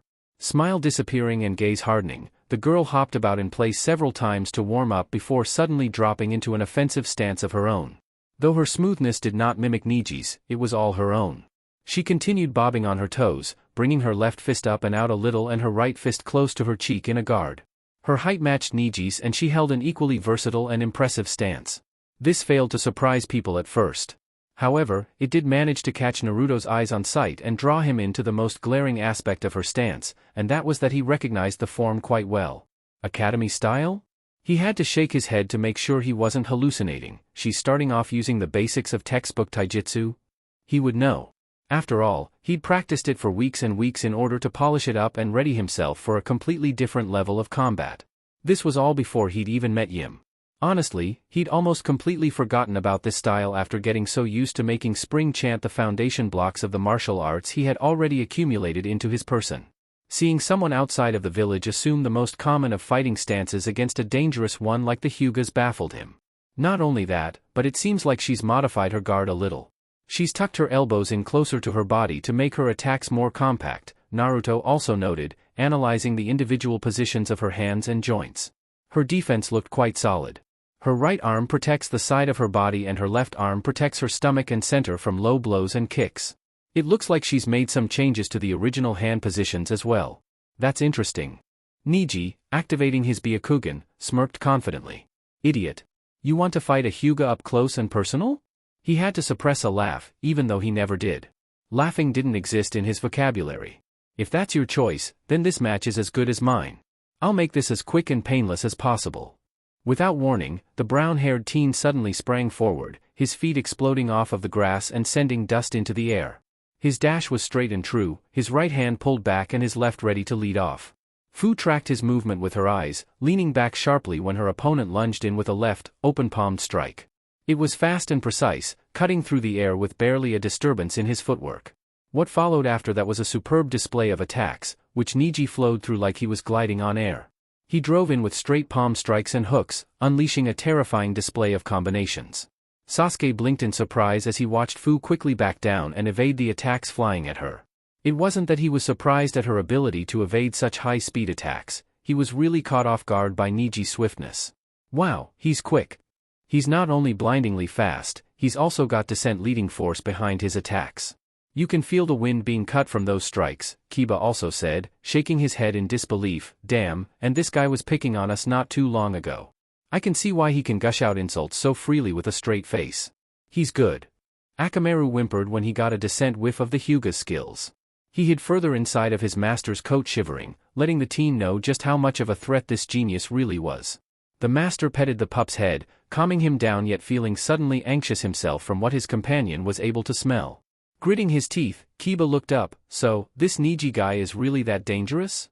Naruto blinked in surprise while scratching his chin thoughtfully, watching Fu move about as Niji pursued her. He was as relentless as he was light-footed. He's seriously good at moving in with quick shots and maintaining his rhythm. His gentle fist style is superb and his attacks are razor-sharp. Not bad. He then smiled, watching the genius close in on his opponent quickly and with every step-in attempt to land a hit. Still, Hinata-chan is much faster than him. I know from sparring with her in the past few weeks that she can keep up with aggressiveness of that level no problem. He wondered if his teammates were thinking the exact same thing he was. Niji grunted out as he unleashed another barrage of swift combinations, spinning on the spot gracefully and chucking kicks at the girl as extra reinforcement for his assault while she backed away step by step. It was certainly a hair-raising situation to be on the receiving end of such an assault. The girl could literally feel the air in front of her nose getting sliced from the sharpness of his palm strikes. However, while this would have terrified any other opponent trying to avoid the deadly blows of a Hyuga, Fu was surprisingly calm in spite of facing down attacks with the potential to sever all bodily control.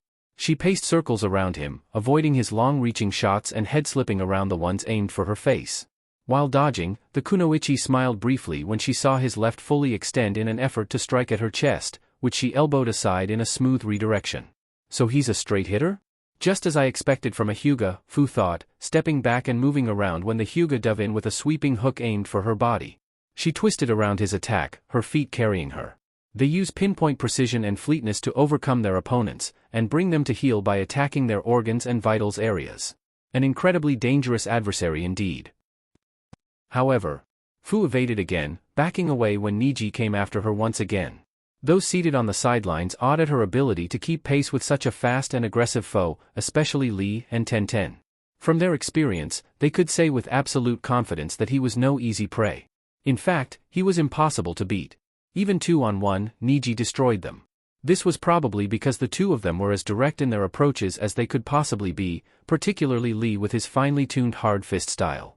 When up against someone who could turn that blunt force against you and shut down your body with several, well-placed taps, the Hyuga was practically unbeatable. The title of genius wasn't just for show, Niji deserved it. Even though his character said otherwise? Seeing Fu swivel around again, avoiding his straights, Lee blinked in shock. Amazing. She can handle those quick moves? She's quite agile herself. Fu's choosing to avoid blocking his attacks and is dodging them rather than facing them head-on. That's smart, Tenten said, placing her chin in her hand. The way she's backing away from him though is quite peculiar. Her speed is clearly on the same level as Niji's, yet her evasive nature is more comparable to that of Naruto's. On that note, she looked over at the blonde, whom she could see was completely engrossed in the battle taking place. Thinking it over a little, she then turned back and focused, making note to stop the fight should things get too dangerous for Niji's opponent. Let's hope her luck for getting out of trouble is the same as well. After dancing around for a while and getting a feel for her opponent's speed, Fu then fired off a barrage of swift lefts at her opponent.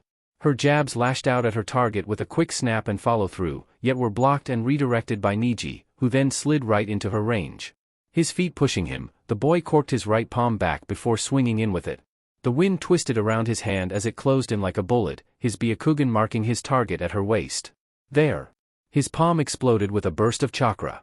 Nevertheless, it failed to make contact, as Fu had managed to lean back at the last second and avoid. Once she did, she fired off another left aimed for his head, which the Hyuga dodged with a surprised glint in his eyes. He backed away, avoiding another jab and a left upper. Fu's attack seemed quite heavy, as evident by the loud whooshing sounds they made when they attempted to strike their target, but missed. Regardless, the kunoichi was able to reset the distance and soon enough, the pair was hovering within arm's reach of one another.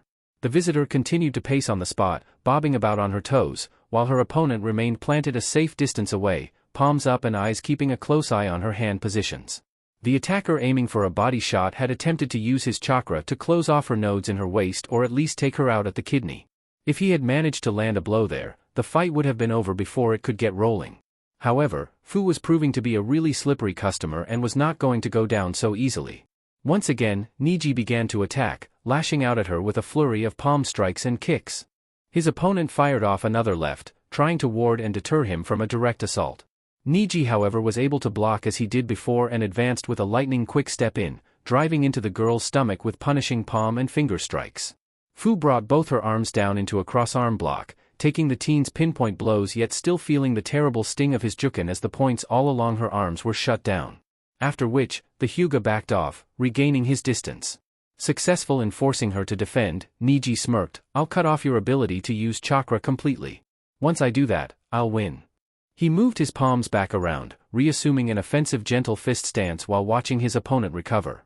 Fu's glare locked onto him once more and she went back to pacing about on the spot, hopping on her toes with her fists going back to their previous positions. If anything, her courage was astonishing. Sakura blinked. She got hit. Was it bad? Ino asked, looking up at Ran standing behind them to see her looking on at the fight seriously. That looked like it hurt. She managed to guard, but she had the nodes in her arms cut by his attacks. Those energy bursts are really quite troublesome, the samurai replied, continuing to watch the girl move about. Even though she had taken the attacks, she seemed fine. The vagrant figured that after seeing what the boy's intentions were, she would change her strategy and start using some long-range techniques, or even start flinging some jutsu at him to fend him off. But for some strange reason, Fu continued riding the pace she had been using since the beginning of the match.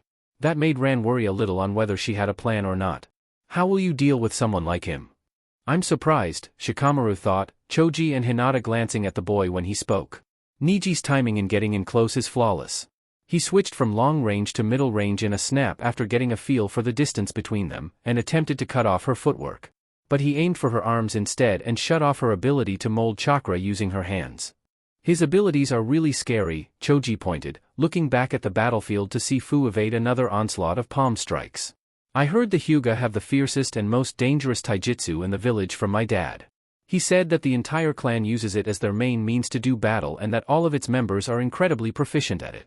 They don't need long-range attacks to get at targets when they can just get in close and take out their ability to use jutsu. Hinata murmured uneasily as she watched her cousin, seeing the fury and aggression reflected in his movements. Though she knew she would be able to keep up with that speed, she was still weary of his ferocity and confidence. This was something she still needed to work on, Enni-san. Just as Niji was moving back from his latest offensive to reconvene over his strategy, Fu then decided right then and there to finally spring into action. In a show of speed that no one knew she possessed, the girl unexpectedly dashed at the boy while he was analyzing her defenses. She brought both her hands up into a pensador defense and rushed at him low when he swung in with a right palm strike. She ducked right under it and plowed her shoulder and elbow right into the Hyuga's body, slamming into him and knocking him off of his feet. While her sudden change in guard position surprised him, Ran and Naruto, Niji got the full brunt of the shock when he had the wind knocked out of him. His enemy rammed into him at breakneck speed, staggering him at the power behind her tackle. Managing to make landfall, Niji responded to his opponent's body slam by lashing out with a hook the moment he felt the floor at his toes, but Fu leant away sharply and avoided his return just in time. Upon establishing hitting space once again, she then began pouring on combinations of swift jabs, straights and kicks. The onslaught was quick and carried just as much ferocity as the Hyugas from before. Her opponent was forced to back off. The boy carefully redirected her blows with parries and the occasional burst of chakra. However, the counters Niji aimed to her arms in an effort to disable them were nullified by the quick snapping actions of her straights. The moment she attacked, she withdrew, showing that her hand speed was not to be trifled with. Not only that, but the tempo she had now found only started to increase as her offense drew on. Fu was actually getting faster, a fact that Naruto and Sasuke became aware of at the same time Yim and Ran did. Fu's quite bold herself, and observing Kin pointed, to which Yim nodded in agreement. She should already know of the danger there is in getting close to Niji. Yet she's not concerned, the martial artist informed, her brow furrowing. She's putting more and more pressure on him by the second. The fact that her attacks are more compact than his long-reaching palm strikes and that her feet aren't planted like his means that she can not only build up more speed, but attack continuously without pause. The flourishes in the gentle fist style are perhaps the form's most glaring opening. Even though the users could emit chakra from their pores to repel attackers from blind spots, anyone elusive enough could still get lucky. If a clever fighter could exert the right amount of force on a Hyuga, they could get to them no problem. Vincent proved this in his fight against Hinata with the piercing power of his lance. Seizing the momentum, Fu feinted with her left while rushing in, forcing him to parry unnecessarily before plowing into the boy with her right. It slammed into Niji's block and sent him flying, his back crashing into one of Naruto's training posts with a loud thud.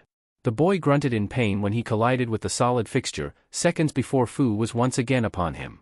The girl mercilessly drove several nail-like body shots into his stomach before sending an uppercut to his face, which he guarded against, yet, even with the defense, the force and speed the kunoichi was able to throw the blow with enabled her to knock the boy upright and begin laying on the punishment. She began hammering him with straights and swings that began knocking the boy around like a training dummy. Niji had both his arms up and was acting defensively on instinct, gritting his teeth as his upper body was hammered around by the girl attempting to get through to his head. The punches thudded against his arms, battering him about against the training post, which rattled violently with every individual blow. "Damn it," the boy cursed, trying to shake off the damage beginning to pile on. "Get away from me." Deciding to hang on, the Hyuga attempted to wait out the assault and find an opening in her patterns to counter and pull the pace of the fight back into his favor. But as hard as he tried, even through the increased insight of his Byakugan, the genius could not find a clear pause. The girl's attacks had picked up speed again, and soon enough, her combinations had blurred together to form a single chain of non-stop attacks that kept coming at him from all directions. Niji let loose a blast of chakra from his arms in an effort to throw her off, but the girl pulled back the moment the energy exploded off of him and kept him rooted against the post with a quick 1-2 combo before falling back into the process of pummeling away at his guard. For the first time since forming the team, Tenten and Lee could see their teammate literally start getting dominated in combat. The sight had their jaws drop. "And Niji-kun is trapped," the boy in green exclaimed. The kunoichi next to him blinked in astonishment. "I don't believe it. He's actually cornered." Kiba winced when he saw the arrogant genius take several more jabs to the face behind the guard, which in turn had the Inuzuka move forward in frustration. "Dude? What the hell happened? You were running circles around her before and now you're curling up? Get out of there." Sasuke frowned at him. "Weren't you pissed at the guy just a few seconds ago? What's your problem?" Shaking his head, the feral teen gestured shockingly to the battle while continuing to listen to the painful thuds echoing all around. "No shit, I was, but that's just bogus. How can he go from keeping the pace and winning to suddenly getting the snot beaten out of him? He has to step in closer if he wants to avoid those things." "No, he can't," Naruto replied, catching the two boys' attention and drawing their eyes toward him. When they did, Sasuke and Kiba saw the Jinchuriki's expression turn grave and his glare harden on the duel taking place. "Fuchan's speed is steadily increasing. At this rate, she'll get even faster." The two rookies listening in suddenly turned in shock. "Are you kidding me?" Sasuke asked, looking back to see the girl's fists moving in blurs and being fired off at such speeds that there was absolutely no room to move. Niji was getting hit repeatedly now whether he liked it or not. "She hasn't even stopped moving yet. How can she keep attacking at that pace? I can't even see her combinations anymore," Kiba also shouted. It was the truth. While there was definitely some sort of an arrangement of attacks being thrown by Fu, her speed had picked up so much that not only had her attacks started to blur together into a single stream of punches, but they were also seemingly being fired off at virtually the same time. Her stamina was insane. Niji was being hammered all over the guard from low to high, the attacks not only getting to him through his arms but were just daring him to try and respond. The rain went on and threatened to rip into him completely. Fu wasn't giving him full power punches though. That would only mess up her rhythm. Instead, she continued to ride out her repertoire, which meant that her mishmash of blows continued to land uncontested. Niji was grunting and wincing under the sheer pressure of the storm, gritting his teeth and glaring through his weakening defenses at the girl who had not even stopped to take a breath. She was swarming him. Normally the Hyuga would have been able to fend off an onslaught like this from his teammates, Lee especially.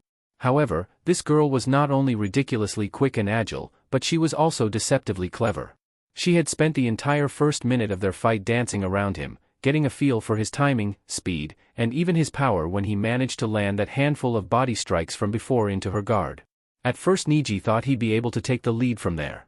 However, just as he was beginning to fall into a comfortable pace, the girl suddenly revved up her idling engine and began returning his attacks with her own at full pelt. Soon enough, not only was she able to reverse their roles of attacker and defender, but she was also able to take the lead completely. That was the other thing. This Fu girl was keeping them at outfighting distance at around middle range, a zone that Niji was pretty much a master at fighting at. The only problem was that while he would have been able to fend off conventional opponents with parries, returns and chakra bursts, this girl's fighting style was absurdly versatile, graceful and efficient. The kunoichi could take pot shots with snapping jabs and pull back before he had a chance to respond, avoiding any counters he threw and dodging the chakra bursts he was able to give off that would normally damage his opponent or stagger them. She was able to step out of reach of his juken defenses before moving straight back in a second later. Once she was able to time each of his countermeasures effectively, she was then free to attack him as much as she wished. She was now assaulting his guard so quickly he couldn't even parry properly, let alone concentrate. His body was going numb. That's it. You've taken this game far enough, Niji grunted, feeling the barrage continue as his body was driven further into the post. Shaking his head, he bit his teeth together tightly when he felt 2 more punches reach in through his arms protecting his face and smack his jaw. You irritated me with your cat and mouse play. But now that you're going all out, you leave me no choice. I'm ending this. When the girl stepped back and slammed a heel kick into his stomach as a follow-up, keeping him pinned and driving the hammer that was her offense further in, the Hyuga then decided that he'd had enough. Growling in frustration, Niji felt several more punches rattle him. Spotting a left coming with his Byakugan, the boy parried it compactly. Once it was redirected, he leapt at his chance. Enough, he shouted, stepping in at speed till he was in range. He ducked, avoiding a right straight that barely grazed his head, which he then prepared to return with his own palm strike to the girl's body. His glare hardened as he locked onto his overreaching foe. This match is over. Yim looked on in alarm when she saw Fu's glare fix onto her opponent lunging at her from below. Time slowed from her point of view. In that instant, the moment Niji ducked in to avoid his opponent's straight, the martial artist stepped forward with wide eyes and panic lacing her voice. You idiot! She baited you. But it was too late. Before Niji could even begin to uncork his counter on the girl, Fu dropped the biggest bomb in his lap anyone could ever think of. The moment he came into her circle, she slammed a left uppercut right into his exposed chin. He didn't even notice her left fist drop to her waist. It wasn't an ordinary uppercut either. It was a smooth, sharp, quick and simple short-motion uppercut, which stopped him in his tracks and snapped his head upwards. It came as such a surprise that not only did everybody else jump, but Naruto yelled out in shock and stared in utter horror at what he witnessed next. With Niji floating in front of her, stunned, Fu opened up with her finisher. Moving in her own realm of speed, which appeared instantaneous through everybody else's eyes, the girl cocked back her right fist before opening up with what Naruto could only describe as the fastest chain of punches he had ever seen in his life. The girl rushed in with a barrage of straights thrown from both hands, all her fists cutting through the air directly towards the hapless Hyuga. Niji didn't stand a chance. Shit. The moment he was able to bring his focus back onto his target, all he saw coming towards him was a wall of fists numbering in their hundreds flying at him. He didn't even have time to gasp when the barrier of punches filling his blurred vision crashed into him and began raining hell upon his body, one sharp blow after the other. The attacks were so lightning fast and consistent that the punches all felt like they were battering him at exactly the same time. Fu's final attack was, in actuality, an unbroken string of straights that slammed repeatedly into Niji's face at warp speed, battering his body, hammering his stomach, rattling his bones and driving him like a railway spike into the post behind him.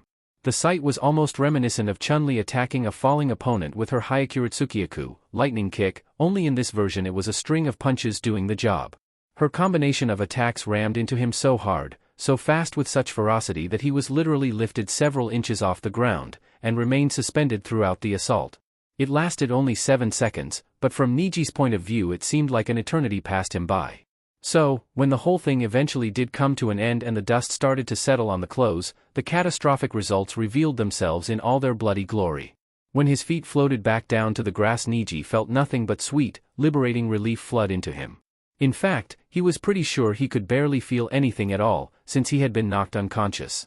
Additionally, his body was stuck ramrod straight, his head was cocked skywards, and not only was his body completely battered from head to waist, but his face had swollen up like a balloon so that his eyes were squeezed shut. He was bleeding from the mouth and his nose was also caved in. Summing up all the damage inflicted upon him, Niji was an absolute wreck. After hanging there for about 5 seconds, the Hyuga keeled over. He fell flat onto Fu's shoulder and went limp where he landed. The kunoichi held him there for several moments with a happy smile in play, patting the boy on the shoulder several times in gratitude for a good fight, before allowing him to topple to the ground with a casual shrug. Niji hit the earth with a loud, echoing thud, which was amplified by the shock filling the area. It was there he remained. Silence fell as everybody gazed in disbelief at the slaughter that had just taken place before their very eyes. At first the whole thing appeared to them as just another one-sided bout, and even in its closing stages it did in fact turn out to be a one-sided bout. The only difference from the opening was that the situations had been reversed. Now that it was all over, the audience was given a clear view of the winner, effectively concluding whose convictions were the most powerful. Fu stood triumphantly over her fallen foe and gazed down at him with a smirk. "Thanks for the great warm-up. It was a very educational experience," the girl bowed. "I learned a lot from this." After a moment of silence, the kunoichi then stood bolt upright and clapped her hands together, rubbing them eagerly before grinning towards the crowd. "So, who's next?" At that question, everyone standing in sight took a long step backwards, all except for Naruto, who was left staring gobsmacked at the battlefield. At the sight of her fellow jinchuriki taking to the plate, Fu smiled pleasantly and placed her hands on her hips. "Holy shit," Kiba muttered while gazing down at Niji's bloated face and broken body. He looked over at Sasuke. "Hey, did you get all that? How many punches did she throw in that last shot?" The Uchiha shook his head silently, his own eyes wide in alarm. "I don't know. I lost count even before she had him pinned up against the post." Nobody could really tell what Shino was thinking right now. Judging from the beads of sweat running down the side of his head, he was probably just as astonished as everybody else. Lee and Tenten especially, who had yet to even move from their spot or even consider going to the aid of their fallen comrade. They were just so stunned and so overwhelmed that their bodies refused to move. That grand finale had blown them all away. The boy with the bushy eyebrows blinked. "Her hand speed is even greater than mine when opening the gates." That said a lot, because his speed in those modes was multiplied to the point that even Jonin-level shinobi had a considerable amount of trouble keeping up with him. His teacher could vouch for that himself. "Incredible," Tenten shook her head. "I haven't seen anyone move that quickly or use such lightning-fast movements since Gai-sensei. Is she some kind of genius?" It was a high possibility. The girl displayed the instincts and movements of a naturally gifted individual, and her reflexes and strategies were incredibly sharp. Her timing was spot on and so was her accuracy. The entire fight had unfolded almost like a play, a spot-on performance with a talented cast. It was otherworldly. While Hinata and Choji were staring with their jaws dropped, Shikamaru had pretty much figured the whole thing out in his head the moment the fight had ended. However, that didn't mean he wasn't surprised. In fact, he was still trying to get over the fact that Fu was actually able to pull off such a well-choreographed strategy which led to her awe-inspiring victory. It was brilliant. "That girl is on a whole other level," Shikamaru frowned, breaking out into a cold sweat with his hands locked tightly together. He sized up the kunoichi, watching her laugh and giggle excitedly from the results of her battle. She kept her opponent at a distance, leading him into believing that he was in control of the fight. Though it appeared that Niji was chasing her down throughout the first half of the fight, in reality he was really dancing to her music. She manipulated him into following her pace. Naturally that would drain his stamina, but she finished it before he could even get tired. After getting a feel for his speed, strength and timing, she then forced him into a corner and pressured him until he snapped. That was when she pounced. The whole thing was troublesome. Though he was able to get the theory of her tactics down, it was still a real bitch to deal with. Looking in Naruto's direction, Shikamaru began having his doubts about whether his teammate and closest friend would be able to beat someone like this without taking more than his fair share of bruises. In fact, there was a high possibility that right now, Naruto didn't even stand a chance against her. Not only did Shikamaru feel it, but so did the Jinchuriki and his teachers. Nevertheless, while everybody was standing around still looking slack-jawed, the boy in orange managed to shake himself out of his reverie and smirk back at the girl. Even though he had sweat dripping down his face and his fists were trembling with what looked like fear. It wasn't fear that was overcoming him. It was excitement. "Oh yeah," the blonde chuckled, lowering his head, "I am going to have a lot of fun with her." Oh. After managing to drag Niji's body into the house, Tenten and Lee laid him out on the couch and covered his face with a damp cloth. If anything it would help with the swelling. In the meantime, Sakura and Ino sat around the table nearby flipping through channels on the T.V, with Choji accompanying them. Kin had taken a spot on another couch, petting a dozing Taiga and watching over a sleeping Mr. Wu perched on the chair's armrest. She used the time she had to gather her thoughts and contemplate on the issue concerning the new girls. Shino was standing over by Naruto's potted plant and was just staring at it like it was the most fascinating thing in the world, most probably because it had a beetle sitting on it. Local residents always made for great conversation. And finally, Sasuke was brooding over by the corner in deep thought. Kiba was playing tug-of-war with Akamaru over a chew toy, and Yim and Ran were over in the kitchen chatting. Shikamaru and Hinata had joined them and were listening intently to what was going on. After the performance they had just witnessed, there was plenty to talk about. There were also a lot of questions needing to be answered, like whether or not Niji Hyuga was going to be alright. You know what? Shikamaru exclaimed, looking into the lounge room to see Lee fanning his unconscious teammate with a magazine. I've seen spars and throwdowns here in this village many times in the past. Not just between my clan members but the Akimichi and even the Yamanaka clans. Hell, I've been in one hell of a clusterfuck with you and Naruto. But damn it, I've never seen a fight like the one we just saw. Not even Naruto-kun pulled off anything like that during his training, Hinata whispered, twiddling her thumbs. She shook her head fitfully. She was incredible. She wasn't just incredible, she was unbelievable, Shikamaru replied, looking towards the kunoichi sitting next to him. His fingers tapped the board of the table nervously. That wasn't just something instinctive. The way Fu fought, she learned those moves through solid practice. So, is she someone who works just as hard as Naruto-kun? Without a doubt. It's not something a genius can do on their own, the Nara replied with an affirmative nod. No, she's better than your everyday genius like Sasuke and Neji. That girl is someone who's sharpened her blades to the point of perfection. Her tactics are well-rounded, her speed is out of this world, and her attacks are piercing. What's more, she's also someone who firmly believes in having a strong body above everything else, Yim suddenly spoke, drawing the pair's attention to her. Unlike a lot of you other kids, she doesn't rely on big moves like jutsu or chakra prowess to win her battles. No. She's more of an old-fashioned kind of warrior. She fights using the basic of the basics and isn't afraid to look her opponents in the eye, Ran also added with a smile. We're talking about a person who's engraved into her mind that you can be strong enough without possessing abilities like being able to spit fire from your mouth, create thousands of clones, or have the perfect vision that can trap people in time. She can defeat her opponents without possessing any of these qualities. Well, she sure showed us, Shikamaru chuckled, looking over at the unconscious Hyuga. Even with his clan's abilities and superb chakra control, it just wasn't enough for Neji. Yim smiled, looking down at the Nara to see him still scratching his head. How many punches do you think she managed to land before she stopped? When the two kids at the table looked up at her, her expression became a little bit more serious. In 7 seconds, she managed to land 127. 127? Hinata gasped. There was no laughing from the two masters though. In spite of the smiles on their faces, they were both thinking about that final combination the girl was able to pull. Those were the punches that didn't miss their target, Ran exclaimed.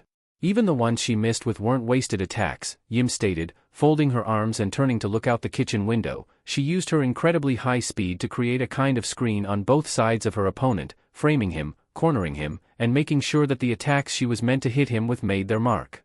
That's really incredible, Shikamaru murmured, propping his head on his hand. She knows her limits well, and her aim is biblical. Furrowing his brow agitatedly, he then looked across at Hinata to meet the girl's gaze. Come to think of it, her fighting style and nature is very similar to Naruto's. Really? Yeah. Her footwork is similar, her evasive maneuvers, her way of thinking, her reflexes, and even her power. If you ask me, the weapons she's forged into her body may have been crafted in the same manner as our teammates, through hard work and grit. Not only that, but her hand speed is even greater than Naruto-kun's, Yim said, closing her eyes thoughtfully. Punch for punch, without any alterations made to her body through use of chakra or any other means, Fu may have the fastest combination time on this entire continent. Even with damage inflicted to her chakra network, she was not deterred in the least. Her speed and reflexes are on a level so high that it's almost animalistic in nature, and her sense of timing may actually place her at Jonin level from what I've seen. It's almost unfair, but it is how it is, Ran exclaimed, quelling any objections the two kids may be willing to voice. She's a strong one.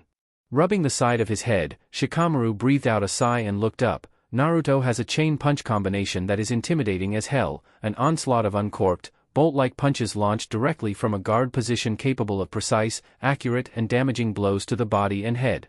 If that wasn't enough, this girl comes along with a technique comprising of consecutive quick and powerful middle-ranged punches with blindingly fast speed and good range. When you try to step in close to throw off her pattern, short uppercuts will stop you and sets you up perfectly for her finisher. If both of them were to pit their fastest techniques against one another, head-to-head, then Fu would win, Yim answered, looking across at the pair to see them look back at her gloomily. But only by a thin margin. Her speed is above that of Naruto's at this point, but I'm sure that with a little more groundwork, he'll be able to fight toe-to-toe with her in the future. Shikamaru chuckled, whereas Hinata smiled in relief. If anyone could pull it off, Naruto would be able to, the Nara exclaimed. The blue-haired Hyuga nodded enthusiastically and looked over at her teammate. I'm sure that if he was to fight against someone with no weaknesses and was pressed up against the ropes, Naruto-kun would most certainly win. He never gives up. Never. They were certain. Hell, even his teachers were positive that they could push their student to fight on that level.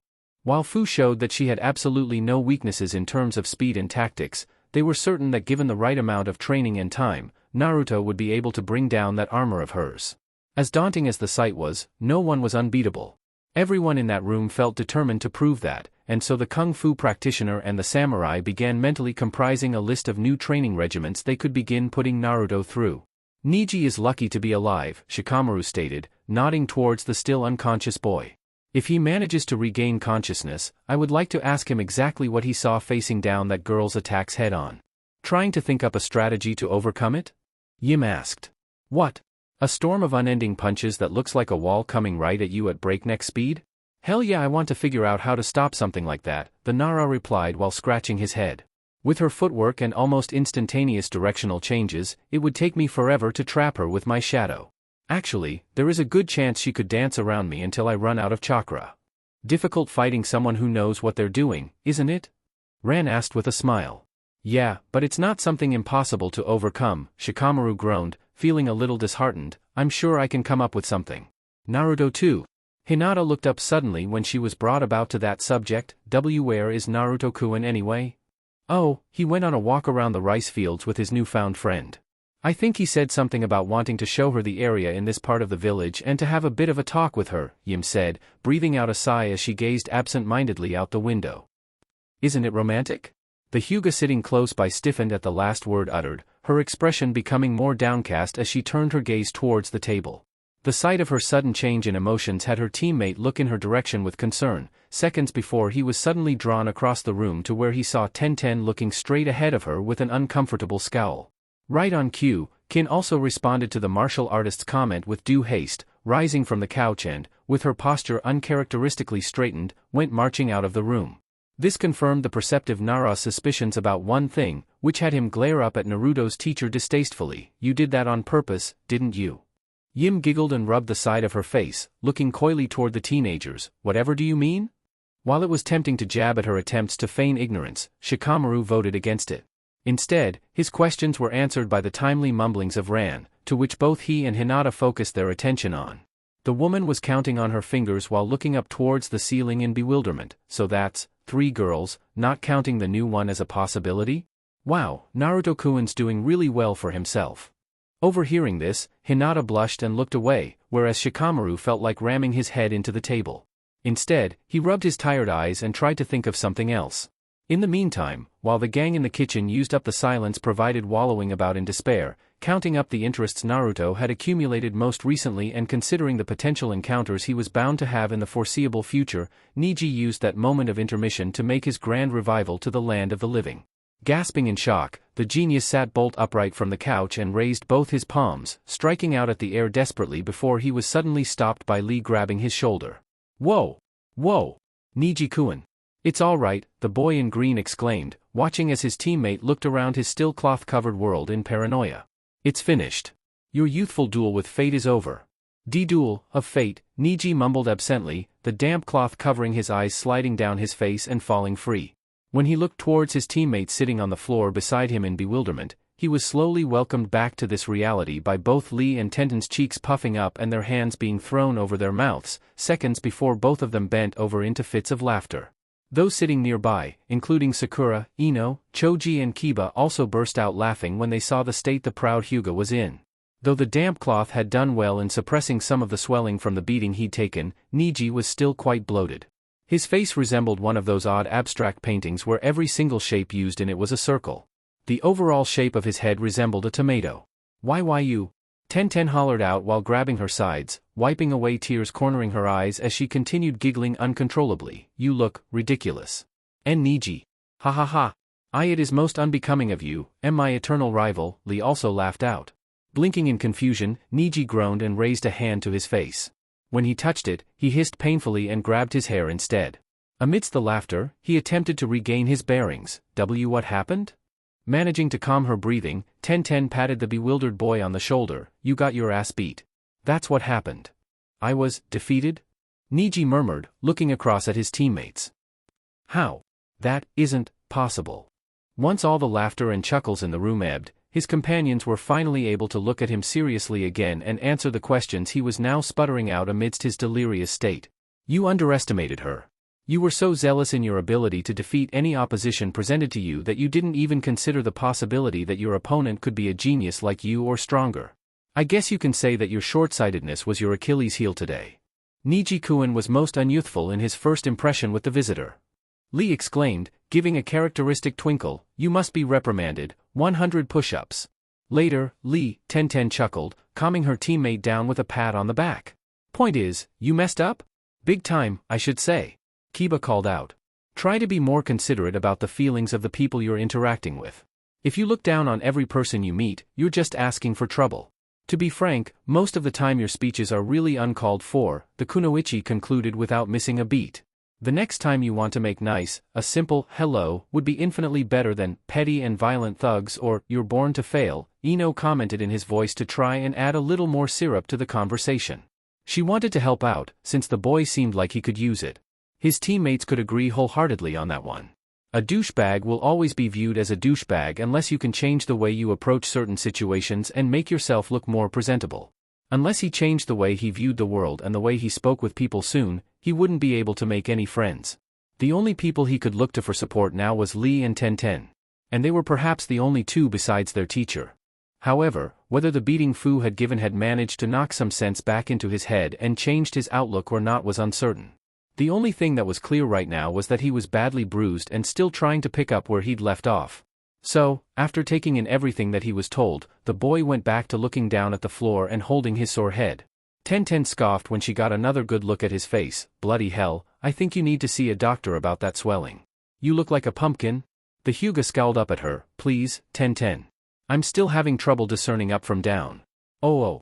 Meanwhile, flipping a rock up in the air and catching it, Naruto tossed it across the pond and watched it skip 18 times before ending in a big splash. He grinned and fist-pumped, stepping back and seeing Fu step up to have her turn. Flipping the pebble with her thumb, she then rotated in and flicked it across the water. It bounced an equal number of times before coming to a splashing halt. The distances in their tosses were roughly around the same. You are exactly the kind of man I expected you to be, the green-haired kunoichi exclaimed, returning Naruto's enthusiastic grin with one of her own, an amazing shinobi with a very sundry lifestyle. Ah, I'm nothing special, the blonde replied with a dismissive wave, I'm just a guy who lives in a house on the edge of the village and lives every day to its fullest.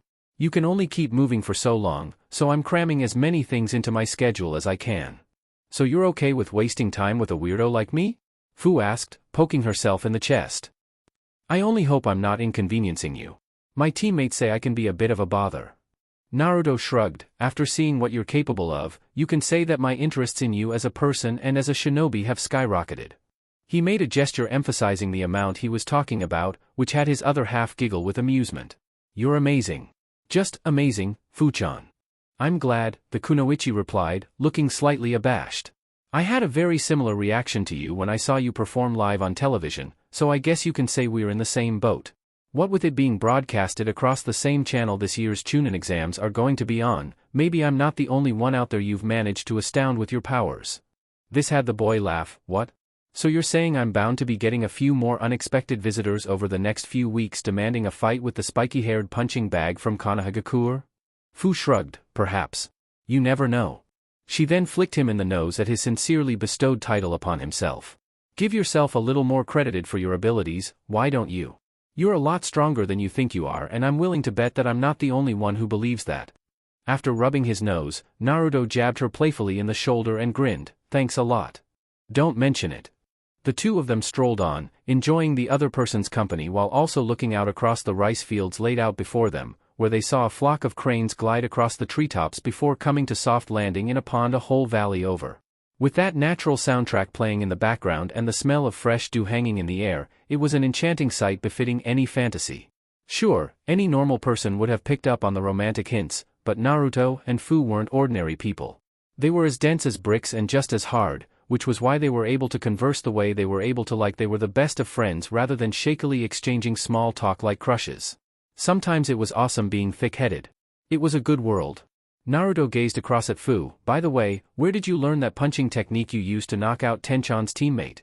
It was awesome. You mean my Gatling? The girl asked while looking over. The blonde smiled. So that's what it's called? Gatling? Yeah, it was pretty amazing. Really? Thanks, the kunoichi chirped while throwing her hands up behind her head. I learned it after watching a colony of bees fight off a hungry bear digging through their hive to get at their food stocks. I was on a farming mission that day with my team and the forest just happened to be sitting downwind from the insect nests. By attacking all at once, the hive was able to drive off an animal several hundred times their size. I thought that if I could replicate that with my own body, I would be able to defeat not just an opponent many times larger than myself, but also several times my strength, speed and numbers. Wow! Now that's really cool. Stop it, Fu chuckled, pushing him in the arm, you're making me blush. That technique is all just part of a bigger plan I have set for the future anyway, so it's no big deal. Plan? Oh yeah, the kunoichi exclaimed while smirking across at the blonde. When her eyes met his, her tone became notably more excited. Do you have a dream, Naruto-kun? Something you would work yourself to the bone to make a reality? The genin nodded, his curiosity escalating by the second. What is it? Rubbing the back of his head, Naruto only needed to think on the question for a second to formulate an answer. His words carried both certainty and confidence, just as they always had throughout all his years in the academy. My dream is to become Hokage, the greatest Hokage, one that surpasses every other in history. Even greater than Hashirama Senju? Oh yeah. Definitely, Naruto replied, bringing his hand up and forming a tight fist in front of him. He remembered how he'd let that guy's name slip from him a few months ago before the final exams in the academy. After catching up on his reading and digging further into the history of his own clan, Naruto was able to figure out where he'd heard that name before and why it sounded so familiar to him. His class had practically been drilled in his teachings 100 times over. It was the previous owner of his clone jutsu book and perhaps one of the greatest shinobi in world history. Hashirama was one of his many sources of inspiration. He'd only ever referred to him as the first for all these years, so much so that the title had managed to engrave itself into his head as the guy's actual name. It was more than just a designation after all. I did say the greatest Hokage, didn't I? If it means becoming the strongest in the world, then I will do my best and work even harder to get there. Believe it. Fu grinned, bringing her own fist up and tapping it against his, the two of them stopping in the middle of the road. Sounds awesome. That's a great dream to pursue. Don't you ever give up on it, alright? Right. But what about yours, Fu-chan? Naruto asked, tilting his head at the kunoichi. What is your dream? Mine? Well, her expression intensified all the more. The seriousness in her face and the way the atmosphere suddenly became heavy with anticipation told the blonde that what she had to say next, she meant. She spoke with a grin and a sparkle. My dream is to become stronger than Madara Uchiha. Madara Uchiha? Naruto repeated slowly. He blinked twice while waving the finger of his free hand in the air several times. Isn't that the first guy? You know, the old leader of Sasuke's clan? That guy? He received a firm nod from the girl for his answer. He was considered an equal to Senju if not his second.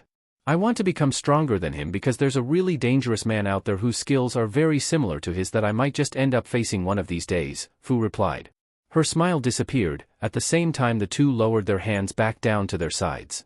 Do you know a shinobi by the name of Itachi Uchiha?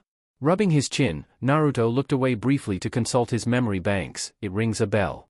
Wasn't he the one responsible for murdering his entire clan? The blonde snapped his fingers and looked back up sharply. That's right. He's Sasuke's brother. The team didn't come to school for 5 whole weeks after what that punk did to his family. His eyes landed back on the kunoichis, where his expression became withdrawn and curious once again. You want to fight Itachi Uchiha? Not just fight, beat, Fu stated while turning her glare back to the path ahead of them. The news about him was always big in our village. Whenever reports on forces outside of our borders came in, even the ones where Itachi was suspected of involvement, they always said stuff about how entire fortresses were wiped out in a single night, platoons of shinobi just up and vanished without a trace, and power-hungry lords of smaller nations suddenly wound up in some backwater slave town chained up and blabbering all sorts of nonsense. The bingo book, hell, even our library text says that the guy is a genius-level shinobi, one of the best and most gifted to ever come out of the Uchiha clan. By my reckoning, his skills are closer to Madara's than anyone else's, so one of the last steps I need to take in surpassing the original Uchiha's level is to defeat this man. That's a pretty well thought-out plan you have, Naruto smiled, placing his hands on his hips. How do you think he will fight? A person who was able to wipe out his entire clan and then some won't be an easy one to beat. I'm already a third of the way there, Fu replied, taking a stance and throwing a couple of punches followed by a kick. The speed of which she was able to execute those attacks had the jinchuriki lean back in surprise. Itachi Uchiha is said by many to have the fastest hand seal speed of any shinobi on record. Witnesses to his battles have described his movements to be so well refined that his use of jutsu appeared instantaneous. Even his taijutsu is on a ridiculously high level. However, the kunoichi smirked and glanced back at her puzzled audience. My hand speed is also impossibly high, even by Jonin standards. I'm only going to get faster the harder I train so that in time, even the sharpest of doujutsu users won't be able to keep up with me. Today's test of my abilities against a Hyuga was proof enough. That's true. You beat the living snot out of Hinata's cousin, Naruto chuckled, earning a bigger grin from Fu. No doubt, we all saw something incredible. I can't imagine what Niji saw before he was smacked about like a training dummy. Heck, with a little more practice I'll soon be fast enough to stop enemies from weaving hand seals altogether, Fu stated proudly, thumbing her chest. You don't need big, flashy jutsu to beat your opponents. All you need is your trusted left and right. She held both fists out in front, before looking down at her feet and wiggling her toes. Naruto absent-mindedly looked down at them too, suddenly finding her appendages quite fascinating. Oh, and let's not forget about these guys. Her fellow jinchuriki laughed. If there was ever a person in this world Naruto could really be himself around, it was with this person. This Fu girl had the same interests and skills as him. She was friendly, had a good sense of humor, she was willing to play around and hang. Hell, she was tough as nails too, not giving an inch even in the hairiest of situations. She was the whole damn package. Where'd she been all his life? In Taki obviously, but that was a rhetorical question. Laughing out loud, Naruto also held up his fists and knocked them against Fu's before turning her around so that they could continue walking. You're really something else, Naruto chuckled. So are you, and that's precisely why I'm here, Fu replied, leaning in closer to him so that her face hovered just an inch from his. I hope we can have our fight soon. I've been dying for a real challenge for days. I'm itching to go. The boy laughed again, moving away while poking her in the arm. Tell ya what, why don't we put our duel on hold for now? Huh? Fu carted to a stop, dragging Naruto along with her so that they could both face each other. The girl appeared to him both stunned and downcast when her gaze met his again. Why? She had really been looking forward to a fight. It was all said in her current expression. However, not one to leave people disappointed, the blonde jinchuriki grinned and placed a hand on her shoulder, rubbing it so that she didn't jump off the handle while he was in mid-reply. You mentioned that the Chunin exams were coming up, right? Why yeah. Well, if we're lucky enough, Asuma-sensei might be putting my team up for it this year. It's going to be a big-ass party. You did say it was going to be broadcasted all across the shinobi nations, right? Realizing where he was going with this, Fu sprouted a smile and nodded. The exams are set to be held in Kusagakure, the biggest one in history. Not to mention every shinobi nation interested will be participating in it. Well, why don't we meet and have our match there? I read from one of the old programs Shiho-chan lent to me that all teams who managed to make it to the third stage battled each other in a tournament-like setup, one-on-one. Maybe we can face each other in the finals and decide who the best out of the two of us is. The gap between then and now will give us a chance to train so that when we do meet, we'll be able to fight in our best conditions, at our strongest. Naruto tilted his head, raising an eyebrow to give his offer further effect. Interested? Rocking an excited grin, Fu nodded her head enthusiastically and pushed him away, placing her hands on her hips. Giving him a once-over, she then breathed out and thrust her hand towards him. Recognizing the gesture, Naruto wasted no time in taking her hand in his and shaking it firmly. What the hell, I'm in. Fu exclaimed, lowering her head towards the equally energized kid. I'll be looking forward to it, Naruto-kun. Same here, the blonde replied, smirking from ear to ear. Train hard, because I can promise you that I will. Databeo. And just like with Nai, Naruto had once again committed himself to another engagement for the future. But even though it was a fight between two different shinobi from two different villages, this time he was positive it wouldn't be a battle that decided the fate of two worlds. This wasn't going to be a duel for the freedom of one country or the independence of another. This time he was certain that it was going to be a match between two friends. Promise made, the pair disengaged from their handshake and continued on walking. Before they could pick up the pace though, Fu latched onto Naruto's arm with a playful giggle. Shaking his head, the boy kept walking while the kunoichi stuck to him, literally. Meanwhile, unbeknownst to the two jinchuriki, further back down the trail that Naruto and Fu had already covered and hiding behind a tree, Kin stood silent and watchful. Peering around the large trunk, the raven-haired girl had listened to the whole conversation the two of them had been sharing. While she had indeed been comfortable learning that it was just an exchange of words between friends and rivals based on the subject alone, she was unfortunately unable to contain the feelings of frustration that overcame her when she suddenly saw the green-haired visitor glomp her blonde-haired companion. She gritted her teeth and clenched her fist against the wood of the cherry blossom tree. The frustration she felt in that instant caused her to rip the bark off of it without her knowing. Hell, she even dug into the wood at how tight her grip became. That stupid, bouncy, annoying little. Sensing danger with those coming thoughts, Kin shook her head furiously and went back to glaring at the two now further off in the distance. Wait. Why am I acting like this over Naruto-kun and some girl? What's wrong with me? Her cheeks felt a little warmish. What was that all about? XXX. Naruto and Fu congregated out on the meadows for the rest of that afternoon till it was time to go home to grab a bite to eat. Not to sound romantic or anything, but that was exactly what happened. Calm down, fanboys and girls, nothing dirty transpired in that time. Anyhow, after kicking off their shoes and walking in through the front door, the pair found themselves greeted by every able-bodied member of the rookie 9+3. Niji's face had remained quite swollen throughout the time that the host and his visitor had been out, and while most of the damage had managed to settle, it was still quite noticeable. Once they had pushed the laughter out of the way and were able to mingle in amongst each other, everyone then took their discussions to the kitchen and sat down around the table for a good spot of tea. Hell, everyone stayed, even those that had social problems, cough shino cough.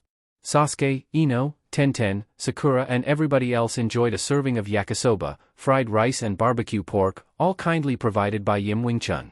Miao had gone off on an errand that afternoon to rack in some more cash for the temporary family to use, which answered Naruto's question as to the absence of his most exuberant guest. This was only a minor chink in the rest of the evening to follow though, where Team 10 was able to entertain everyone by telling them all about their first Jonin-level mission, leaving out no details of the tale such as their time spent at the castle, the banquets, the job, and the end fight. It was the end conflict that had guys like Lee, Fu, Kiba, Tenten and Sasuke incredibly absorbed. Naruto went out of his way to tell his friends about Nai and how he was probably the toughest opponent he will ever end up facing. Unsurprisingly, Niji remained quiet for a majority of that evening. He spent the period of that gathering eating slowly, while glancing in Naruto and Fu's direction several times. As annoyed as he had been before, you could say he had been quite literally put in his place thanks to the beating from a bottom feeder. It was almost laughable, but his silence right now could be interpreted as him sulking. Tenten and Lee did their best to cheer him up, but after a while they thought it best to leave him to his thoughts. After serving drinks to his comrades and listening to more of their stories in the 2 weeks Team 10 had been out of the village, it then came the time where everyone had to excuse themselves from his home. They all bade farewell to Naruto one after the other and returned to the village as a whole, leaving the owner, Yim, Ran, Kin, Fu, later Miao, and amusingly enough, Tenten, all seeing the teams off from the front porch. In the end, Naruto found himself staring across rather awkwardly at the brown-haired girl sitting in his living room smirking back at him with her arms folded. What? You think I'm going to leave you here all alone with a bunch of girls sleeping right next door to you, unguarded? The kunoichi exclaimed with a firm voice. She chuckled when she saw his hopeful expression briefly reflected on his face. Well, think again, Buster. I hope you have another room available because I'm also staying the night. The jinchuriki chuckled nervously and shrank in his seat. Unfortunately for him, both Fu and Kin were sitting on either side of him on the same couch, like monoliths threatening to topple over, which made him feel incredibly conscious of his physical health. Oh, of course, T-Tenchan. A shock of electricity suddenly ran up his spine, a response which came from Kin's glare hardening on him just inches away from his face.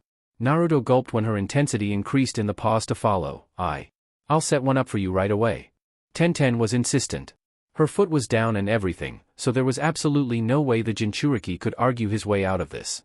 The sound Nin he was already sharing a corridor with expressed her resentment physically through killing intent and painful jabs to his side with her elbow, gestures which did not go on unnoticed by the other two sitting nearby. This whole scenario provided great after-dinner entertainment for Yim, Ran and Miao over in the kitchen looking in. Since her village was so far away, Fu also had no other choice but to stay for the night. She had no money on her, having practically left the village without dropping by her place to pick up any supplies. While her motives were purely within reason, of course, Tenten's reasons for staying however were highly suspicious, particularly to Kin. The latter of the three also had a good reason for staying, and that was because she was under house arrest, and couldn't do jack about it. Naruto had informed the kunoichi of Team Guy of this scenario, and while she did mount a bit of a protest against this, the quick on his toes blonde was able to win her over. Still, this did little to rid the house of its tense atmosphere. Managing to squeeze his way out of his deadlock, Naruto found a room for Fu across from his to share along with Tenten, resulting in the pair sleeping in futons side by side. Neither of them put up a fuss over the conditions and just went along with their friend's arrangements. Kin had her own room next to his, so the overall solution to his guest problem was quickly formulated. He was able to quell any murderous intent from the girls by removing himself from the equation and confining himself to his quarters. Eventually, after a tiring day of travel, an exhausting reunion, a fantastic showdown, a delightful dinner, and an intense standoff, everyone was finally in their beds and snoring away quietly. For the time being, Naruto was spared from the clutches of death? XXX. That next morning? Getting up bright and early, Naruto was able to help Yim out in her task of making a delicious and healthy breakfast for all of the guests staying in the house. Though it took some time since all of the girls had decided to sleep in today, the job was nevertheless completed and the food distributed once everyone had managed to pull themselves out from under the covers. The menu consisted of porridge and scrambled eggs with a side of orange juice, a perfect peace offering. Thankfully, the mood had become infinitely more bearable now that the issue of the sleepover had come and gone, yet Naruto still acted as though he was treading on hot water. With so many strong girls around him, he was being extra cautious not to set off any more fuses. Of course, once they'd finished up and the dishes were all sent to the cleaners, the host was then able to escort his newfound friend back over to the village's gates so that she could head on home. Better early in the day when the sun was bright than in the pitch black or dimness of evening, right? Though it seemed like Naruto was trying to get some of the heat off of him with this act of gentlemanliness, the reality was that Fu was being firm on an early departure. After all, she wanted to get back into her training as soon as possible. The trip across the village to the northern gate allowed the pair time to talk. Telling each other about their respective villages and companions brought on more than its share of laughs and chatter, a good time which was then brought to a premature end when Fu was soon standing outside the village on the other side of the line drawn between her and Naruto standing inside the border marking Konohagakure. The green-haired Kunoichi gave the boy a warm hug, something which surprised the recipient but nonetheless appreciated and returned in kind. "Thanks for letting me stay over." "Don't mention it," Naruto exclaimed, the girl releasing her hold of him and stepping back. "Be careful on the road home. I hear the path gets a little bumpy further up north." "You don't need to worry about me, friend," Fu chirped while thumping her chest proudly before slipping her hands behind her childishly. "If I were you, I'd be more worried about myself. You'd better train hard in the next few months, because if you don't and you come to the exams unprepared, you're gonna regret it." She stuck her tongue out at him. Naruto grinned back. "Oh, I'll work hard. Believe it. I can't wait to see what new techniques you'll be able to come up with between now and then.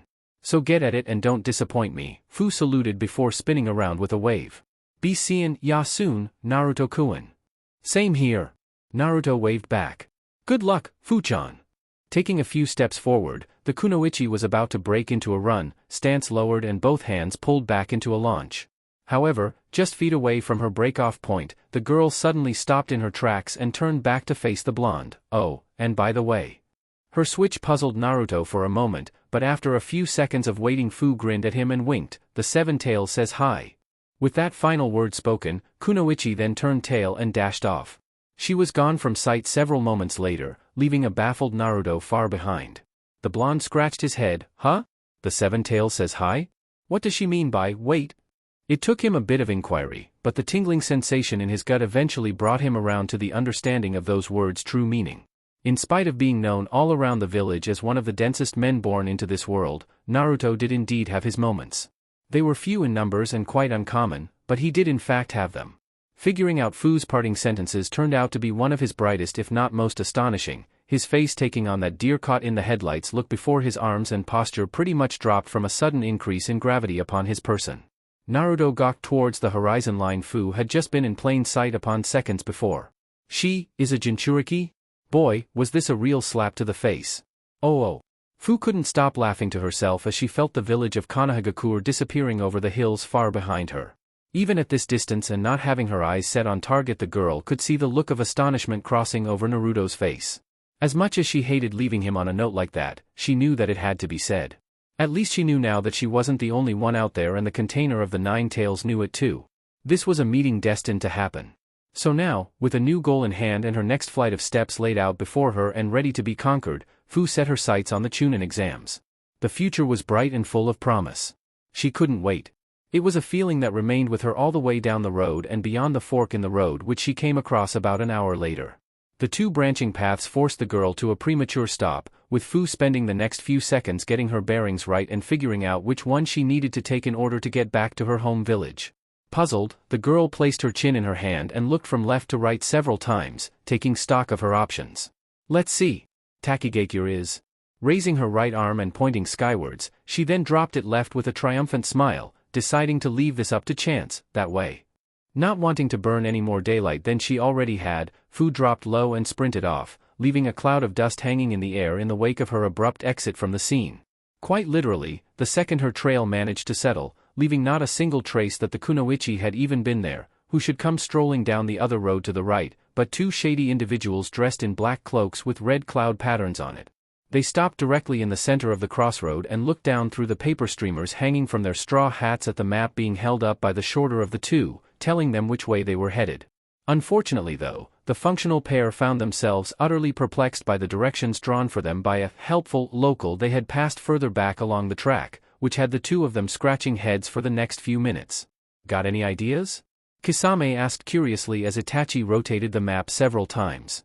The Uchiha squinted through his Sharingan, his fingers feeling the edges skeptically, perhaps. He looked up and pointed down the path Fu came from with his sharp gaze, that way. We'll cut across west and head south. We should arrive at our destination by midday tomorrow if we stop for the night. I feel like taking a breather anyway. The shark-faced man blinked as he looked down at his usually silent partner, having noticed his glare harden in his evaluation of the paper. After several moments of careful consideration, the roguish man then smirked devilishly and raised his nose. Want to have those checked out? Picking up on the teasing jab, Itachi folded the map shut and firmly sleeved it. They're working just fine. Thank you for asking. Tipping his hat further over his face, the Uchiha marched on, followed closely by his companion. No need to fret over something so trivial. As long as there is an objective laid out before me, I will see it completed, through light or dark. Hey, no need to play the Hamlet card on me, Itachi. I'm just looking out for my best pal, is all, Kisame chuckled, placing a hand on the man's shoulder and patting it reassuringly. Got to make sure everything's working right with you. Don't want my partner going out prematurely. I mean, where's the fun in that? Itachi fingers twitched warningly, remove the hand. The taller Nin did as instructed with a hasty withdrawal, sorry. For weeks later. Konohagakure, mission office? Shikamaru groaned in annoyance as he nursed at the bloody scratches crisscrossing his face recently given to him by that damn cat Tora, who was thankfully now back in the arms of her owner Madame Shirjimi. His teammates also had their share of battle scars from the ordeal, wounds sustained in the midst of a fray thanks to the blunder made on behalf of their insightful instructor's meddling. Unfortunately for them, Asuma had made the mistake of trying to pet the little critter behind the ear when he misinterpreted its foul mood for one that could be easily quelled. He got bit, which naturally resulted in a lot of screaming and gnawing from the whole group as they attempted to grab at the animal scrambling all over them and trying to get away. It had been a spectacular battle. Heck, even Asuma had scratches made to his face from trying to restrain the beast. In the end though the four of them managed to complete the mission and return Tora back to her rightful owner. The cat squealed out in horror and dismay as she was woman-handled by the overly affectionate wife of the fire daimyo. This repeat job is getting too troublesome, Shikamaru commented, watching as their client paid for the mission over at the administration desk where a pleasantly smiling Irika was sitting and organizing fees from customers. I swear that cat is getting better at hiding with every escape attempt. Even I had trouble finding her with my Byakugan, Hinata agreed, bringing her hands up to her chest in her usual timid manner. She's really quick. The daimyo seriously needs to consider putting that thing on a leash, Naruto said, watching as the woman waddled out of the room before turning his gaze towards Asuma. Thanks a lot, by the way. What? What did I do? The bearded man scoffed, unwittingly picking at one of the sores on his cheek. You made our task of handling the little mauler infinitely more difficult, Shikamaru accused in place of his teammate. Wasn't it blindingly obvious that it wasn't a good idea to pet the thing when it was hissing at you? I thought I could calm it down. What? Did you want to bring it back to the office in full-on rage mode and risk it getting away a third time? Asuma argued back. Well, yeah. Maybe then the client would be able to see what kind of stress she's putting the poor cat under, instead of handling it when it's pretty much given up all hope of ever escaping again. It's a shinobi's job to take the heat and the weight of the mission on their shoulders. Why do you think I have that massive bounty hanging over my head? I didn't get that from pulling carts and accusing customers, you know, the Jonin grinned while rubbing his knuckles against his vest and blowing on them. By the way, it just went over 35 recently. What are you, the stock market? Having a big, fat dollar sign slapped across my chest isn't something I would want to be proud of as a shinobi, sensei. You're just jealous because you don't have an awesome vest like me, Asuma shot back while tugging on his collar. I could get one if I wanted, Shikamaru replied with a stretch, it's just too troublesome. Nope. You're only eligible for one until you've passed the Chunin exams, Asuma stated while bringing his hands back down to his sides. Sorry to say, you're out of luck there. He grinned triumphantly. You could get a different one, you know, one with more pockets and a clip-on holster. Maybe something for your field kit, Naruto butted in with a helpful shrug. Shikamaru gestured to his blonde teammate pointedly, while looking between him and their smirking teacher. And you said he doesn't have any useful suggestions. Well, there you go. Little brats. Using teamwork to your advantage, Asuma chuckled, ruffling both boys on the head. They attempted to swat his hands away, but ended up failing and having their mops restyled into lopsided ones. Good on ya. Shikamaru redid his ponytail, while Naruto didn't bother with his crown and just went with it. It had become a thing for the young males of the group to bicker with their teacher over particularly stupid jobs. This only ever happened when the instructor got himself directly involved with them and meddled a little too much. At least he was making an effort to put a foot and thumb into their work, unlike that Kakashi whom they'd seen on occasion just sitting up in a nearby tree reading his familiar, orange book while watching his team do all the work. Their instructor actually butted in whenever the situation called for it. They could probably give him points for trying in previous missions, but today, it just didn't work out as well. A desk hand on the far right split the bill of the assignment into the team's accounts, giving a majority of the funds to those who had been directly involved. Asuma got a tip's worth, which didn't bother him as much since he made more than enough on the occasional S and A-ranked jobs he got. He just stood patiently and watched as his teams were marked for yet another successful completion of a mission. So that makes 41 D-rank missions, 1 C-rank, and 1 A-rank mission completed for each of you, the Hokage exclaimed while smiling across at the genin now looking back at the elder sitting behind the mission assignment desk. You've got a perfect streak going. Well done. You three are really moving up in the world. Naruto blinked. Wait, 1 A-ranked mission? The three kids looked up at their teacher. What was that for? Hinata asked. Asuma chuckled and winked at the three. That was for the additional assignment we pulled in the Land of Dusk. Bodyguard work can range from C to S rank depending on the client, and serving Princess Kasumi was valued at A ranked. Awesome! Naruto cheered, pumping a fist. Take that, Sasuke! Shikamaru sighed and rubbed the back of his head, feeling a little disappointed. After that muck-up at the ceremony, I kind of feel that job should be ranked even higher. We stopped a war from breaking out, didn't we? Where are the medals? You know, I kind of figured that Naruto would be the one complaining about this, not you, the Jonin exclaimed while glancing down at the cheering blonde, who was currently leaping circles around Hinata, also looking happy for their success. I'm surprised, Shikamaru. We went through all that trouble, so it makes me kind of suspicious, the Nara replied, gazing up at the man. Why is it A-ranked, exactly? Unfortunately, that incident in the square was only a small bump in the road we had to get over. Believe me, I'm just as disappointed in the classification of it as you are, brat, Asuma shrugged with a half-smile. Our opponents gave us a lot of trouble. Sorry about that. Maybe next time. Brilliant, the Nara replied while rolling his eyes. What? Does one of us need to die to have a mission bumped up to S-ranked? If that's the case then, no thank you. Who knows, maybe you'll get lucky on this next one, Asuma said while looking back up at the desk hopefully. Once everyone had calmed down enough and Naruto had stopped jumping about like a fool, Hiruzen was able to continue delivering his report to them. As pleased as he was for their numerous successes and collective excitement, there were still jobs needing to be completed and he had a lot of them. With Team 10's current track record and the amount of recognition they had gained from the public for their recent worldwide performance, which has led to a massive influx of jobs requesting the four of them personally, the elder felt extreme confidence in this particular team's ability to handle any D-ranked mission given to them. It was this exact thought that plagued his mind and gave him inclination to re-evaluate his lineup, which then led on to this. Looking back down at the scroll pulled between his fingers, the elder rolled his pipe around between his lips before settling it in the corner of his mouth. A smile brimming, the third Hokage looked at each of the youngsters' faces before settling on Naruto's. Are you guys up for another C-ranked mission? Wha? Really? The Jinchuriki asked in surprise, a grin quickly forming. Sensing the energy in his apprentice's climb at hearing that question, as indicated by their surprised looks transforming into smiles all around. Asuma also smirked. Is that okay with you, Pops?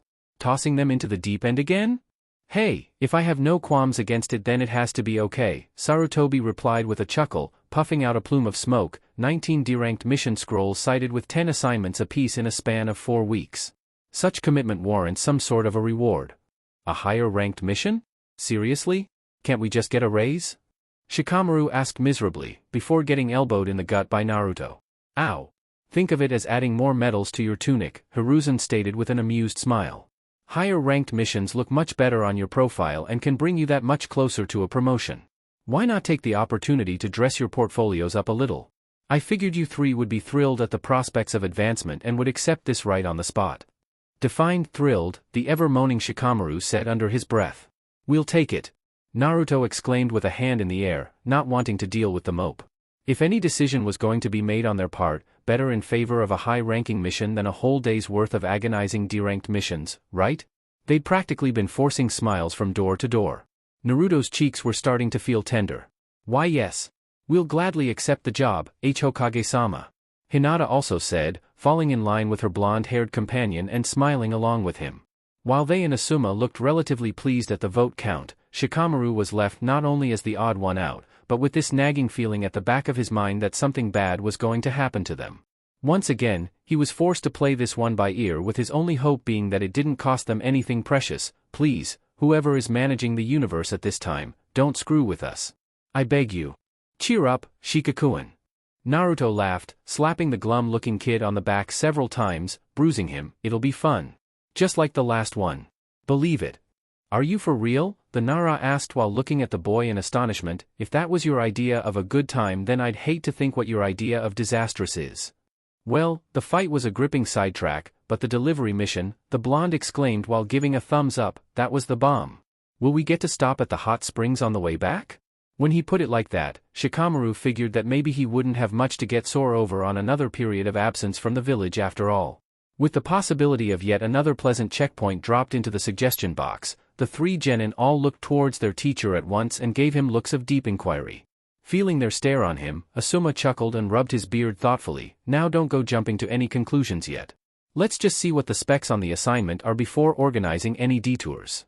That being said, they all returned their attention to the patiently waiting Kage currently weighing their mission scroll in hand right in front of him. Naruto grinned. So? What's the mission, Hokage Gigi? Another delivery? An escort job? What? Tell us. Calm down. It's an escort job, Hiruzen chuckled, lowering the piece back down to the desk before waving towards the door behind the group, where 2 Chunin were standing guard. His gesture was all the instructions they needed for one of the guards to respond, opening up the door and calling in the next customer. As for the client, well, I'm about to introduce you to him. I trust there are no objections. Absolutely none. Naruto said excitedly. And none here, Hinata replied while raising her hand. Just to be safe, I'll say none, Shikamaru breathed before smiling. Here too, Asuma spoke up. Very well. It's your call, the third replied while glancing up towards the door. That was a cue that everyone in the hall pretty much followed, all eyes landing on the main entrance to see the Chunin pull his head back in and return to attention. A few seconds later, after a long, suspenseful silence, the door opened up completely to admit the next mission. What Team 10 and its instructor wound up staring at was an old bespectacled gentleman with gray hair, a large beard, a beer belly, wearing brown clothes, an obi, a pointed straw hat, wooden sandals, and a large backpack slung over his shoulder. What drifted into their midst following his grand entrance to the hall, which the team picked up on moments later, was the telltale stench of sake. The genins' noses wrinkled distastefully as they watched the old man lean against the door frame before taking a swig of a large bottle of alcohol he also happened to have on him. What's with all the kids? Don't tell me you're it, the man spoke up in a gruff tone. Judging from the size of his drink, his voice should have sounded a little more slurred than that. Surprisingly enough, he was holding it together quite well. A bunch of snot-nosed brats, ugh. Right there, the moment the old drunk uttered those words, Naruto, Shikamaru and Hinata's collective expressions all went from intrigue and surprise, to utter gloom and dejection. It was almost like somebody dumped a bucket of cold water on top of them. In perfect sync, the trio glared over their shoulders at the third Hokage, who was waiting with a carefree smile. He shrugged their way when their scowls intensified. You did say you had no objections. Sticking his nose in the air, Naruto folded his arms and glared back at the old man, downing sake like his mouth was a drainpipe. "I will not let this mission be my swan song," he said slowly. "It is 1,000 years too early for that. You may be pushing the limiter on that one, Naruto." "Even so, I agree with you wholeheartedly." Shikamaru also spoke up while looking back at their assignment. Hinata murmured insecurely, pressing her fingers together in the usual manner and turning back to face the music that was their reality, along with her companions. Behind their backs, Hiruzen was smiling with a rather devilish shadow over his eyes, the assistants were laughing under their breaths, and Irika was shaking his head in pity at his former student's luck for the day. Perhaps now he will see justice dealt in the least painful way possible, and that was seeing Naruto put up with someone who was bound to be a lot more trouble than he appeared. "All right then, old man," Naruto breathed out while glaring across at the elder, enjoying his liquor way too much on a weekday. "Where is it that you need to go?" His friends donated an ear to his query, requiring the same information as everybody else that was involved. Downing another mouthful, the old man in spectacles glared back at the line of kids. "Well, you may not look like the right stuff to me, but I guess you four will have to do. You get what you pay for, I guess," he grumbled while tipping his hat up with the neck of his bottle. "I'm the master bridge builder Tazuna. I want you lot to provide me with extra protection back to my home country and to watch my back until I finish off my latest project." At that, Asuma clapped his hands together excitedly and smiled down at his chipper group. "All right guys. Let's do our best and get this one done." The three glared up at their teacher with tick marks in their hair. "You're not helping," they all said at once.